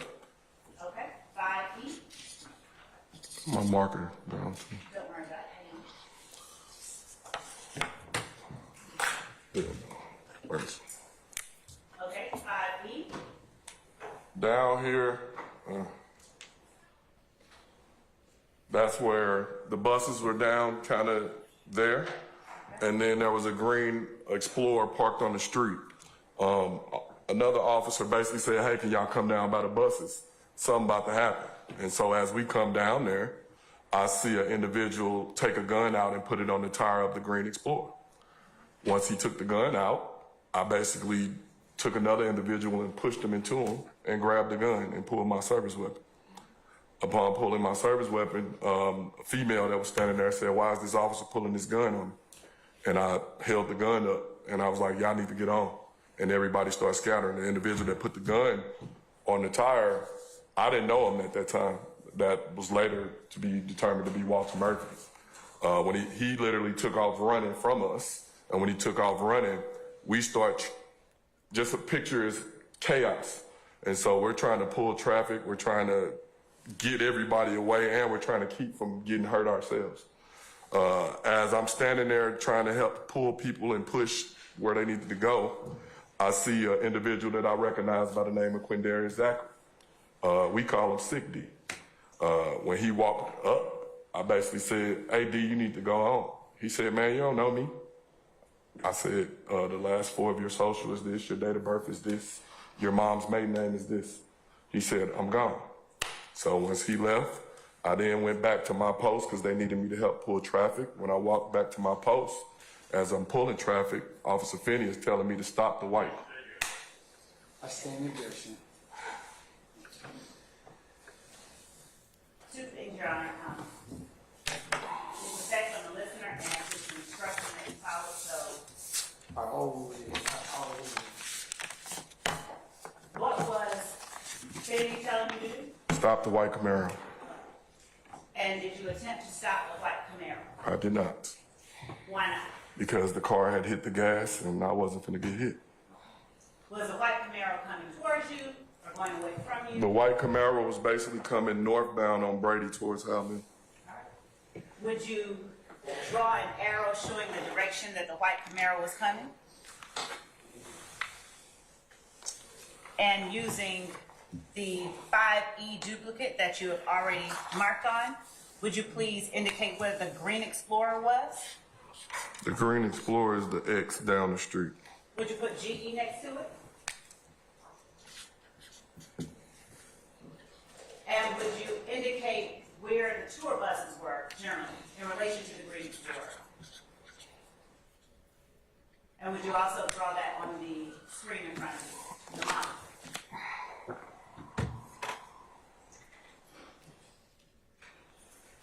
It's next to the building though. Okay. How close were you to Walter Murphy when you saw him put the gun on the wheel of that? 2 people between us. 2 people? 2 people away. Did you see who was inside the Green Explorer, who had driven it there?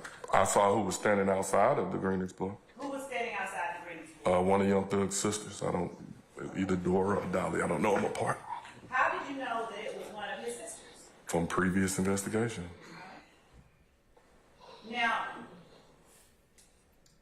I'm going to show you what has been already admitted as State's Exhibit 6, Charlie, State's Exhibit 11,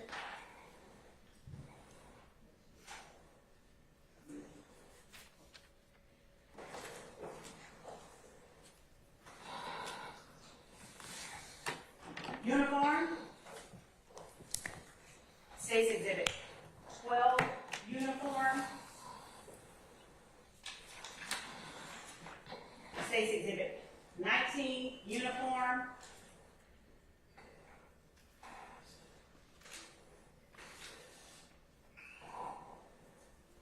State's Exhibit 5, Charlie, and I'm going to ask you if you recognize the people depicted, and we'll start with State's Exhibit 6, Charlie. You said, do I recognize them? Yes. Yes. All right.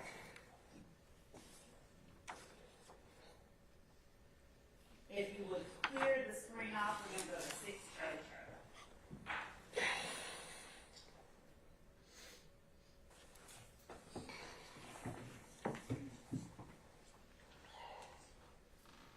All right. Who is it that you recognize in State's Exhibit 6, Charlie depicted on the screen right now? The front person is Antonio Sledge, aka Moontunk. The individual behind him is Walter Murphy, aka DK. I don't know. DK on the screen.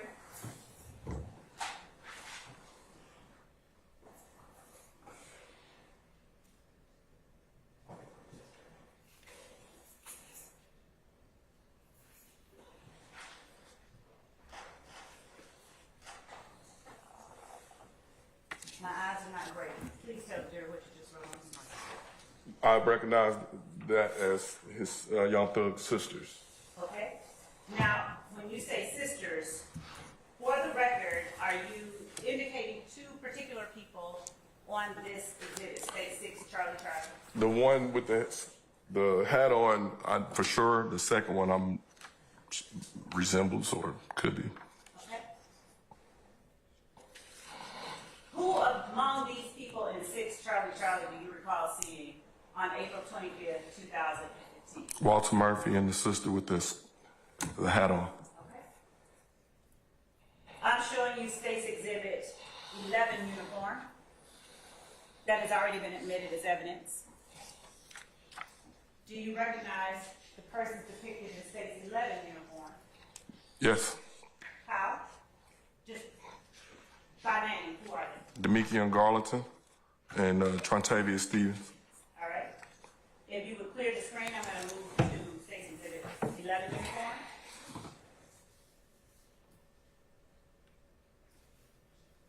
Right. Which person do you recognize as, after you clear the screen?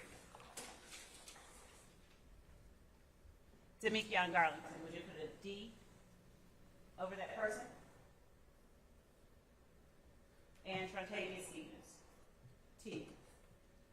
Thank you. And are those the same two people that you saw in the vehicle with Mr. Taylor? Yes.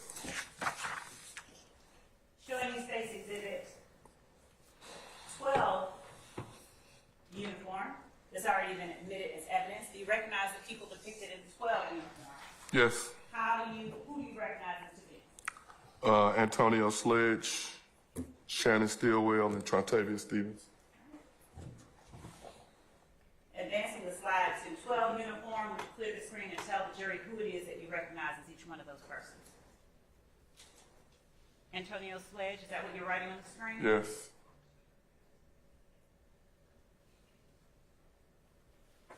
Now, for the record, please describe who you have identified in this photograph. Antonio Sledge, aka Moontunk, and then Shannon Stillwell Jackson, and then Trontavia Stevens, aka Tick. And from left to right, each person, what is each person wearing, so that the record reflects? Sledge is the one with the dark hoodie on. Shannon is the one in the middle. Tick is the one in the red hoodie. Thank you.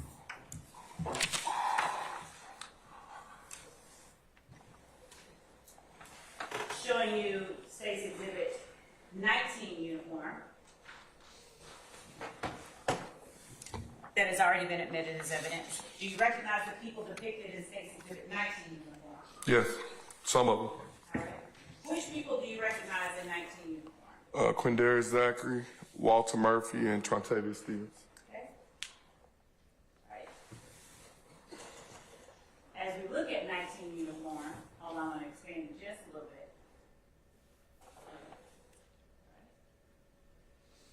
Would you describe where the people that you recognize are inside this photograph by an article of clothing and by writing their initial over their name or their face?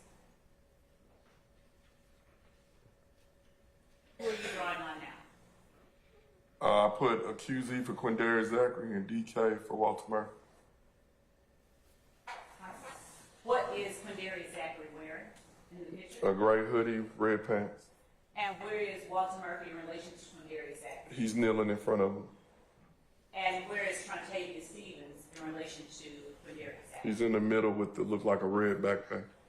Red backpack? Yes.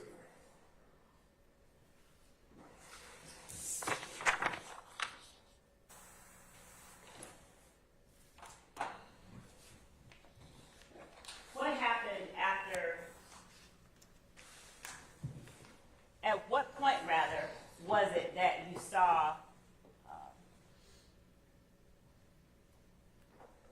and spoke to Mr. Zachary in relation to the time that you saw the person you called Pee Wee? How many minutes after? Zachary? Yes. I saw Pee Wee earlier in the night. At this point, I didn't see Pee Wee. So approximately how long after you saw Pee Wee was it before you saw Zachary?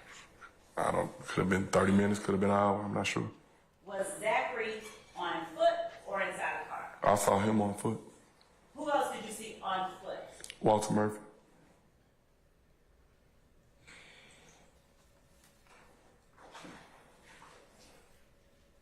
At some point, did you notice any particular group of people making their way towards a club that you sought to stop?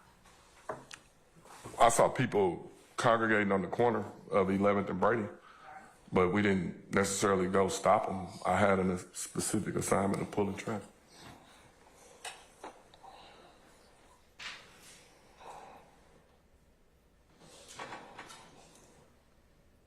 At the time that you first saw Mr. Stillwell, Mr. Garlington, and Mr. Stevens, do you know whether or not Lil Wayne had come out of the compound? No clue. Do you know whether or not his tour buses had left? They had not. Were you paying attention to the point at which Lil Wayne came out of the compound? Not at all. Wasn't my assignment. I'm going to show you what has already been admitted as State's Exhibit 30 Echo.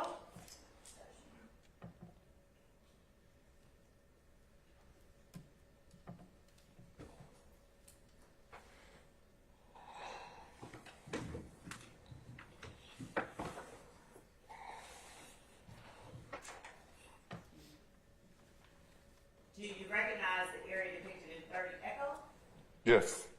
How do you recognize that area? What do you recognize that area to be, rather? That is, I believe, to be 10th Street and Brady. And that's where the valet would take some of the cars and different parking and stuff is going on right there. How far from that area was for the tour buses when you recognized people walking towards them? Not far.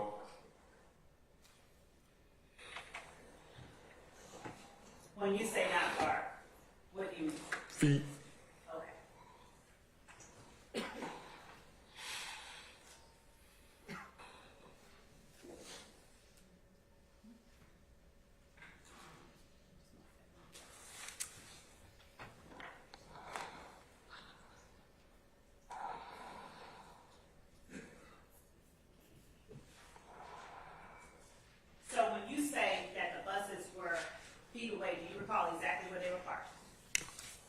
from my recollection, if we can go to one of those other pictures.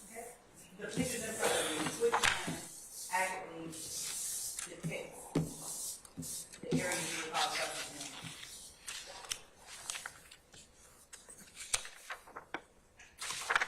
use? 3E or 5E is probably going to be the best picture. And if you look where, if you can pull it up.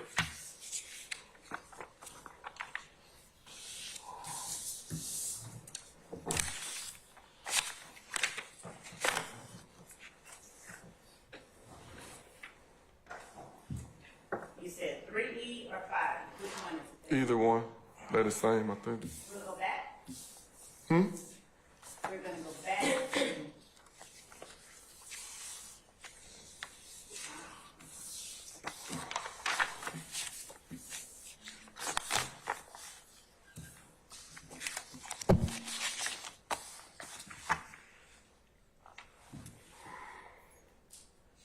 Do you see the area in 3E?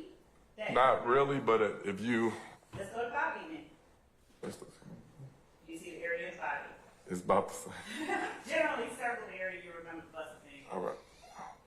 Where am I right? My pen.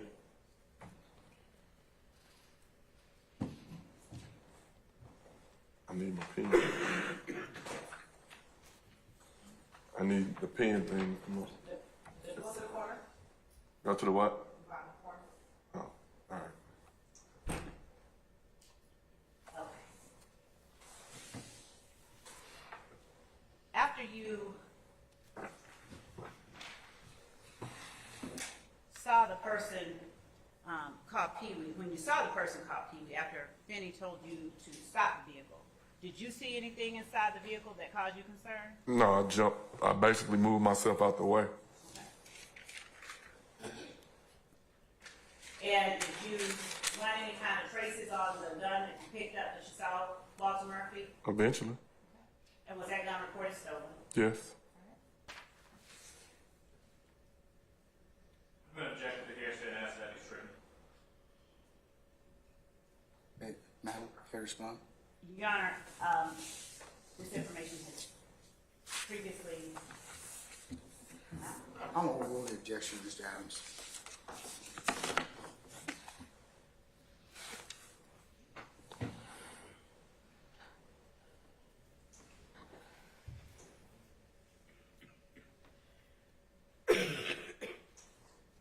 At some point later on in the night, tell the jury what happened after you saw Mr. Zachary and had observed a person you called Pee-wee, DK, and Thug Sisters. Everybody pretty much started going on their way, and then at that point it was the end of the night. So we were trying to pull traffic to get everybody out. Like I said earlier, it was kind of chaotic.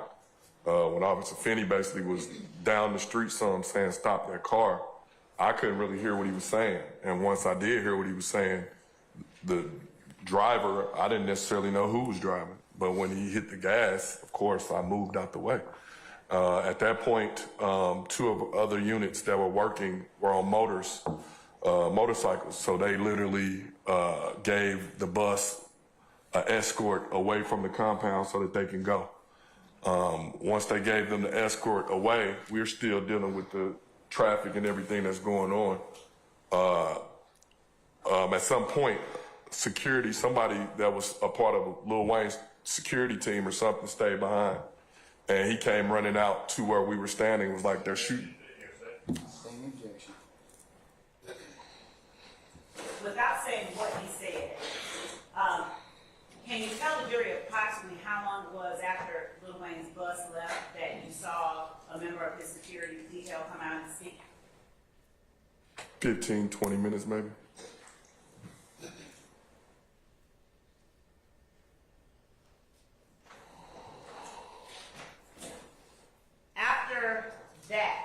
After that person came out and spoke, did you do anything as it relates to Lil Wayne, the people who weren't allowed in, anything at all that night? At that point, everybody's going their own separate ways. We are dealing with the crowd. The two officers that gave the escort are friends of ours. So, of course, when we heard about shooting, we called to check on them. they weren't answering, so we started getting worried about our fellow officers. Eventually, they pulled back up to the location. How long after they left was it that they pulled back up to the location? I'm not sure. Probably 30 minutes, 40 minutes, something like that. And by this time, is it the 26th or is it still the 25th of April? It's the next day, but it's still the same night, basically. It's after midnight. And who were those two officers that you knew? Do you recall? Sergeant Wade Burris and Al Watkins. Your Honor, may I approach? Just remember our business. You may.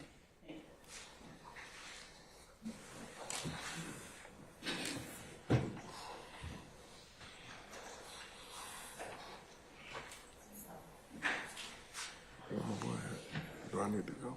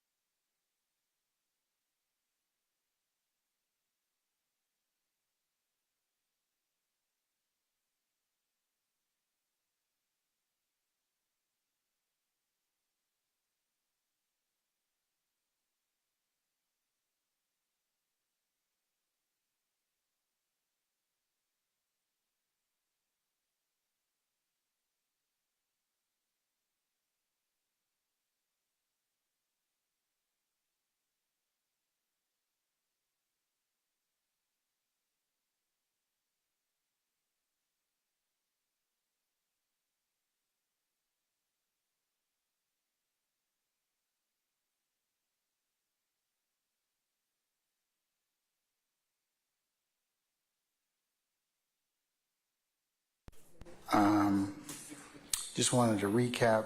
We had just a brief conversation in the state, Ms. Love and Mr. Apt, in terms of scheduling, where the court just asked a little bit about what time or what we would go till to today. I indicated that we'll probably stop somewhere around between 5 and 10 after 5. We'll call it a day for today. So, and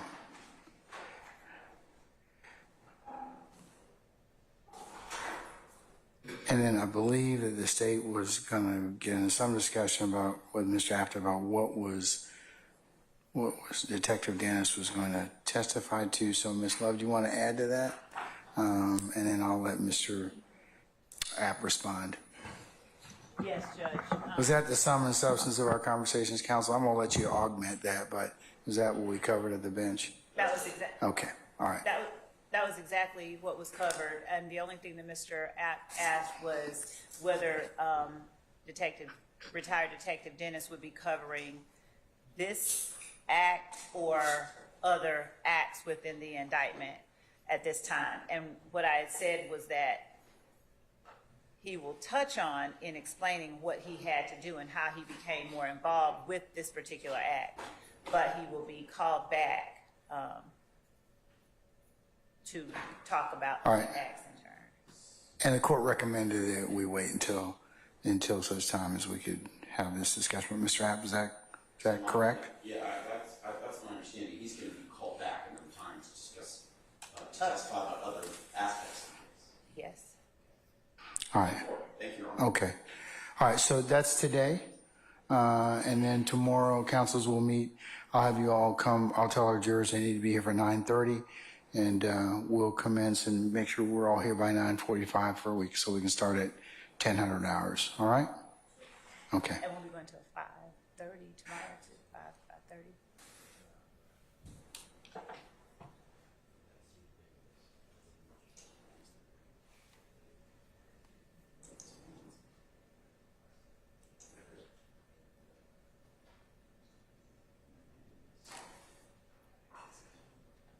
We'll see how things go.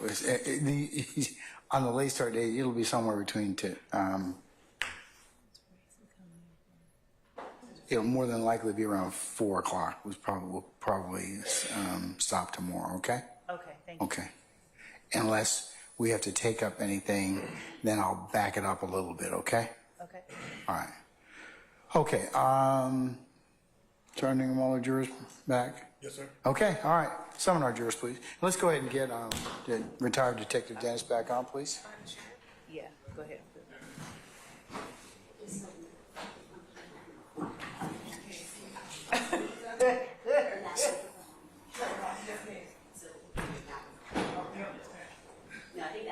I turned it off when I spoke.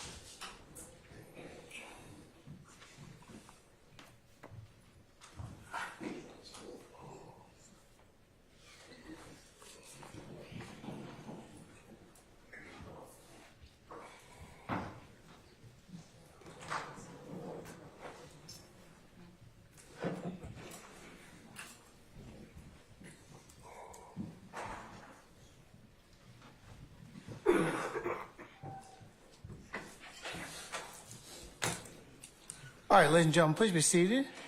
All right, thank you, Sergeant Ingram. All right, madam, you may recommence the examination. Thank you, Your Honor. I'm just going to say Detective Dennis short for now, okay? That's fine. I'm going to show you what has already been admitted as State's Exhibit 27 Echo, and it is also on the screen to your left and behind you. Do you see in 27 Echo the area where the bus was parked when you talked about Walter Murphy putting the gun on the wheel of the Green Explorer? Yes. All right. I'm going to hand you another exhibit, also labeled 27 Echo. Is this an exact duplicate of State's Exhibit 27 Echo that's already in evidence? Yes. All right. Would you take the marker and put LWB in the place where the buses were parked? And would you place a GE in the area where the Green Explorer was at the time you saw Mr. Murphy put the gun on it? And would you just put TD at the very bottom? All right. And would you do on the screen what you drew on the duplicate of State's Exhibit 27? Draw on the screen.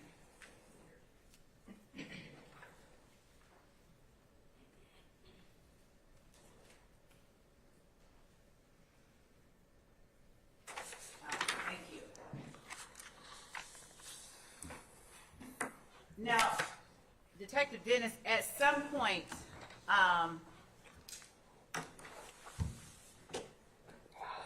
that night, did you know you were going to have to end up being involved in a shooting? Me? You. No. During the time that you had worked the compound the previous 10 years, had you had to investigate further incidents like the one that occurred on April 26th? Objection, relevance. I sustain the objection. Withdraw, thank you. At some point after the early morning hours of April the 26th, did you have to write a report, incident report of this event? I did. What occurred that caused you to need to write an incident report? Because the incident, basically, once I got home or that morning, I look at social media like everybody else. I'm looking at TMZ, and I see the story about the bus being. I sustain the objection. All right.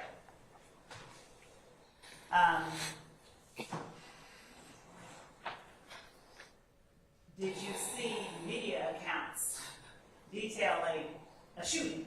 Yes. It goes. Hold on. I'm going to sustain Mr. Matthews' objection.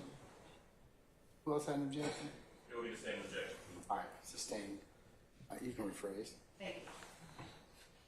Why did you write a report?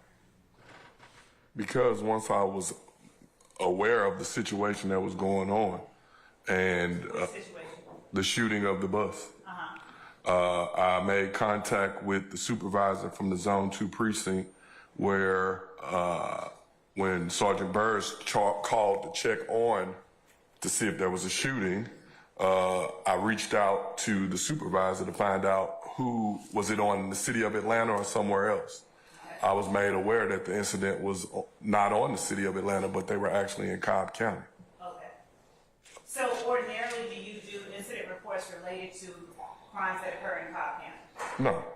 So why is it that you ultimately ended up writing a report on this incident?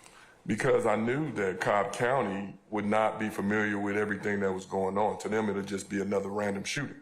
Okay. Now, when you say to them it would be another random shooting, had you prior to April 25th and 26th of 2015 been working on any other related matters or shootings related to the persons you recognized that night? Oh, yes. All right. And was that in your capacity as a detective with the gang unit? Yes. Yes. All right.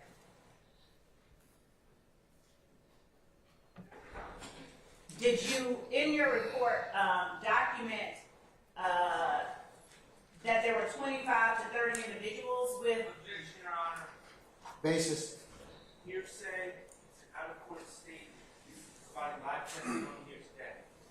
Overrule, sir. And it's also leading. All right, I'll sustain this to lead, sir.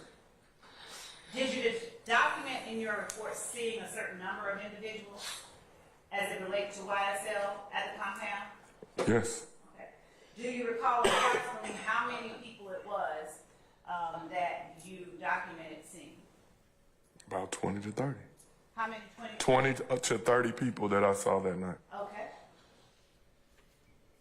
And in your report, did you document what you saw them doing? Objection, Your Honor. Improper impeachment based on this report. Overruled, sir. Did you document what you saw those persons doing that were affiliated? Yes, I wrote a police report in reference to what happened that night. Okay. And as you sit here today, do you recall what you observed them doing? The group Yes. of people. What was it that you observed them doing? I observed, like I said previous, the car arriving.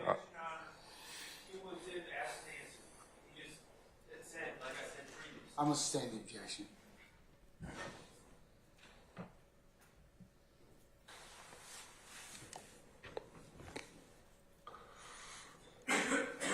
Before seeing the people you recognized, specifically Mr. Stillwell, Mr. Garlington, Mr. Stevens, how would you describe the general atmosphere of the crowd as you observed it? It was one of the busier nights. You could feel tension in the air. Was that before, during, or after you observed Mr. Stevens? This was probably Basis. Just in the face of the question she said before they showed up. What's the base for your objection, sir? Ask the answer. Overruled, sir.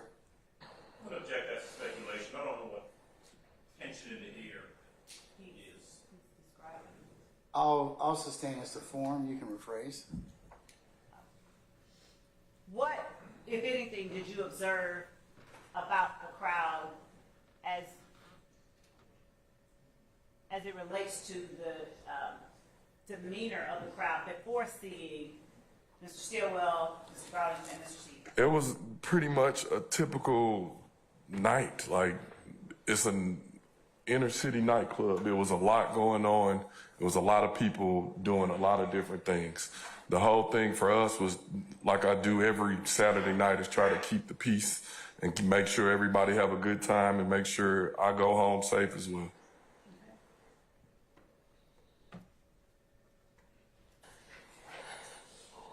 Did you become more alert after seeing Mr. Stillwell, Mr. Garlington, and Stevens, or did you remain?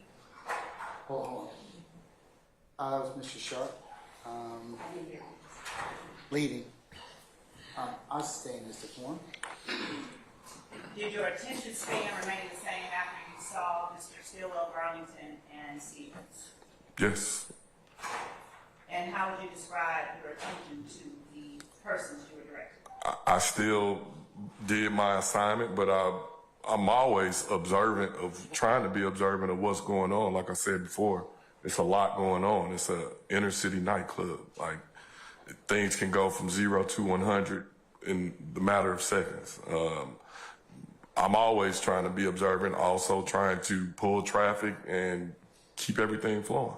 The 20 to 30 people that you described seeing, what direction did you see them, if any at all, walk or drive or move towards? If you go to 5E or the picture from 11th and Brady, they started to congregate and basically click up on that corner.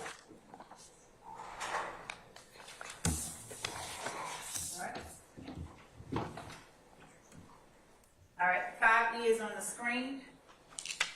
And if you would, using the 5E that you previously drew on over here, don't get them mixed up. Thank you. Put 20 to 30 at the location you said they began to congregate, and then also draw that on the screen.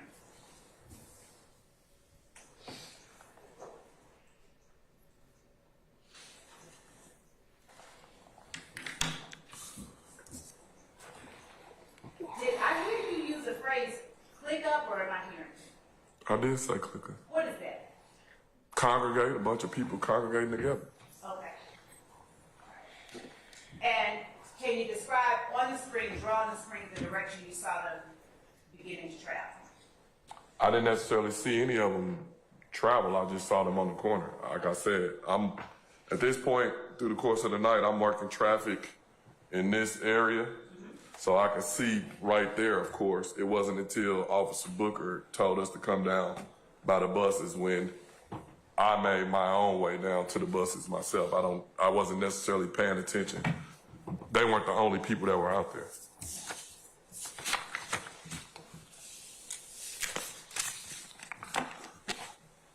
Did you instruct them to do anything?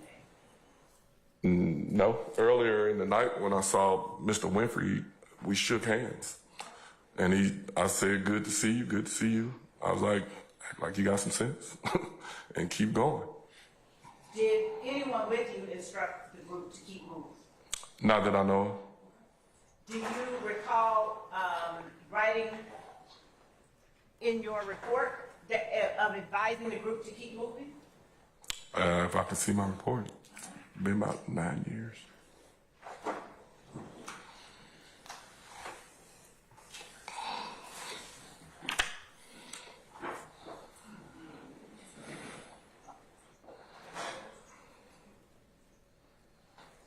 And we'll just label it as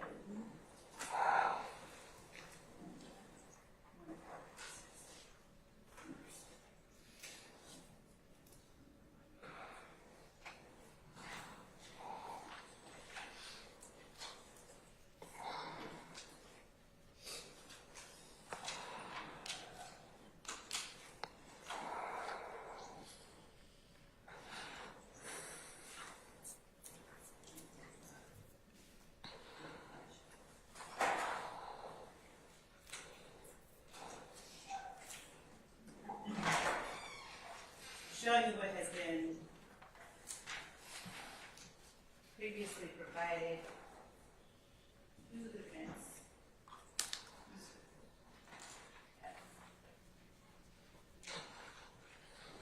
And for purposes of the record, I'll label this not for admissions, just for refreshing recollection, as 113 Echo Romeo.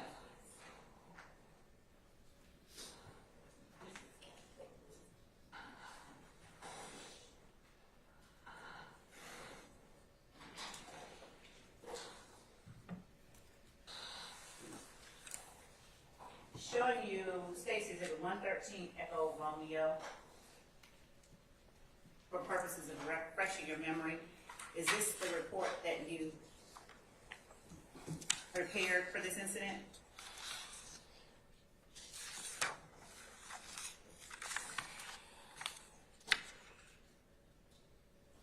Yes.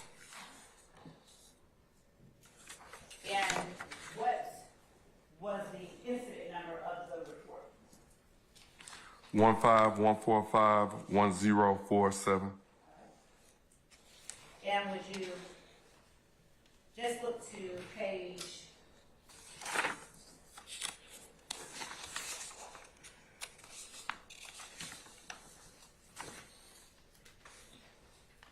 the second page?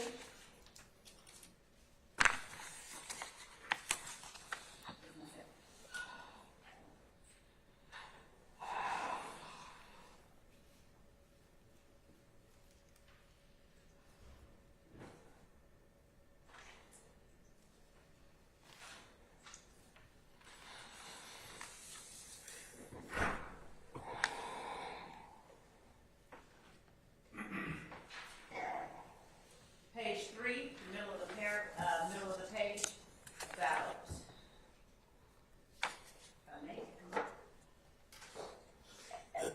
this portion without reading it out loud.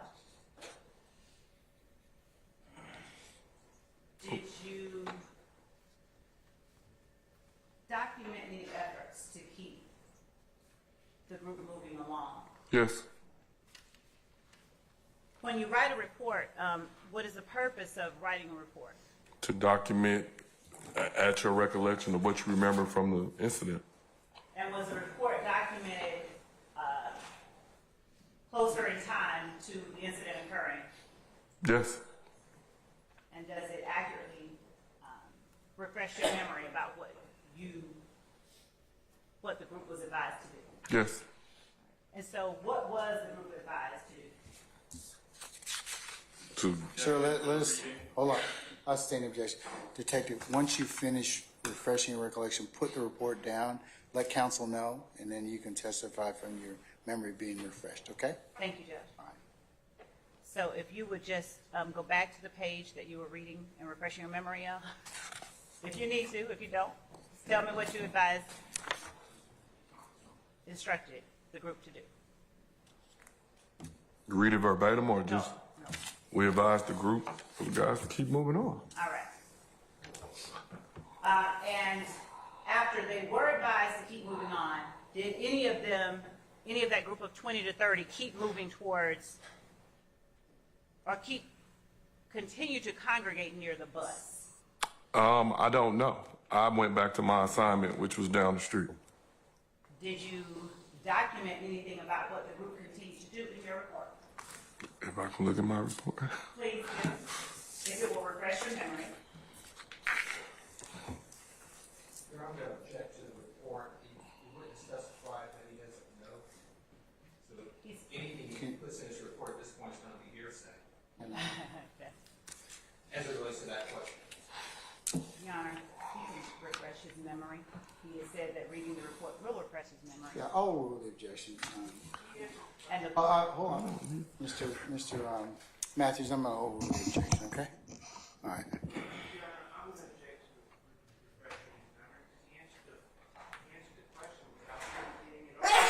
Bless you.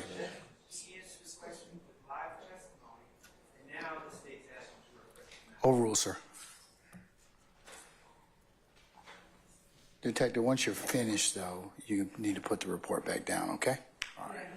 Yeah, I can take Okay. did you document in your report what the group did, or what the members of the group did after being instructed to keep moving? Yes. Has your memory been refreshed as to what they did after being instructed to keep moving? Yes. And what did members of the group do after being instructed to keep moving? Some of the members hung around where the bus was. At that point, I believe Lil Wayne was being walked out to the bus at that point. Like I said earlier, it was utter chaos going on at this point, and we are still working traffic, still trying to keep it calm, still, even with this going on, we still had hundreds of other people out there that we were dealing with. And were the 20 to 30 people you were describing people that you were associating with YSL? Yes.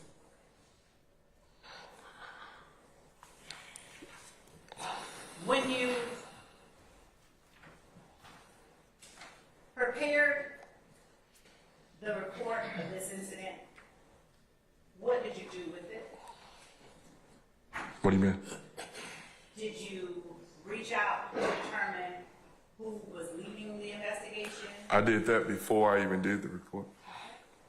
And who was it that you determined was leading the investigation? Detective Racy from Cobb County.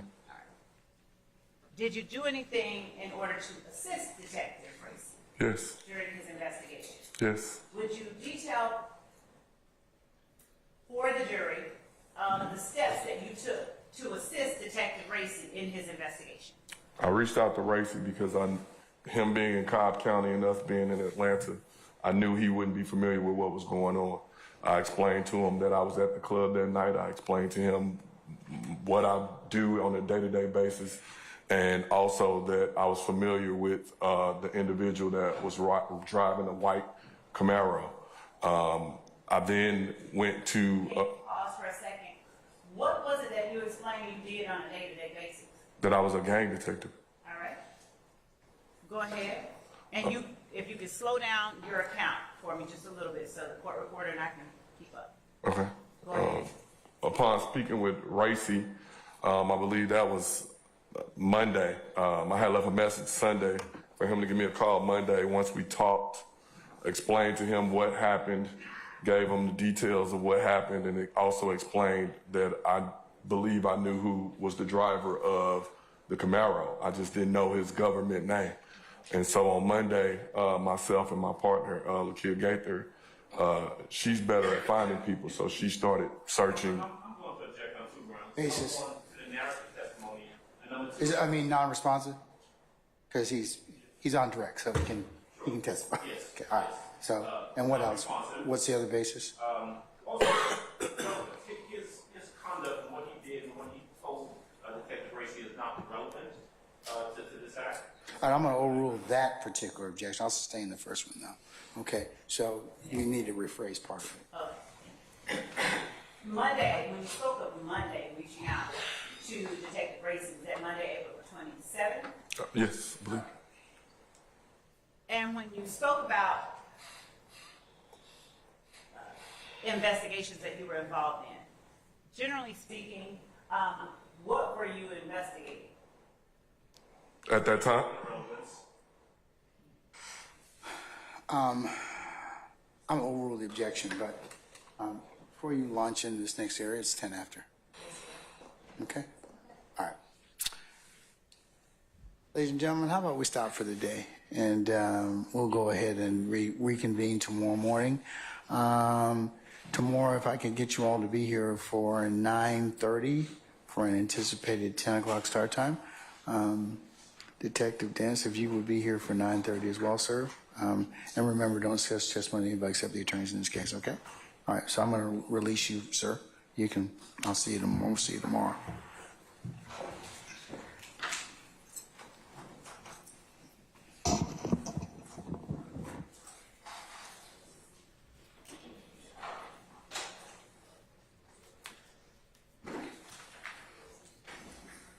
All right, ladies and gentlemen, any ministerial inquiry with me? All right, hearing none, let's go through your customary ad nauseam admonitions. Remember, as you leave, go ahead and leave your notepads in the basket. Do not discuss this matter or anything you've heard today in your comings and goings in small groups. In ones and twos, or as you leave and to go wherever you live in our great county, and when you come back, remember, it would be a violation for you to sit back there, even in a small group, and recap the testimony, otherwise go through what you've heard so far, or handicap the trial, give your opinion about what's been going on thus far. Remember, you can only consider this case once it's properly submitted to you, and then I give you instructions on how you're to begin your deliberative process, but you cannot start any advance discussions or review your notes or anything such as that, okay? Because that would not be permissible. Ladies and gentlemen, also it would be a violation for you to go to any third-party sites, or remember to add or augment to your understanding. You can only consider what's lawfully presented in the four walls of this courtroom. Do not go by and visit any of the scenes depicted in anything in regards to this trial. And please resist temptation of going to any third-party websites or listening to any news accounts of this particular trial or any other medium that it may be represented in. And remember that if you were to be contacted by any third persons in any way or by any means, you need to let myself and Sergeant Ingram know immediately. And then, ladies and gentlemen, thank you for your patience that you've given us and will continue to give us. And unless you have any other inquiry of me, ladies and gentlemen, we will see you all in the morning at 9:30 for an anticipated 10 o'clock start time, okay? All right, all rise.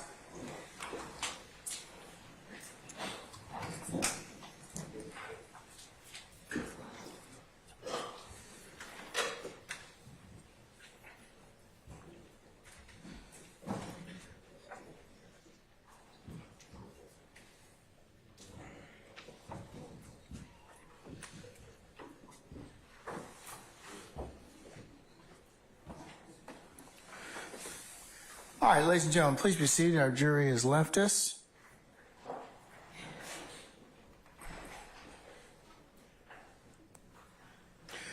All right, counsel, is there anything I need to be made aware of we need to take up before we reconvene in the morning at 9:30? Not from the state that I can think of. Okay, all right, so we'll reconvene for 9:30. Councilors, if you all could be here no later than 9:45, we need to take up anything, but I don't believe there's anything we need to take up before retired Detective Dennis continues his testimony. Anyone? Okay. All right, councilors, we'll see you in the morning, okay? All right, we're in recess.